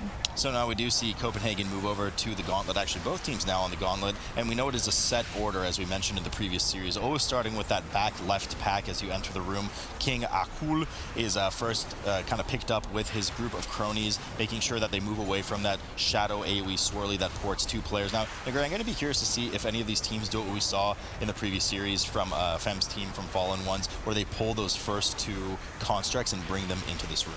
Yeah, it seemed like a good strategy because there is quite a bit of downtime in between those packs until they're getting activated. Now, pulling those golems, the golems don't really do much as long as you dodge this ability. Now, of course, on top of the other trash, and also on top of all the abilities, it still becomes difficult. But we can see here Copenhagen actually pulling those mobs as we talked about it. They pulled them, but you know, you said there's a lot of downtime, but when that downtime ends, I mean, it's not like these constructs just die in 2 seconds. So it's a very small room, limited space, the frontals are going out, and the moment they were pulled into the room, not long after that, Sethraliss actually proc cheat death by getting hit. So that won't be available for a few minutes now. They kind of want to make sure they pack everything together to make it easier to dodge those frontals. Those cones are massive, so putting them into the corner like this is actually going to make it fairly difficult to dodge. Yeah, so those cones usually go unranged if they're close enough, but since there's not too ranged to bait this cone, it's just gonna go on random targets and it's gonna be much more difficult once they reach below, like I believe it's 30% or 20% HP, where they get this buff that increases their haste. I think it's 50. I think it's fairly early on, but nonetheless, it's very dangerous once they hit that point. Axe Barrage does go out on the group, as we mentioned. The King does have Axe Barrage in the particular group that they just dealt with. They managed to squeeze through. No deaths, only a cheat death proc from one of the rogues there. The 2 constructs are dead, and we see Reaping proc over for Copenhagen, the second Reaping pack at 40%, along with the 2 big lost souls from the previous constructs that they just killed. The Queen and the King are now active. Queen Wasi needs to have her Shadow Bolts interrupted unless you have a spell reflect from the Warrior, which obviously reflects a juicy amount of damage back. Now, one thing we didn't mention in the previous map is that she also has a mind control. Yeah, so the mind control hits a random target which needs to be dispelled somehow. Now, of course, those teams are usually playing Alliance at this point, and there's no Demon Hunter, so I'm not completely sure how to get rid of the mind control. But the other ability to notice as well is, of course, the Whirlwind from the King, which is very difficult to deal with, especially because it's a full melee group.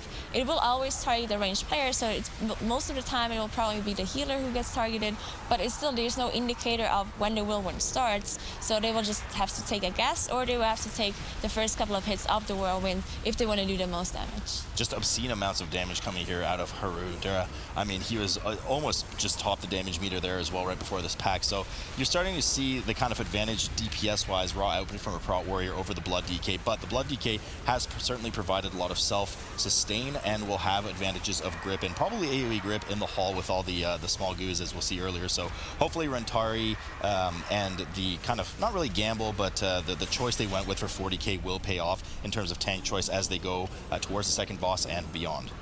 Yeah, so Copenhagen is done with this event here. They're on their way to the next room. Now, we've seen most of the teams skip this construct here, go past it. Some of the teams backtracked, or one of the team backtracked and pulled the construct on top of the other two. But first of all, they're going to skip it. They're probably going to pull the whole room of blobs. They will have the rogues finish it off, so everyone else can outrange them to not get the bursting stacks, and the rogues will just cloak and finish them off most time. And in the case of 40K, actually, I assume that he was going to pre-AMS the explosion, because DK and mobility are not two things that go hand in hand, unfortunately. But he does have an out in that regard. Copenhagen, as you alluded to, does pull all of the little fluids together, the embalming fluids, making sure to DPS them low, after which we're likely to see a heroic leap out of Harudra just to get well out of the way of them. Ring of Peace does go down. Everybody frantically runs away that does not have the immunity as the rogues work to finish them off. Now, afterwards, Nagura, they are going to pull both these constructs together to one side. I'm curious to see if they pull the Purifying Construct that everybody skips in the hall as well. Yeah, we see actually 40K pulling one of those constructs on top of those blobs, which is a difficult thing to do because, as we said, you have to outrange this bursting. But we see actually no one outranging except the Rasta Druid. Now, the Rasta Druid, of course, does not have an immunity, but we see Lascelles just barely surviving. Windwalkers do not have an immunity, but they do have very strong defenses, so Lascelles managed to survive.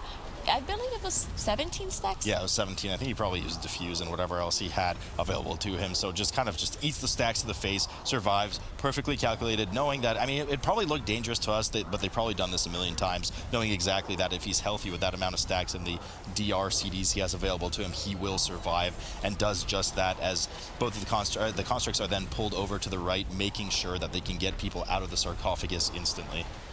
Yeah, so I'm a little bit confused on why they did this pull on 40K's side, because, well, it still doesn't really make sense, because they pulled the blobs together with one construct, and then they pulled the other construct by itself, and went back to get the other one. Now, we've seen in a team before that they just pulled all three constructs on top of each other after pulling the blobs, and I believe that's just better because instead of 2 targets, you have 3 targets to kill, which have a lot of HP and are just so inefficient to kill otherwise. I think it was probably just one of those safer plays, because then they don't have to coordinate the people getting trapped in the sarcophagus too much. It's just one of them instead of 2 with the ICD you mentioned earlier coming in. But Copenhagen has aggroed Machimba, the second boss, along with the 60% reaping wave coming in, cleaving it really efficiently and effectively on top of Machimba and getting as much damage as they can from that. The first round of sarcophagus trapping has finally come out, and the players run over to the front right. If you enter the room from the entrance of the front right sarcophagus, break them out immediately,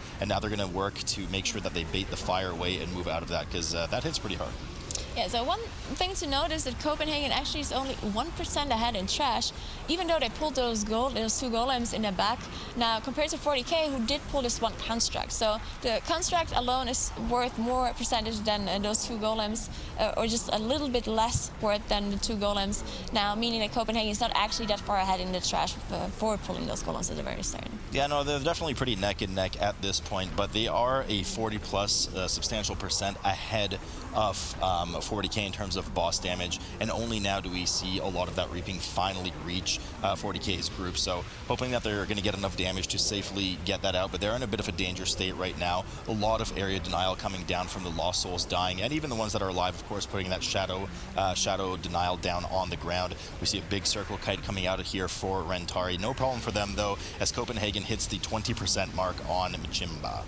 Yeah, so we see both of the teams, well, Copenhagen will have it in a couple of seconds, but they do have Bloodlust ready. 40K had it as soon as they pulled the boss, but they chose not to use their Bloodlust. That probably means they have some bigger pull planned on later on, or they're just saving it for a difficult boss fight. It doesn't look like actually either of them used their Bloodlust, as you said, like, which is weird. This is actually, I mean, I'm sure they have this all planned out, but oftentimes this is where you see the Bloodlust, especially with that kind of dangerous pull. But we'll see where they end up using it. Could be on the bridge with a massive pull. Could be on the third boss, which we know just takes a huge amount of time, especially in a tyrannical setting, as you do have to kill the bosses one by one. A lot of health dump on that boss. We do rear up here on Copenhagen as they down Machimba to get ready for the bridge pull. They rocket into the first group filled with 2 Hex Priests that cast Spectral Bolt. Really nice spell reflector from Heridra as they both cast a completely synchronized Spare Bolt on him. He reflects both of them at the same time, getting 2 for the price of 1 there. They pull the 2 Berserkers together along with the Shaman and cleave everything down. Yeah, so this is a very dangerous pull. They actually did use their Bloodlust here on Copenhagen side just to manage this pull, just to give more damage, and have the healer just also have to support healing the Grievous away and healing, the Bursting away, and healing all these random bolts that are coming out from the casters, and of course on top of that having the Berserker. Now on 40K side, they actually have an easier way to dealing with some of those very difficult mobs, but I'm not sure if that's gonna make it or break it, especially because like a risk reward kind of thing, as we mentioned earlier. If you mind control the Berserker, yes, you're not going to have to deal with its abilities for now, but you have to kill it at some point, and it's just, you know, safer, I guess. Yeah, I mean, it is a very dangerous mob. The Brute in here, absolutely brutal with his cast. If you get caught in that large AoE, you do a substantial amount of damage and get thrown very high into the air. So unless you have some kind of safe charge down, blink, slow fall, whatever it may be, you take a substantial amount of fall damage as well. In fact, you could actually get comboed into death there if you're not healed between the knockup itself and the actual fall damage. Nonetheless, a pretty significant pull they did there, managed to down it as well, and they move on to their second last Reaping Pack as the mobs kind of go in from all angles, but they also opt to pull the next trash pack too. Okay, so we see on 40K side, we actually get an even bigger pool coming out of 40K. They do use their Bloodlust as well. Rentari just sky stepped in, just massacred pretty much all the mobs together here while using their Bloodlust. So this might be their chance to actually catch up to Copenhagen, because at this point Copenhagen is quite a bit ahead. Yeah, I mean, it's just a huge amount of damage here. And, you know, actually quite a substantial amount of blood DK damage coming out, too. Not to the level of Prot where, I mean, you can see it on either side of the screen. It's not the same pull right now, but we did see a similar pull earlier from Copenhagen. But still, you know, enough support damage that it's certainly worth saving the CDs for and having that big damage come in. The Brute is still dauntingly coming into the room for 40K. They still have to deal with that pull, as Copenhagen is just kind of slowly pulling further and further ahead at this point. 88% on trash. They only have a bit of the bridge left. Now, they have a pretty dangerous pull coming up in the form of those 2 Berserkers, but Heridra is a Dwarf Warrior at this point, so he can actually just racial immune that bleed off when it starts to get out of hand. I think gravity just fell off on accident. Unlucky. That is not good at all, because... Was it on accident? I believe it was an accident, because why else would he do it?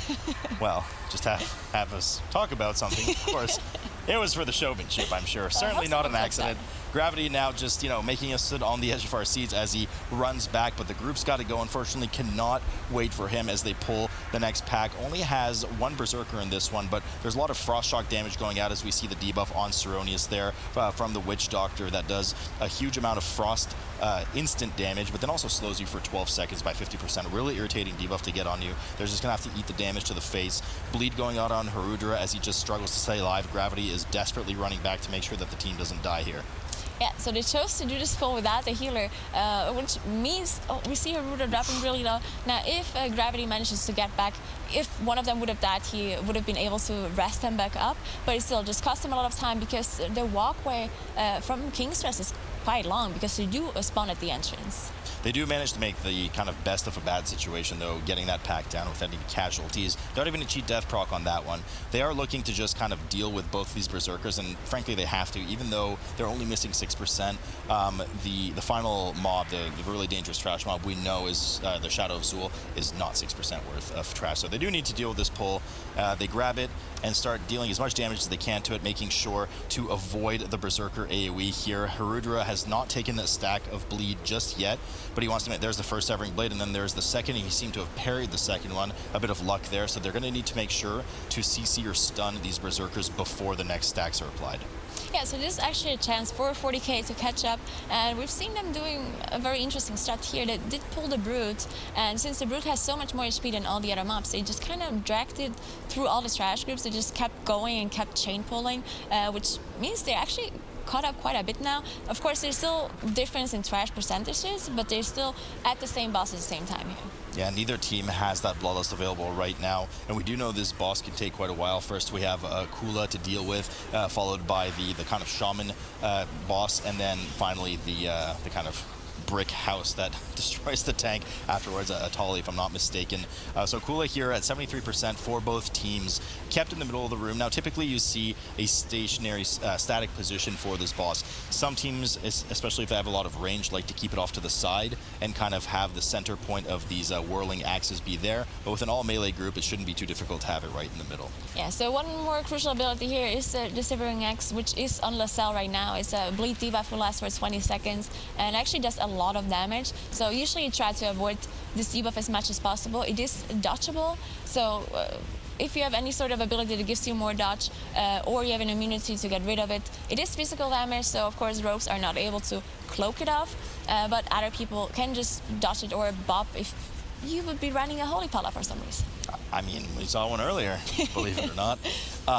Neck and neck for both of these teams this past the 20% mark on Kula. She's going to fall here in a second. They'll have to deal with the next boss and make sure that they kill those totems quickly. Now, the dream really is to make sure to kill the boss before, at least at this level, I believe the third round of totems before that boss gets it off. Otherwise, it's a huge DPS dump, and you have to deal with the Earth Wall totem and a lot of just extra absorb on the boss. So we do see Zenazal finally spawn, making sure to interrupt the lightning bolt in rotation, and always having at least one interrupt, just in case, two if you need an emergency. But one interrupt is obviously enough for his Poison Nova.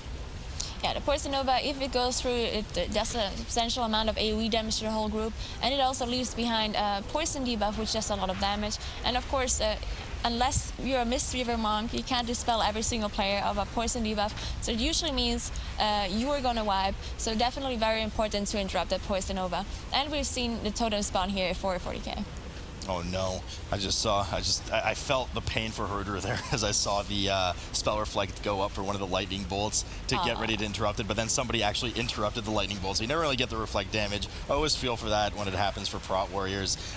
Now, once you kill one of these bosses, they of course do kind of haunt the rest of the fight and do one of their staple abilities for the remainder of the encounter. So we can see Kula's kind of spinning axe as she randomly appears in the middle of the room there. Once Zenazal dies, he will appear to random parts of the room, and cast Poison Nova, something that they need to keep an eye on and interrupt, especially in this all-melee group. If he spawns on the far side somewhere and they're just by chance kiting the third boss on the complete opposite end of the platform, it could be disastrous. Definitely. I mean, if you would have a Demon Hunter, they do have a range interrupt, like they have a little bit more range than a normal melee, but Windwalkers and Rogues do not have that.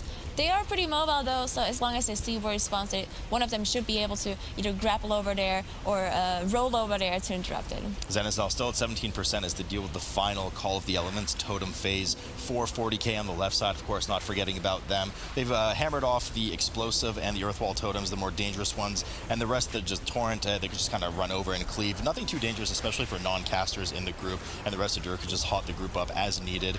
But here we do finally see Akali for Copenhagen. Around 60% on the mob right now. The barrel through, as you mentioned earlier, Nagura, is something you can soak with the team or solo.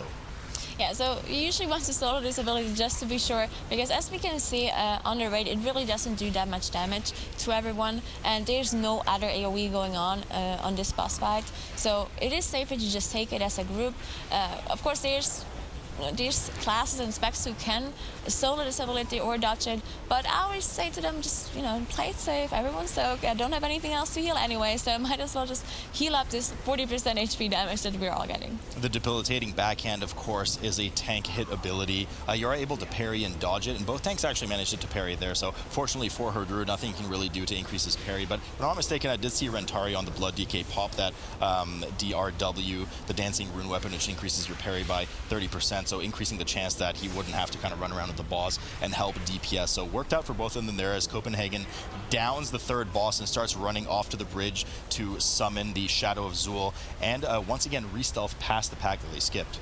Yeah, so Copenhagen only need 2% trash here at this point, and the mini boss is going to give more than that, so they're going to definitely have enough trash. They are going to trigger the reaping after this mini boss, while on the other side, 40K, they only have 91% trash. Now, they're probably going to have a mind control pet from the DK at some point. They will kill the mini boss, they will not trigger the reaping, most likely, get their pet to the last boss, so they can just completely avoid this reaping. So I see a re-stealth past the 2 Berserker pack coming out of 40K again as they start to run over to the bridge for Zul. Now, there's one of the packs that they left, and it looks like they're getting ready to aggro it. Indeed, they do. We see that Death's Caress come out from Rentari as he grabs one of the mobs and starts running over to Zul. So we already said how dangerous of a pull Shadow of Zul is. Combining it with some of the already very dangerous trash from the bridge Nagura, this is going to be a bit sketchy. This seems very dangerous of a pull to do. I don't know if Blood DK actually has an easier time surviving this mob, but HP-wise, it doesn't look like it. I mean, all the tanks get chunked, but I was actually going to comment on that too. I think Blood DK is actually quite well suited for this. They have a lot of self-sustain in terms of healing. You know, warriors are just meant to be bricks, especially with physical blockable damage, which is the complete opposite of what this mob is. So Rentari can actually help a fair bit. He also has access to anti-magic shell, so a bit of an easier time for Zul, and that's probably something that plays to their strengths with this comp, which is why they made this this crazier pull.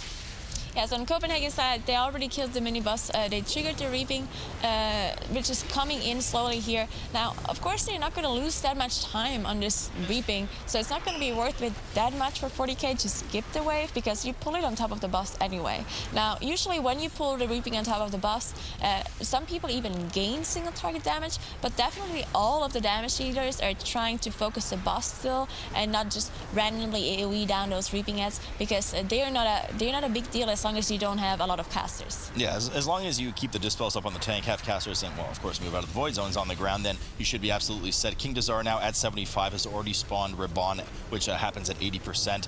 Players, nothing dangerous here. Players just need to make sure that they avoid the frontal on Ribbon. But at 60% is when he mounts the second Raptor, and any damage done to him will actually transfer to that Raptor. And while that Raptor is alive, there is going to be periodic, around every 10 seconds or so, 2-second AoE fear going out on the group, which can just land you right into one of those tornadoes. So one more thing to mention here is that Copenhagen actually does have 2 deaths, while 40K played completely cleanly and they still have 0 deaths. Now both of those teams have their bloodlust ready. Now 40K is behind in boss percentage, of course, but because they have this extra mob from the Blood DK, of course, doing damage to the boss, and they have these extra 10 seconds, this might actually be closer than we thought it will be. Yeah, it is definitely going to be a close one here. The 2 Raptors are destroyed over for Team Copenhagen as they get down to 55%. Now, the boss does not start his trap sequence until 40%, where the players will kind of hover around this yellow river in the middle, making sure that they're able to either sidestep if it's the clockwise rotational trap set, or just sidestep if it's the kind of checkers, I like to call it, where you have safe zones and not safe zones between the two. They approach that with 2% left. Atal'Dazar at 70% for 40K. Raban has only just spawned, but they ignore Raban. I mean, there's just no point. They're just not of any danger to the group. And yeah, there's that 10-second differential between them, Nagura, so it's going to be close. And yeah, of course, they both have their bloodlust. We see Copenhagen popping their bloodlust earlier when they got the second ad spawning where the boss jumps on. And we probably see 40K doing the exact same thing, waiting until he drops to that percentage when the second ad comes up, and then just nuking all of them down. Now, of course, Copenhagen with their bloodlust users are on 20% boss HP already, while 40K just popped their bloodlust right now. I mean, it's going to be close. At this point, I think Copenhagen, if nothing else happens, obviously no deaths, but I think Copenhagen's going to have this, even with the extra 10 seconds that you get for the 2 deaths in favor of 40K. They're just a bit too behind at this point. Copenhagen just had some cleaner pulls, even some bigger pulls in some areas, but we do see 8% here on Dazar as they move out of these trap sets, the checkers version, if you will. 5% left on the boss. After this boss dies, they will have an extra 10 seconds for 40K to finish it off, but it looks like it just might be too little, too late. I definitely think it's too late for them, but clean run by Copenhagen, even though they did have those 2 deaths. Very strong showing here by Copenhagen Interpretation, making sure that they are taking game 1, going into the future here with a nice advantage. Jump into Atal'Dazar here. Copenhagen up 1-0 over 40K. If they clinch this one, 40K is out. 40K needs to stay alive. after that earlier debate, Jack. I think you'll be having to walk home tonight. But Niguro, we are back in Atal'Dazar here.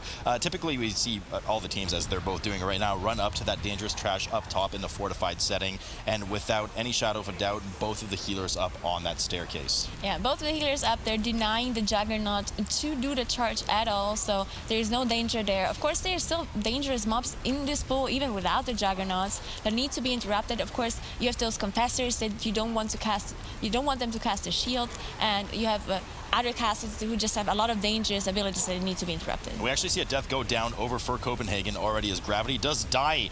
Everybody, oh my goodness. Oh, no. Noct goes down as well. Both rogues, I believe, proc their cheat death. At least certainly Sims does. Serenia is getting quite low as well. Finally had the cheat death proc. We just didn't see the debuff, and does go down with the dot on him. Farudor does manage to stay alive, so they don't completely wipe. They manage to clean up the rest of the group, but already a pretty shaky start here for them. Yeah, so interesting to see on 40K side, they actually decided to pull the Colossus. Now, this Colossus usually does not get pulled ever, because there's one deadly thing about this mob, or mini boss rather, that it has pretty much double the HP of everyone else, of all the other mobs, and if there's a troll that dies close to this Colossus, then Colossus is gonna get buffed. Now, you have to very single target this down and make sure no one dies around him. Noga barely hanging on there as he gets healed not to proc that cheat death. Yeah, I mean, particularly dangerous, this Colossus, and of course, if they were to pull two Colossus together, it'd be two Colossi, if I'm not mistaken. We'll have to check in on that, but the first one does go down, and I mean, I joke, but there is actually another one at the top of the stairs, so we'll have to see if they decide to deal with that one too. I don't think I've seen or personally pulled that mob since, like, BFA beta, yeah. So interesting to see that from them. They do proc the Reaping 40K, dealing with the first 20% wave, while on the completely opposite end of the dungeon, very open dungeon here, Copenhagen has engaged the first boss, Razan. Yeah, so one thing to note about the Reaping here on 40K side, it seems like they're just killing the Reaping by itself without actually pulling it anywhere, it seems. So that we said earlier, this is just a very inefficient thing to do, to not pull the Reaping on top of anything else. Now, they do have one more big pull coming in here on this side, where they pull this second Colossus. Yeah, second Colossus is indeed pulled, and I know Sours is going to kind of have a poo-poo to say about that, with kind of just dealing with the Reaping by itself, not dragging on top of anything, but perhaps some of the danger comes from, I mean, this is a Colossus pack here, so maybe they just want full focus, making sure that they kill these explosives, which is the current affix in the dungeon. If any of those explosives go off, it will deal 50% of the max health of each player in the area. You can line of sight them, and I believe outrange them with some ridiculous range, but you really are relying on the tanks and the melee to pick that up and just kind of one or two shot them, making sure you keep the group stable. So it does start to become a bit of a problem if you pull too much trash. Yeah, this... I don't want to say, well, I kind of want to say it, because it looks very inefficient, to be honest, to just pull those Colossus, because they do have just so much HP, and they were sitting there for so long. Then on top of just dealing with the Reaping by itself, it just seemed like this route is not working out that well compared to other routes. Now, they do have one switch compared to their time trial time, because they were 3 minutes behind in the time trial time compared to Copenhagen, but they play with a Blood Decay. So it feels like they're playing with a Prod Warrior now, but they're still playing the same strat, even though they could play a different strat and pull more, because you have more damage now from the Thunderclap from the Warrior. Yeah, perhaps they're just being a bit timid. We do see the double sap go out for 40K, kind of that true CC, allowing them to run right by those two mobs at the top of the steps, getting ready for what is usually the third or second boss for most teams, but in their case will be the first boss. Razan now down to 13% for Team Copenhagen, as they have pulled some of those Sky Terrors down, making sure that at least one melee is assigned to each interrupt. Now, a 15-second interrupt baseline is enough to make sure that none of the AoE fears go out, and they do well to keep that locked down. Razan does go down, one of the most basic first bosses that we've seen even in the BFA beta, so a very well-known, well-versed boss for most of these teams. Copenhagen immediately mounting up and starting to go over to Volkal's side. Yeah, you see 40K now actually engaging Priestess alongside here as well. They did do this big pull where we've seen teams earlier wipe on this pull. It is a very dangerous pull, but 40K seems to be pulling this pull off without any problems. They do have the Reaping spawn and pull it on top of the boss. Now, there are some difficulties with this pull, because of course the Reaping, if there's caster mobs that continue casting this Grave Bolt on people, on top of just having this AoE in the whole group, might cause some problems, but we see Igloo dealing with this very well. Yes, Igloo actually makes sure to handle both of those masks all on the left side. Don't want those Spirits of Gold getting too the piles of blood on the ground, as they will absorb them, and then the players won't have them available, not only from a survival perspective once this transfusion goes out, but also if you don't have the blood debuff available, you actually won't do effective damage to the boss, so it'll take even longer to kill. So well done there by then with, I believe, a regular route followed by a master route to CC both of those Spirits of Gold, and now they'll be heading down the stairs in the direction of Razan and Volkal. Copenhagen still dealing with a pull upstairs, a bit sketchy here for Harudra as he starts to kite down the stairs, but we do know this wing of trash is particularly daunting just because of those honor guards. One more thing I'd like to mention, I believe all the teams we've seen so far do Atal killed Priestess Alanza in 3 what is the ability called again? Transfusions, in 3 transfusions, but 40K actually only needed 2. So that means they did have quite a bit more single target damage coming out here. And yeah, as you mentioned, the honor guards, they do have a lot of HP. They also do a lot of AoE damage, so you want to avoid pulling them if it's possible. Oof, a couple of, I don't actually think 2 explosive went off there and almost wiped the entire group. Everybody dipping sub 10% health there.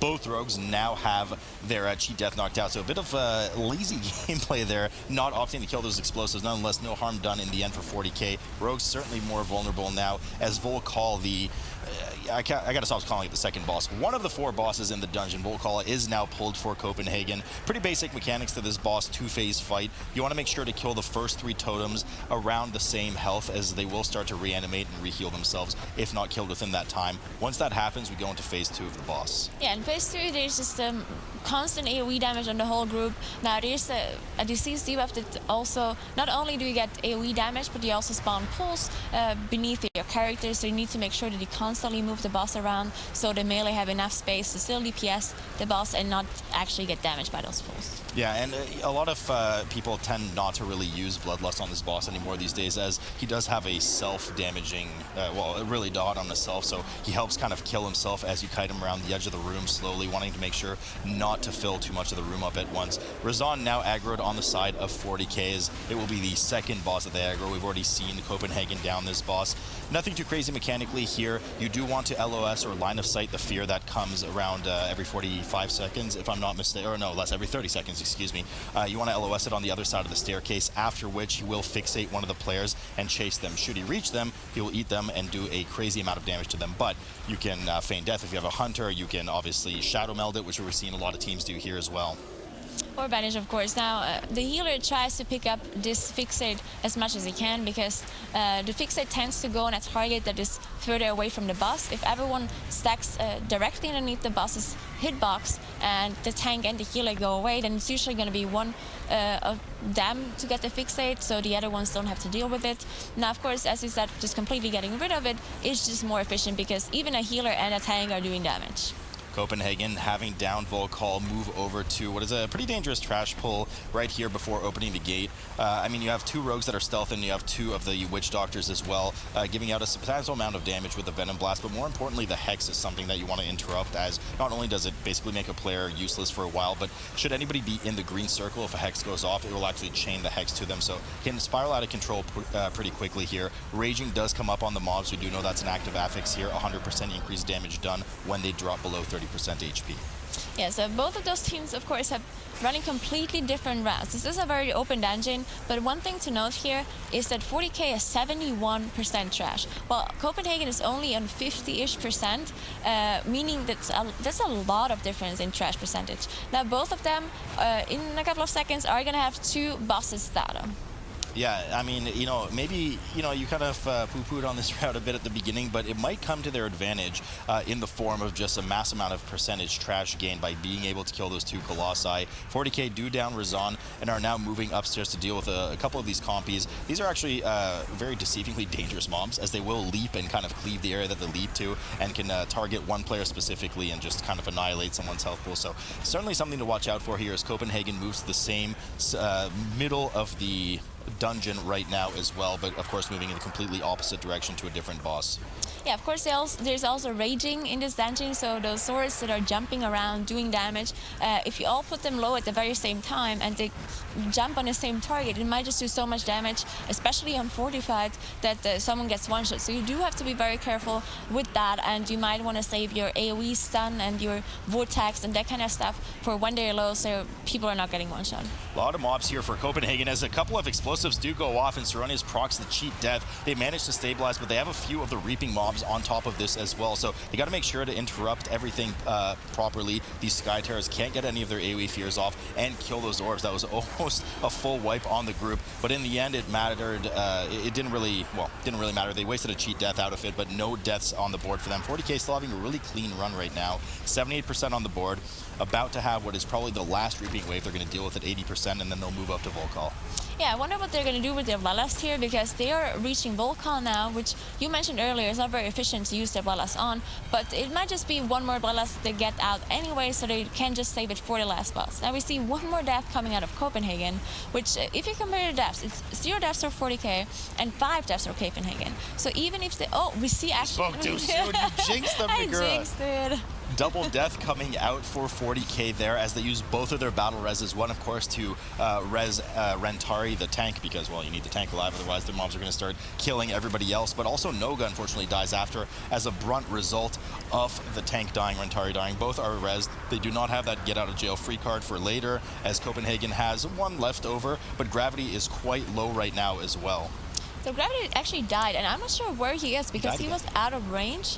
I'm not completely sure if he died earlier and released and then he died again, or if he's trying to do some special strat here, as they need to wait for Gravity here, because it's going to be... Sethraliss is an eager beaver there, unfortunately almost dying. Gravity might have died and released and gotten aggroed by a distant reaping mob, because we know they have a huge aggro radius and there might be some at the beginning of the dungeon. Nonetheless, the players do safely, well, almost safely, get up the steps and wait for Gravity to rejoin them. So unfortunately another death on the board, but not just the death. We've had Zyronic mention this too. It's not just about the 5 seconds on the board. It's the amount of downtime that they now need to have waiting for him to run back, rebuffing if needed, rezzing in a certain situation. So finally they do their large pull here. Yeah, so there's big pool coming in. I do believe they're going to use their Bloodlust here, if they don't forget about it. And we see Gravity running to this safe spot pretty much to make the Juggernauts not use their charge abilities, so they're all sicked up. Now, the one downside of actually using this spot to pretty much not have the Juggernauts charge is that the melees can't walk far away because the healer is going to be out of range of healing them. Now, we saw that earlier that the tank actually died while he was picking up the mobs because he was too far away for JB to heal, and once he was in range, it was too late. Yeah, so a lot of damage coming out here, especially with the enraged mobs now hitting sub 30%. Haruder likely hanging on to shield walls and last stands as needed with that bolster talent, making sure that he can supplement with some extra ignore pains. Finally jumping down Copenhagen's Gravity from that kind of, little snap spot or cheese spot, if you will, for the anti-charge as the remainder of the 4th wave of affix come up for Copenhagen and they cleave it down on the side. Okay, so I do believe Copenhagen pulled their second to last reaping wave, and they do have one more caster here on the side who, if he dies, will trigger the last reaping wave. So I'm not sure if they want to trigger the reaping wave right now on top of the boss, or if they want to get rid of one wave first and then pull the boss, because 2 reaping waves is quite a lot to deal with. Yeah, but the boss is not too dangerous, however. Outside of some tank damage, they don't have the ability to dispel the claws off her, but a pro warrior should really have no issues dealing with it. As long as they CC those golden spirit masks properly, making sure that none of their pools are taken, they have nothing to worry about at all, Dazar. Please. Okay, we see 40K here on the trash. They are 95% at this point. And they have their Bloodlust ready. So one difference is going to be that, of course, both of them have to kill the last boss. Now, the last boss takes quite a while, even on 45. Now, having Bloodlust there might just make or break this whole dungeon. We see 40K actually triggering the Reaping here, and they're pulling the Reaping up to the last boss and probably using their Bloodlust on top of that. Yeah, so I mean, we were wondering where that last Bloodlust was going to be. Well, I mean, they're kind of running out of options at this point. But Noga looks like kind of nicks a spider on the way, unfortunately. But no death, no cheat death proc there either. We do have Yasma finally pulled in the final room, and that Bloodlust, indeed, as you alluded to, immediately goes off for both teams. Now, with an all melee comp, this boss is not the most ideal. You do want to spawn the mobs a bit away, but not too far away. You want to still get access to cleave them down while effectively cleaving the boss. But it is a bit sketchy. I mean, if they reach the boss, we know that that huge dot hits the raid. Yeah, so if the ads reach the boss, there's a huge dot that stacks as well. So if you have multiple of them go through, your whole group is going to have a dot that is already hard to heal if it's only one stack. So definitely don't want to have any of them go through. And on top of that, we of course see those spiders, which is probably the most annoying ability about this fight, about Yasma. It's because they spawn close to a player's location, and then they will not disappear ever again in this fight unless you soak them with an immunity or something. Now, once in a while they will get bigger and they will chase players, but that's why we see they moving in a circle and everyone just moving together. And finally, Copenhagen does manage to aggro Yasma, but at this point, once again, unless something really bad, I mean, a full wipe we're talking about for 40K here. 40K should have this in the bag for the tie. Just too little, too late for Copenhagen, and definitely some sloppy play. I mean, we just commented on the gravity death. They needed to wait for him to run back. They're at 6 deaths on the board. That's an extra 20 seconds they need to overcome, so the deaths aren't even in their favor on this map, and Yasma is down sub 20% here for 40K. So I mean, we were kind of, what's going on with this pull strategy here with the Colossi, but it seemed to work out for them. Yeah, so if you look at the time, in the time trials, of course, Copenhagen was a lot faster. They played a lot sloppier here, but 40K improved their time by quite a bit. I assume it's because they switched to a Prot Warrior. Yeah, Prot Warrior is probably a pretty big deal there, but also they just had a fairly clean run. Yeah. Only 2 deaths on top of it. They had a lot of good reaping. Salute and Nagura, take it away. I like Nagura. It's your favorite dungeon. Yeah, I love this dungeon so much. So we've seen kind of a variance in what the two teams do with this first pack of 7s with the Soul Essences, and we're actually seeing a split between the teams. Copenhagen opts to stealth right past it, go straight to the Witch Triad right away, pull some of the trash on top of it, and just go to town, whereas 40K wants to deal with the first round of 7 and then make their way over. Yeah, so the bursting, they actually had their entire die here, and the rogues are really, really low because, of course, we do have this bursting, and as I mentioned earlier, bursting is a right to deal with as long as you don't have bursting refresh at the very last second, as long as you don't get too many stacks at the same time without having a big defensive Sidious ready. And we saw a mishandling of bursting here, and that's probably why Rentari died and the rogues almost as well. That is right, Sister Milady here, dropping just below 50% for her first phase 1. So we have 2 rounds of phases for all 3 of these witches, getting them to 50%, and then recycling the order with, of course, Lena first, Malady after, and then Briar third. So they're just reaching their second round of phase 2s here for Copenhagen, rotating between the auras of each boss, and of course getting as much abuse as they can out of that spell reflect with the soul bolts on each individual boss, making sure to deal with the auras appropriately, healing reduction aura currently active on Solena, and just wanting to make sure that they get as many interrupts between those casts, between the reflects, as possible.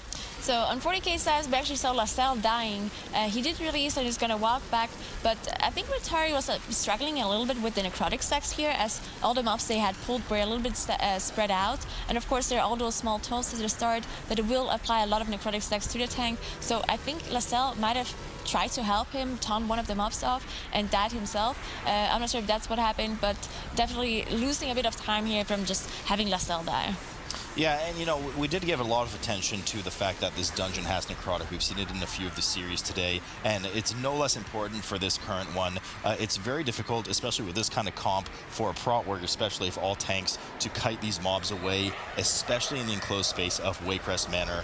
So, they need all the support they can get, whether it comes through stuns from the rogues, whether it comes through Ursula's Vortex from the Druid, or ROP from the Monk. But there's going to be a lot of issue in these tight hallways with necrotic. Yeah, so we see on Copenhagen's side, they actually tracked back. They pulled those soul essences that are skipped earlier on top of some other trash. So a pretty big pull coming in from Copenhagen here, as they are behind in trash percentage compared to 40K, of course. Now, 40K did pull the boss as well and use their bloodlust. So they're a little bit late on their bloodlust timing here. We see a very nice combination there of a stuns into Ring of Peace from the Monk, followed by Ursul's Vortex from the Druid. Getting really low, though. Gravity and a Harudra both go down. Noct goes down as well. Sethraliss goes down. 4 deaths on the board. Fortunately, they did pull the mobs all the way to the front entrance, so maybe, I mean, I don't think so, but maybe it was part of their plan that they die, so they could just release at the beginning of the instance, but likely not a very stable strategy if that's the case. Nonetheless, 4 deaths on the board to double the amount on 40K side, who are just now working on their second phase of the Witch Triad. So what happened there with Copenhagen was, again, that they had the bursting just refresh at the very last second. Gravity was not able to out-heal that, because bursting already does a lot of damage as it is. But if you have, let's say you have 4 stacks, and Gravity manages to out-heal a 4, but then at the very last second, when it's about to disappear, 1 more mob dies, refreshing it to 5 stacks and getting the full duration back. Now, this is so difficult to heal in general for healers, but especially in a big pool like they just did, if you refresh anywhere, it's going to be very difficult to heal. I like seeing these kind of support pulls from either the DPS or the healer come in as the tank is already stationary. You know, Thunder clapping his way to freedom. We do get some of the wicker dogs essentially from outside, the hounds, the jagged hounds coming in as well on top of Harudra, but he's at 24 stacks of not Grievous, excuse me, of necrotic, so has to be pretty careful with the kiting patterns here, especially with the captain, really dangerous heavy tank mob in there, but also just the witches that spawn, the soul weavers, etc., that spawn throughout the dungeon. A lot of them are not CCable, not slowable, and they do a ton of damage. Yeah, there's so many abilities that you need to interrupt, and we see Rentari here dropped really low, but he did manage to reset his necrotic, which is very important. Of course, the more necrotic stack you have, the less healing you receive, and especially in those big pools where the mobs just do so much tank damage. And we actually see Rentari going down here. It seemed like there was only a couple of mobs, but as you said, those mobs are just very, very dangerous on the tank. Very dangerous. Wolf Disco going down as well, proccing that cheat death and finally being finished off. Lozelle goes down, Igloo goes down as well. So 4 more deaths on the board for 40K as they retake the lead in deaths by 2 after being lower to Copenhagen by 2. Rentari also once again struggling, hovering around that 20% mark. Really dangerous pool that they have here, and I could feel the pain in Rentari when he had his first death there. I saw what was happening. He was trying to get away from the mobs, but there's no slow, there's no support in the group right now. They probably did not have their CDs available, so he was just running and the mobs were running right after him, and they just finished him off and caused that semi-wipe there for them. But 40K managing to stabilize now. Rentari's still just barely getting now healed to halfway. Copenhagen, Harudra getting quite low. Pretty substantial pull here as well with their first reaping at 20%. Yeah, it seems like both of those teams are a little bit less rehearsed when it comes to this dungeon than the teams we've seen prior. Because the prior teams had less mistakes, it looked a lot smoother. Now, as I said, even if it looks smooth on someone, on some team, it's still like very, very difficult to do all those dungeons. As we can see, if you kill them up too early, the bursting refreshes. If there's too much damage on a tank, if you miss one of the CCs to get rid of the necrotic on a tank, then you're gonna have wipes and you're gonna have people die. Now, we can actually see how difficult those dungeons are, and even really good players, if you don't rehearse those dungeons a lot, then you know, mistakes are going to happen. Yeah, a lot of bursting stats going off here on Copenhagen. Not too much to deal with for them, only 4 as they start to get into this kind of courtyard area, getting ready for the Soulbound Goliath. Typically the second boss that we've seen aggroed and killed for most of the teams today in this dungeon. 40K also working their way out into the courtyard area. Similar trash percentages on both teams, but we are starting to accrue a lot of deaths on either side. And based on some of the stability that I've seen in this first hall and the mob density of the Rawl hall coming up later on, I'm kind of worried about the necrotic situation for the tanks. Yeah, so we've seen teams before have a really nice combo of their CDs coming out of the Ring of Peace, of the Typhoon, of the Vortex, but these teams struggle a little bit more with their necrotic, not manage to reset it at the right time, and we see the tanks actually struggling a lot. We do have Sethraliss go down as well again for Copenhagen, so that's 5 deaths on the board for them. A lot of instability going on there as the final bout of bursting goes off on the team. Struggling to catch up. Gravity finally catches his breath, gets everyone back up. Sethraliss runs back to the group, and they pull the remaining Thorn Shapers that they have to deal with here. Now, there's no effigies for them to actually heal, so that cast can safely go off as they didn't pull anything else, but you want to make sure to interrupt that Soul Fetish. I mention it every time. If those cast starts going off, in the blink of an eye, a tank can die.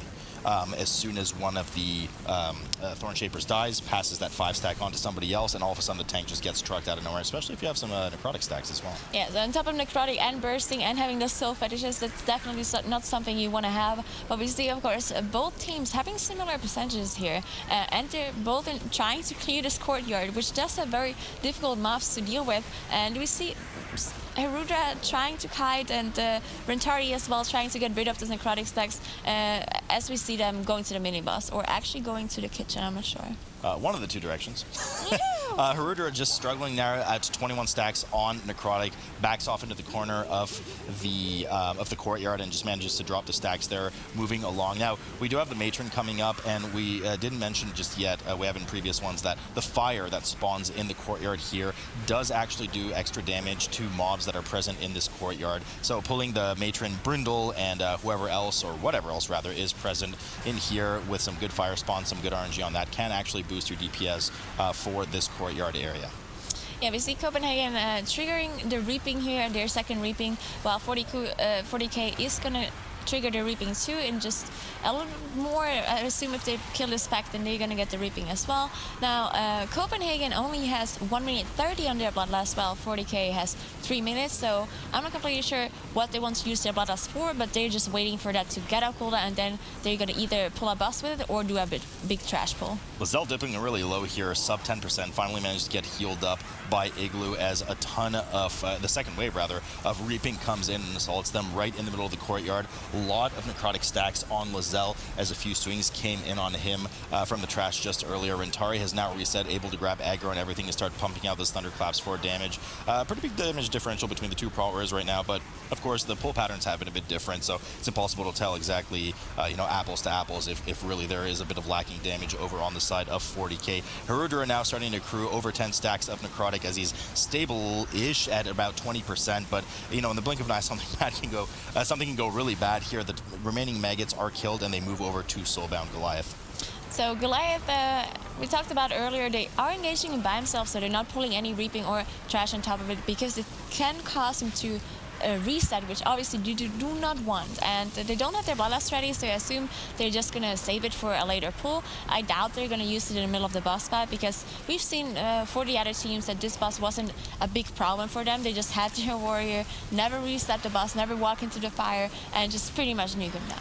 Yeah, there's one other specialty outside of AoE destruction of mobs that Prot Warrior has. It's excellent mitigation and smoothing. Block is just such a strong mechanic, and when you have that CD down, they just bolster it, well, with the bolstering talent from Last Stand, and it just essentially, with enough haste, you have more or less 100% block uptime, which is just incredibly strong on this boss that centers around really heavy melee hits. So Prot Warrior very well constructed for this boss. Copenhagen now down to 40% on the Soulbound Goliath, and over on 40K, 81% on the Wicker Man.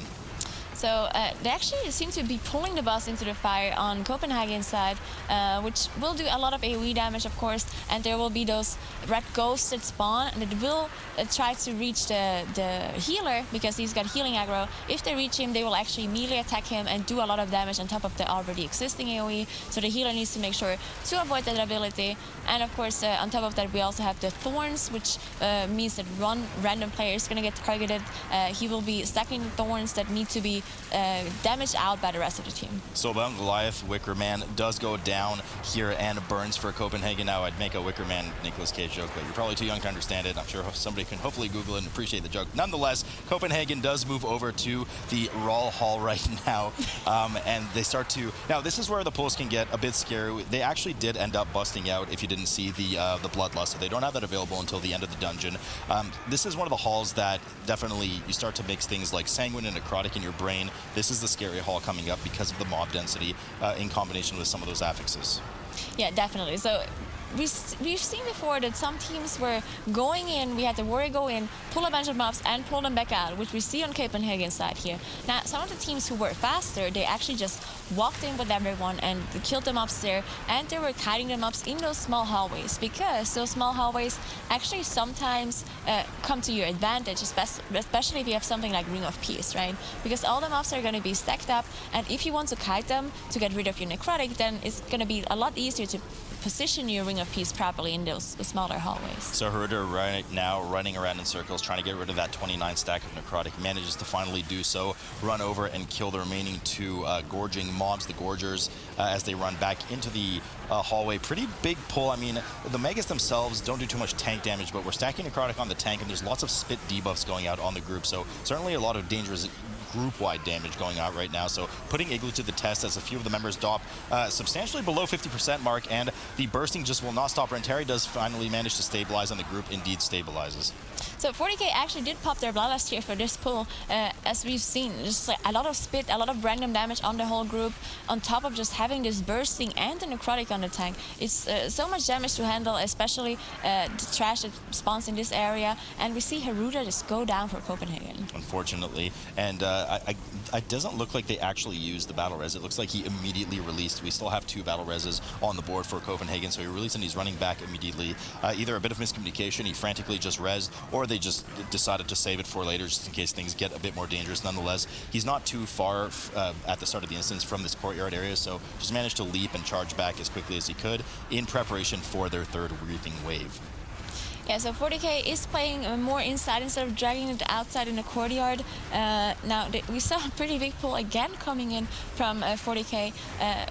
They don't have Bloodlust this time around, and they might be lacking some of the defensive cooldowns they needed to survive this pull before, so now they need to be specifically careful with this bursting and with all the damage coming in here. Yeah, those maggots deal a lot of damage. Nobody likes to be spit on, and they just hit whichever member they feel like. And if you miss an Infest cast, they kind of burrow right inside of you and end up splitting into 2 later. Rentari does go down, and Noga procs his cheat death, just suffering now at 30%. As we see Lizelle go down as well, they do use the battle res on Rentari, trying to stabilize desperately. Wolf Disco still has some aggro. I believe he managed to vanish it off there. Lizelle gets rest as well. All of the reses are gone now for 40K. Wolf Disco just starting to restabilize above 50% HP. Looks like they'd be able to finish off the pull, but that was, I mean, 2 more deaths on the board, both reses gone, and there's some dangerous stuff coming up in this dungeon. Yeah, those are a crucial death too, because the tank died right before the Reaping spawned, meaning the Reaping spawns and Rentari can't pick up the aggro immediately as it spawns. So we saw all the melee players and the healer just having aggro from all of those Reaping mobs. Even if the rest just came out immediately, it still just takes them a while to just pick up all the aggro on the Reaping mobs here. Yeah, there's a full threat reset on those mobs, so it's a bit tough when we just don't have AoE taunt as we did in some previous circumstances and expansions. Copenhagen grabbing the rest of the mobs in this, what has been honestly a quite, I mean, we said it before they entered the hallway, and it's giving them a lot of difficulty, both of these teams. Few spot deaths, a lot of sloppiness coming up, but big pull coming in from 40K as well. And we mentioned earlier how dangerous this pull can be because Rawl is rooted in place. He cannot move. He is immobile. And so if you get too many necrotic stacks on the tank, which obviously needs to maintain aggro on this dangerous trash, there's no way to really reset it unless the Resto Druid taunts and just face tanks it for a while. Yeah, of course, as I said, he's the stationer, so the rest of you can't just go really far away and taunt him over there, and while the boss is walking, not doing anything, you reset. So it is stationary, but we saw Rentari, he might be playing Dwarf, so he is able to reset the necrotic, if I'm not completely mistaken. He is, yeah, I think he is Dwarf, so he's able to reset. You do have a kind of a window of opportunity where you can naturally reset necrotic on this boss when Rawl does his kind of chain of frontals. If nothing else is hitting you as a tank, like either trash or some of those little green goos that he spawns, you can reset it naturally, so I'm not sure which one of the two happened, but I think he has both options now available to him, seeing as the trash is actually safely dead. Yeah, and of course you want to focus the boss here, as the trash that spawns during this boss fight is not actually that dangerous. Now, of course, they have rogues and windwalkers who just naturally do a lot of AoE while not losing single target damage at all. So it is very convenient for them, while maybe other specs would have to, instead of using a single target ability, need to use the AoE ability because of that necrotic affix, but they just naturally dying to their normal rotations. Yeah, we're seeing Copenhagen on the right side pull more and more of the maggots in the kitchen over to the boss, just to kind of edge along the border of the next Reaping spawn at 80%. We've seen some other teams actually proc the Reaping on top of Rawl to kind of finish everything off at the same time. Perhaps Copenhagen will be doing the same thing in just a moment, as they're only 3% away. 40K with 11% doesn't look like they're implementing that strategy, as Rawl does fall right now, and they head over to the kitchen for a midnight snack. Yeah, so 40K is only on 69% trash, while Copenhagen is already on 77%. So Copenhagen is quite a bit ahead on trash, and we've seen most groups go down and pull some trash down in the basement, while on live service we usually don't see that. Yeah, Haruder actually getting dangerously low there as they do opt to pull the remaining trash in the kitchen. We can see the Rune Weaver there, which does a ton of damage to the tank. One of those kind of mini-boss lieutenants, if you will, that spawns randomly, well, actually in a set pattern for the sake of the competition, but does spawn throughout the dungeon. They do cleave it down at 78% now. It should proc their Reaping. 40K at 74 on the board. Should have their Reaping proc in a moment here too as some Thorn Shapers join them from downstairs. Yeah, so 40K has 0 rest at this point, so they have to be careful that they don't have anyone die, because even if they have one druid who can battle rest, if they don't have any available, then it doesn't matter, right? On Copenhagen sides, we still have 2 battle rests ready, and Copenhagen is quite a bit ahead in trash percentage too, as we see both those teams doing kind of the same pull. Yeah, so we have the 4th Reaping Wave proc for Copenhagen, which they grab on top of the same pull 40K just completed. They actually stealth past the matron that we were talking about earlier, and some of the more dangerous Captain trash that still remains in the upstairs of the basement. Now, if I'm not mistaken, they actually don't have enough percentage on the board right now to finish 100% with the Shadow Adds before Gorak Tool, so probably going to see something similar with what the other teams did. They're going to clean up all this trash, clean up the Shadow Mobs, kill Gorak Tool, and then port back up in the dungeon and kill whatever's left over around there. Yeah, so Copenhagen coming down with a little bit more percentage. They do have 6% more. When they come into this room, they're probably just going to do the same pull as 40K. Just pull this whole room, make sure we cut it out of the candles as we see those signs on the floor, reducing the damage taken from those mobs. But you can't underestimate this pull either, because there's a lot of casters in this mob, in this group as well, especially if you pull the whole room, and it is pretty dangerous. So you need to make sure to interrupt them all, and of course, bursting is always a problem too. A lot of damage going out too, and the volleys too. A bit of dangerous damage there for Noct as well, dipping low, but no deaths to right on the board just yet. Rentari dipping quite low too, as some of the bursting stacks do go off for some of the kills, and they finally proc their 4th Reaping Wave, something that Copenhagen has already dealt with. They do grab it and start the couples encounter, the Waycrest couples encounter here, as Lord Waycrest does jump on top of them with Lady. It is Lady, not 2 Lords, by the way. Lord Waycrest jumps down as Lady Waycrest starts to support from the side. Yeah, so phase 1 is actually kind of difficult, especially if you pull it on top of Reaping, because Lady Waycrest, while she's not active, she will cast random bolts on players, so random damage, and the same person can get targeted sometimes twice in a row. So if you get unlucky and a Grave Bolt targets you from the Reaping Wave, and Lady Waycrest targets you as well, on top of maybe the debuff here, then it can be a problem. Now, this is the boss that Cyrus and I alluded to earlier, one of the bosses that you can very infamously spell reflect on, does a lot of reflective damage back onto a boss that is otherwise, honestly, quite the HP grind until you reach phase 2. That's when it starts to become really dangerous for, well, other people, but the tank certainly gets pummeled. This is definitely a tank-heavy fight here, doing quite well to manage it so far, though Rentari and Haruder both are. Waycrest down to 40% again, but only in the first cycle. You'd have to get 3 cycles down, whereas Lady Waycrest is at 40%. She loses 30% of her health every time she needs to siphon HP back into Lord Waycrest, and as a result has now reached 10% and entered phase 2 for 40K. Yeah, so in phase 2, Lady Waycrest and Lord Waycrest are going to be active at the same time. Now, Lord Waycrest does have full HP, but his total health pool is a lot lower than Lady Waycrest's health pool. So you still want to be focusing Lord Waycrest, or you want to try to cleave as much as possible to get efficiency of damage. But we see both those teams are very, very close at this point. We see 40K be a little bit ahead in boss damage, but Copenhagen just having more trash percentages. So this whole match is very, very close between those two. Yeah, I mean, that means our eyeballs, and for those at home, need to start to veer to something like death differential. 40K not in favor of that, already has 2 extra deaths. And trash differential. We know there's not 16% worth, or 15 plus some change worth of trash left in the rest of the dungeon. So advantage certainly is in favor of Copenhagen right now. Now, a ton of things can go wrong between now and the end of the dungeon, but if nothing else goes wrong for the teams and they move at the pace that they have been, Copenhagen should be taking this in terms of at least general prediction.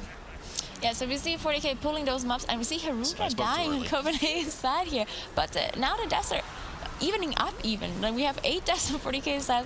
Now we have 7 deaths on Copenhagen. So both of them do have the last boss left, and we have trash percentage as well on both of those sides. And both of them will have their bloodlust ready for the last boss.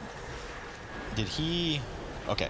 I thought he aggroed the mobs over to Gorak Tool as well, but they did indeed drop aggro. We do see one Gloom Horror. Okay, so there's actually, yeah, they did aggro. I was right. They aggroed the last 2 Gloom Horrors of the pack there on top of the boss. I mean, even 2 is quite a lot of damage on the group, can be, along with the Slavers that spawn on Gorak Tool. So we do see as much CC go down for them as possible. They have popped Bloodlust, so they're trying to just kill them off before any splash damage goes with the group. Seeing a good ROP there defensively on Gravity in the corner to make sure none of those jumps hit, and also the Ursul's Vortex prior to that. So I believe we saw the Igloo from 40K, the healer, actually jump on top of the ledge to prevent them from jumping, similar to Atal'Dazar's Juggernauts, who won't charge you if you stand on top of this ledge. So I do believe that's what Igloo did there, and that's a very interesting way to dealing with those mobs, because if they don't jump, they don't really do that much, except, of course, applying the affixes, which is necrotic and bursting. Think about the tank sticker. They actually do a lot of tank damage in Fortified, but nonetheless, nothing a beefy Prot Warrior can't handle. Down to 45% now for Gorak Tool on Copenhagen's side. We still have Bloodlust available for 40K at 50% HP. I'm going to go out on a limb here and assume that they're saving it for some kind of similar method EU pull upstairs, which is a really dangerous trash pack with Necrotic and Fortified. They need to make up their percentage remaining somewhere. Copenhagen also still has 4% left, which will be made up on the Horrors prior to the Gorak Tool boss encounter. Yeah, so as you said, it's probably in the trash to do later, because 9% is quite a bit that they're missing. So, but if that means they have to backtrack all the way like Method EU did, it is going to cost them quite a bit of time. So we do see the Gloom Horrors. They're actually not waiting until the boss dies. They pull the Gloom Horrors right on top of Gorak Tool, try to cleave it down with the rest of the boss. There are 3 of them in there right now. It is the remaining percentage that they need, and Gorak Tool is dead. So now they only really need to deal with the rest of the mobs here. We can see Gravity kind of kiting back and forth to make sure that not all mobs hit him at the same time. 2 Gloom Horrors have hit here, and now they're just looking up to clean the rest of this trash. Yeah, so once they kill the trash, they're gonna have the percentage. So Copenhagen, I don't want to say clean performance, because both teams had some hiccups, but Copenhagen probably ended up having the better route and just had a better execution. Yeah, I mean, ultimately, that's certainly what it came down to, but a bit of slop play. It was a bit of a slugfest, this last dungeon here for the 2 teams. The Copenhagen interpretation will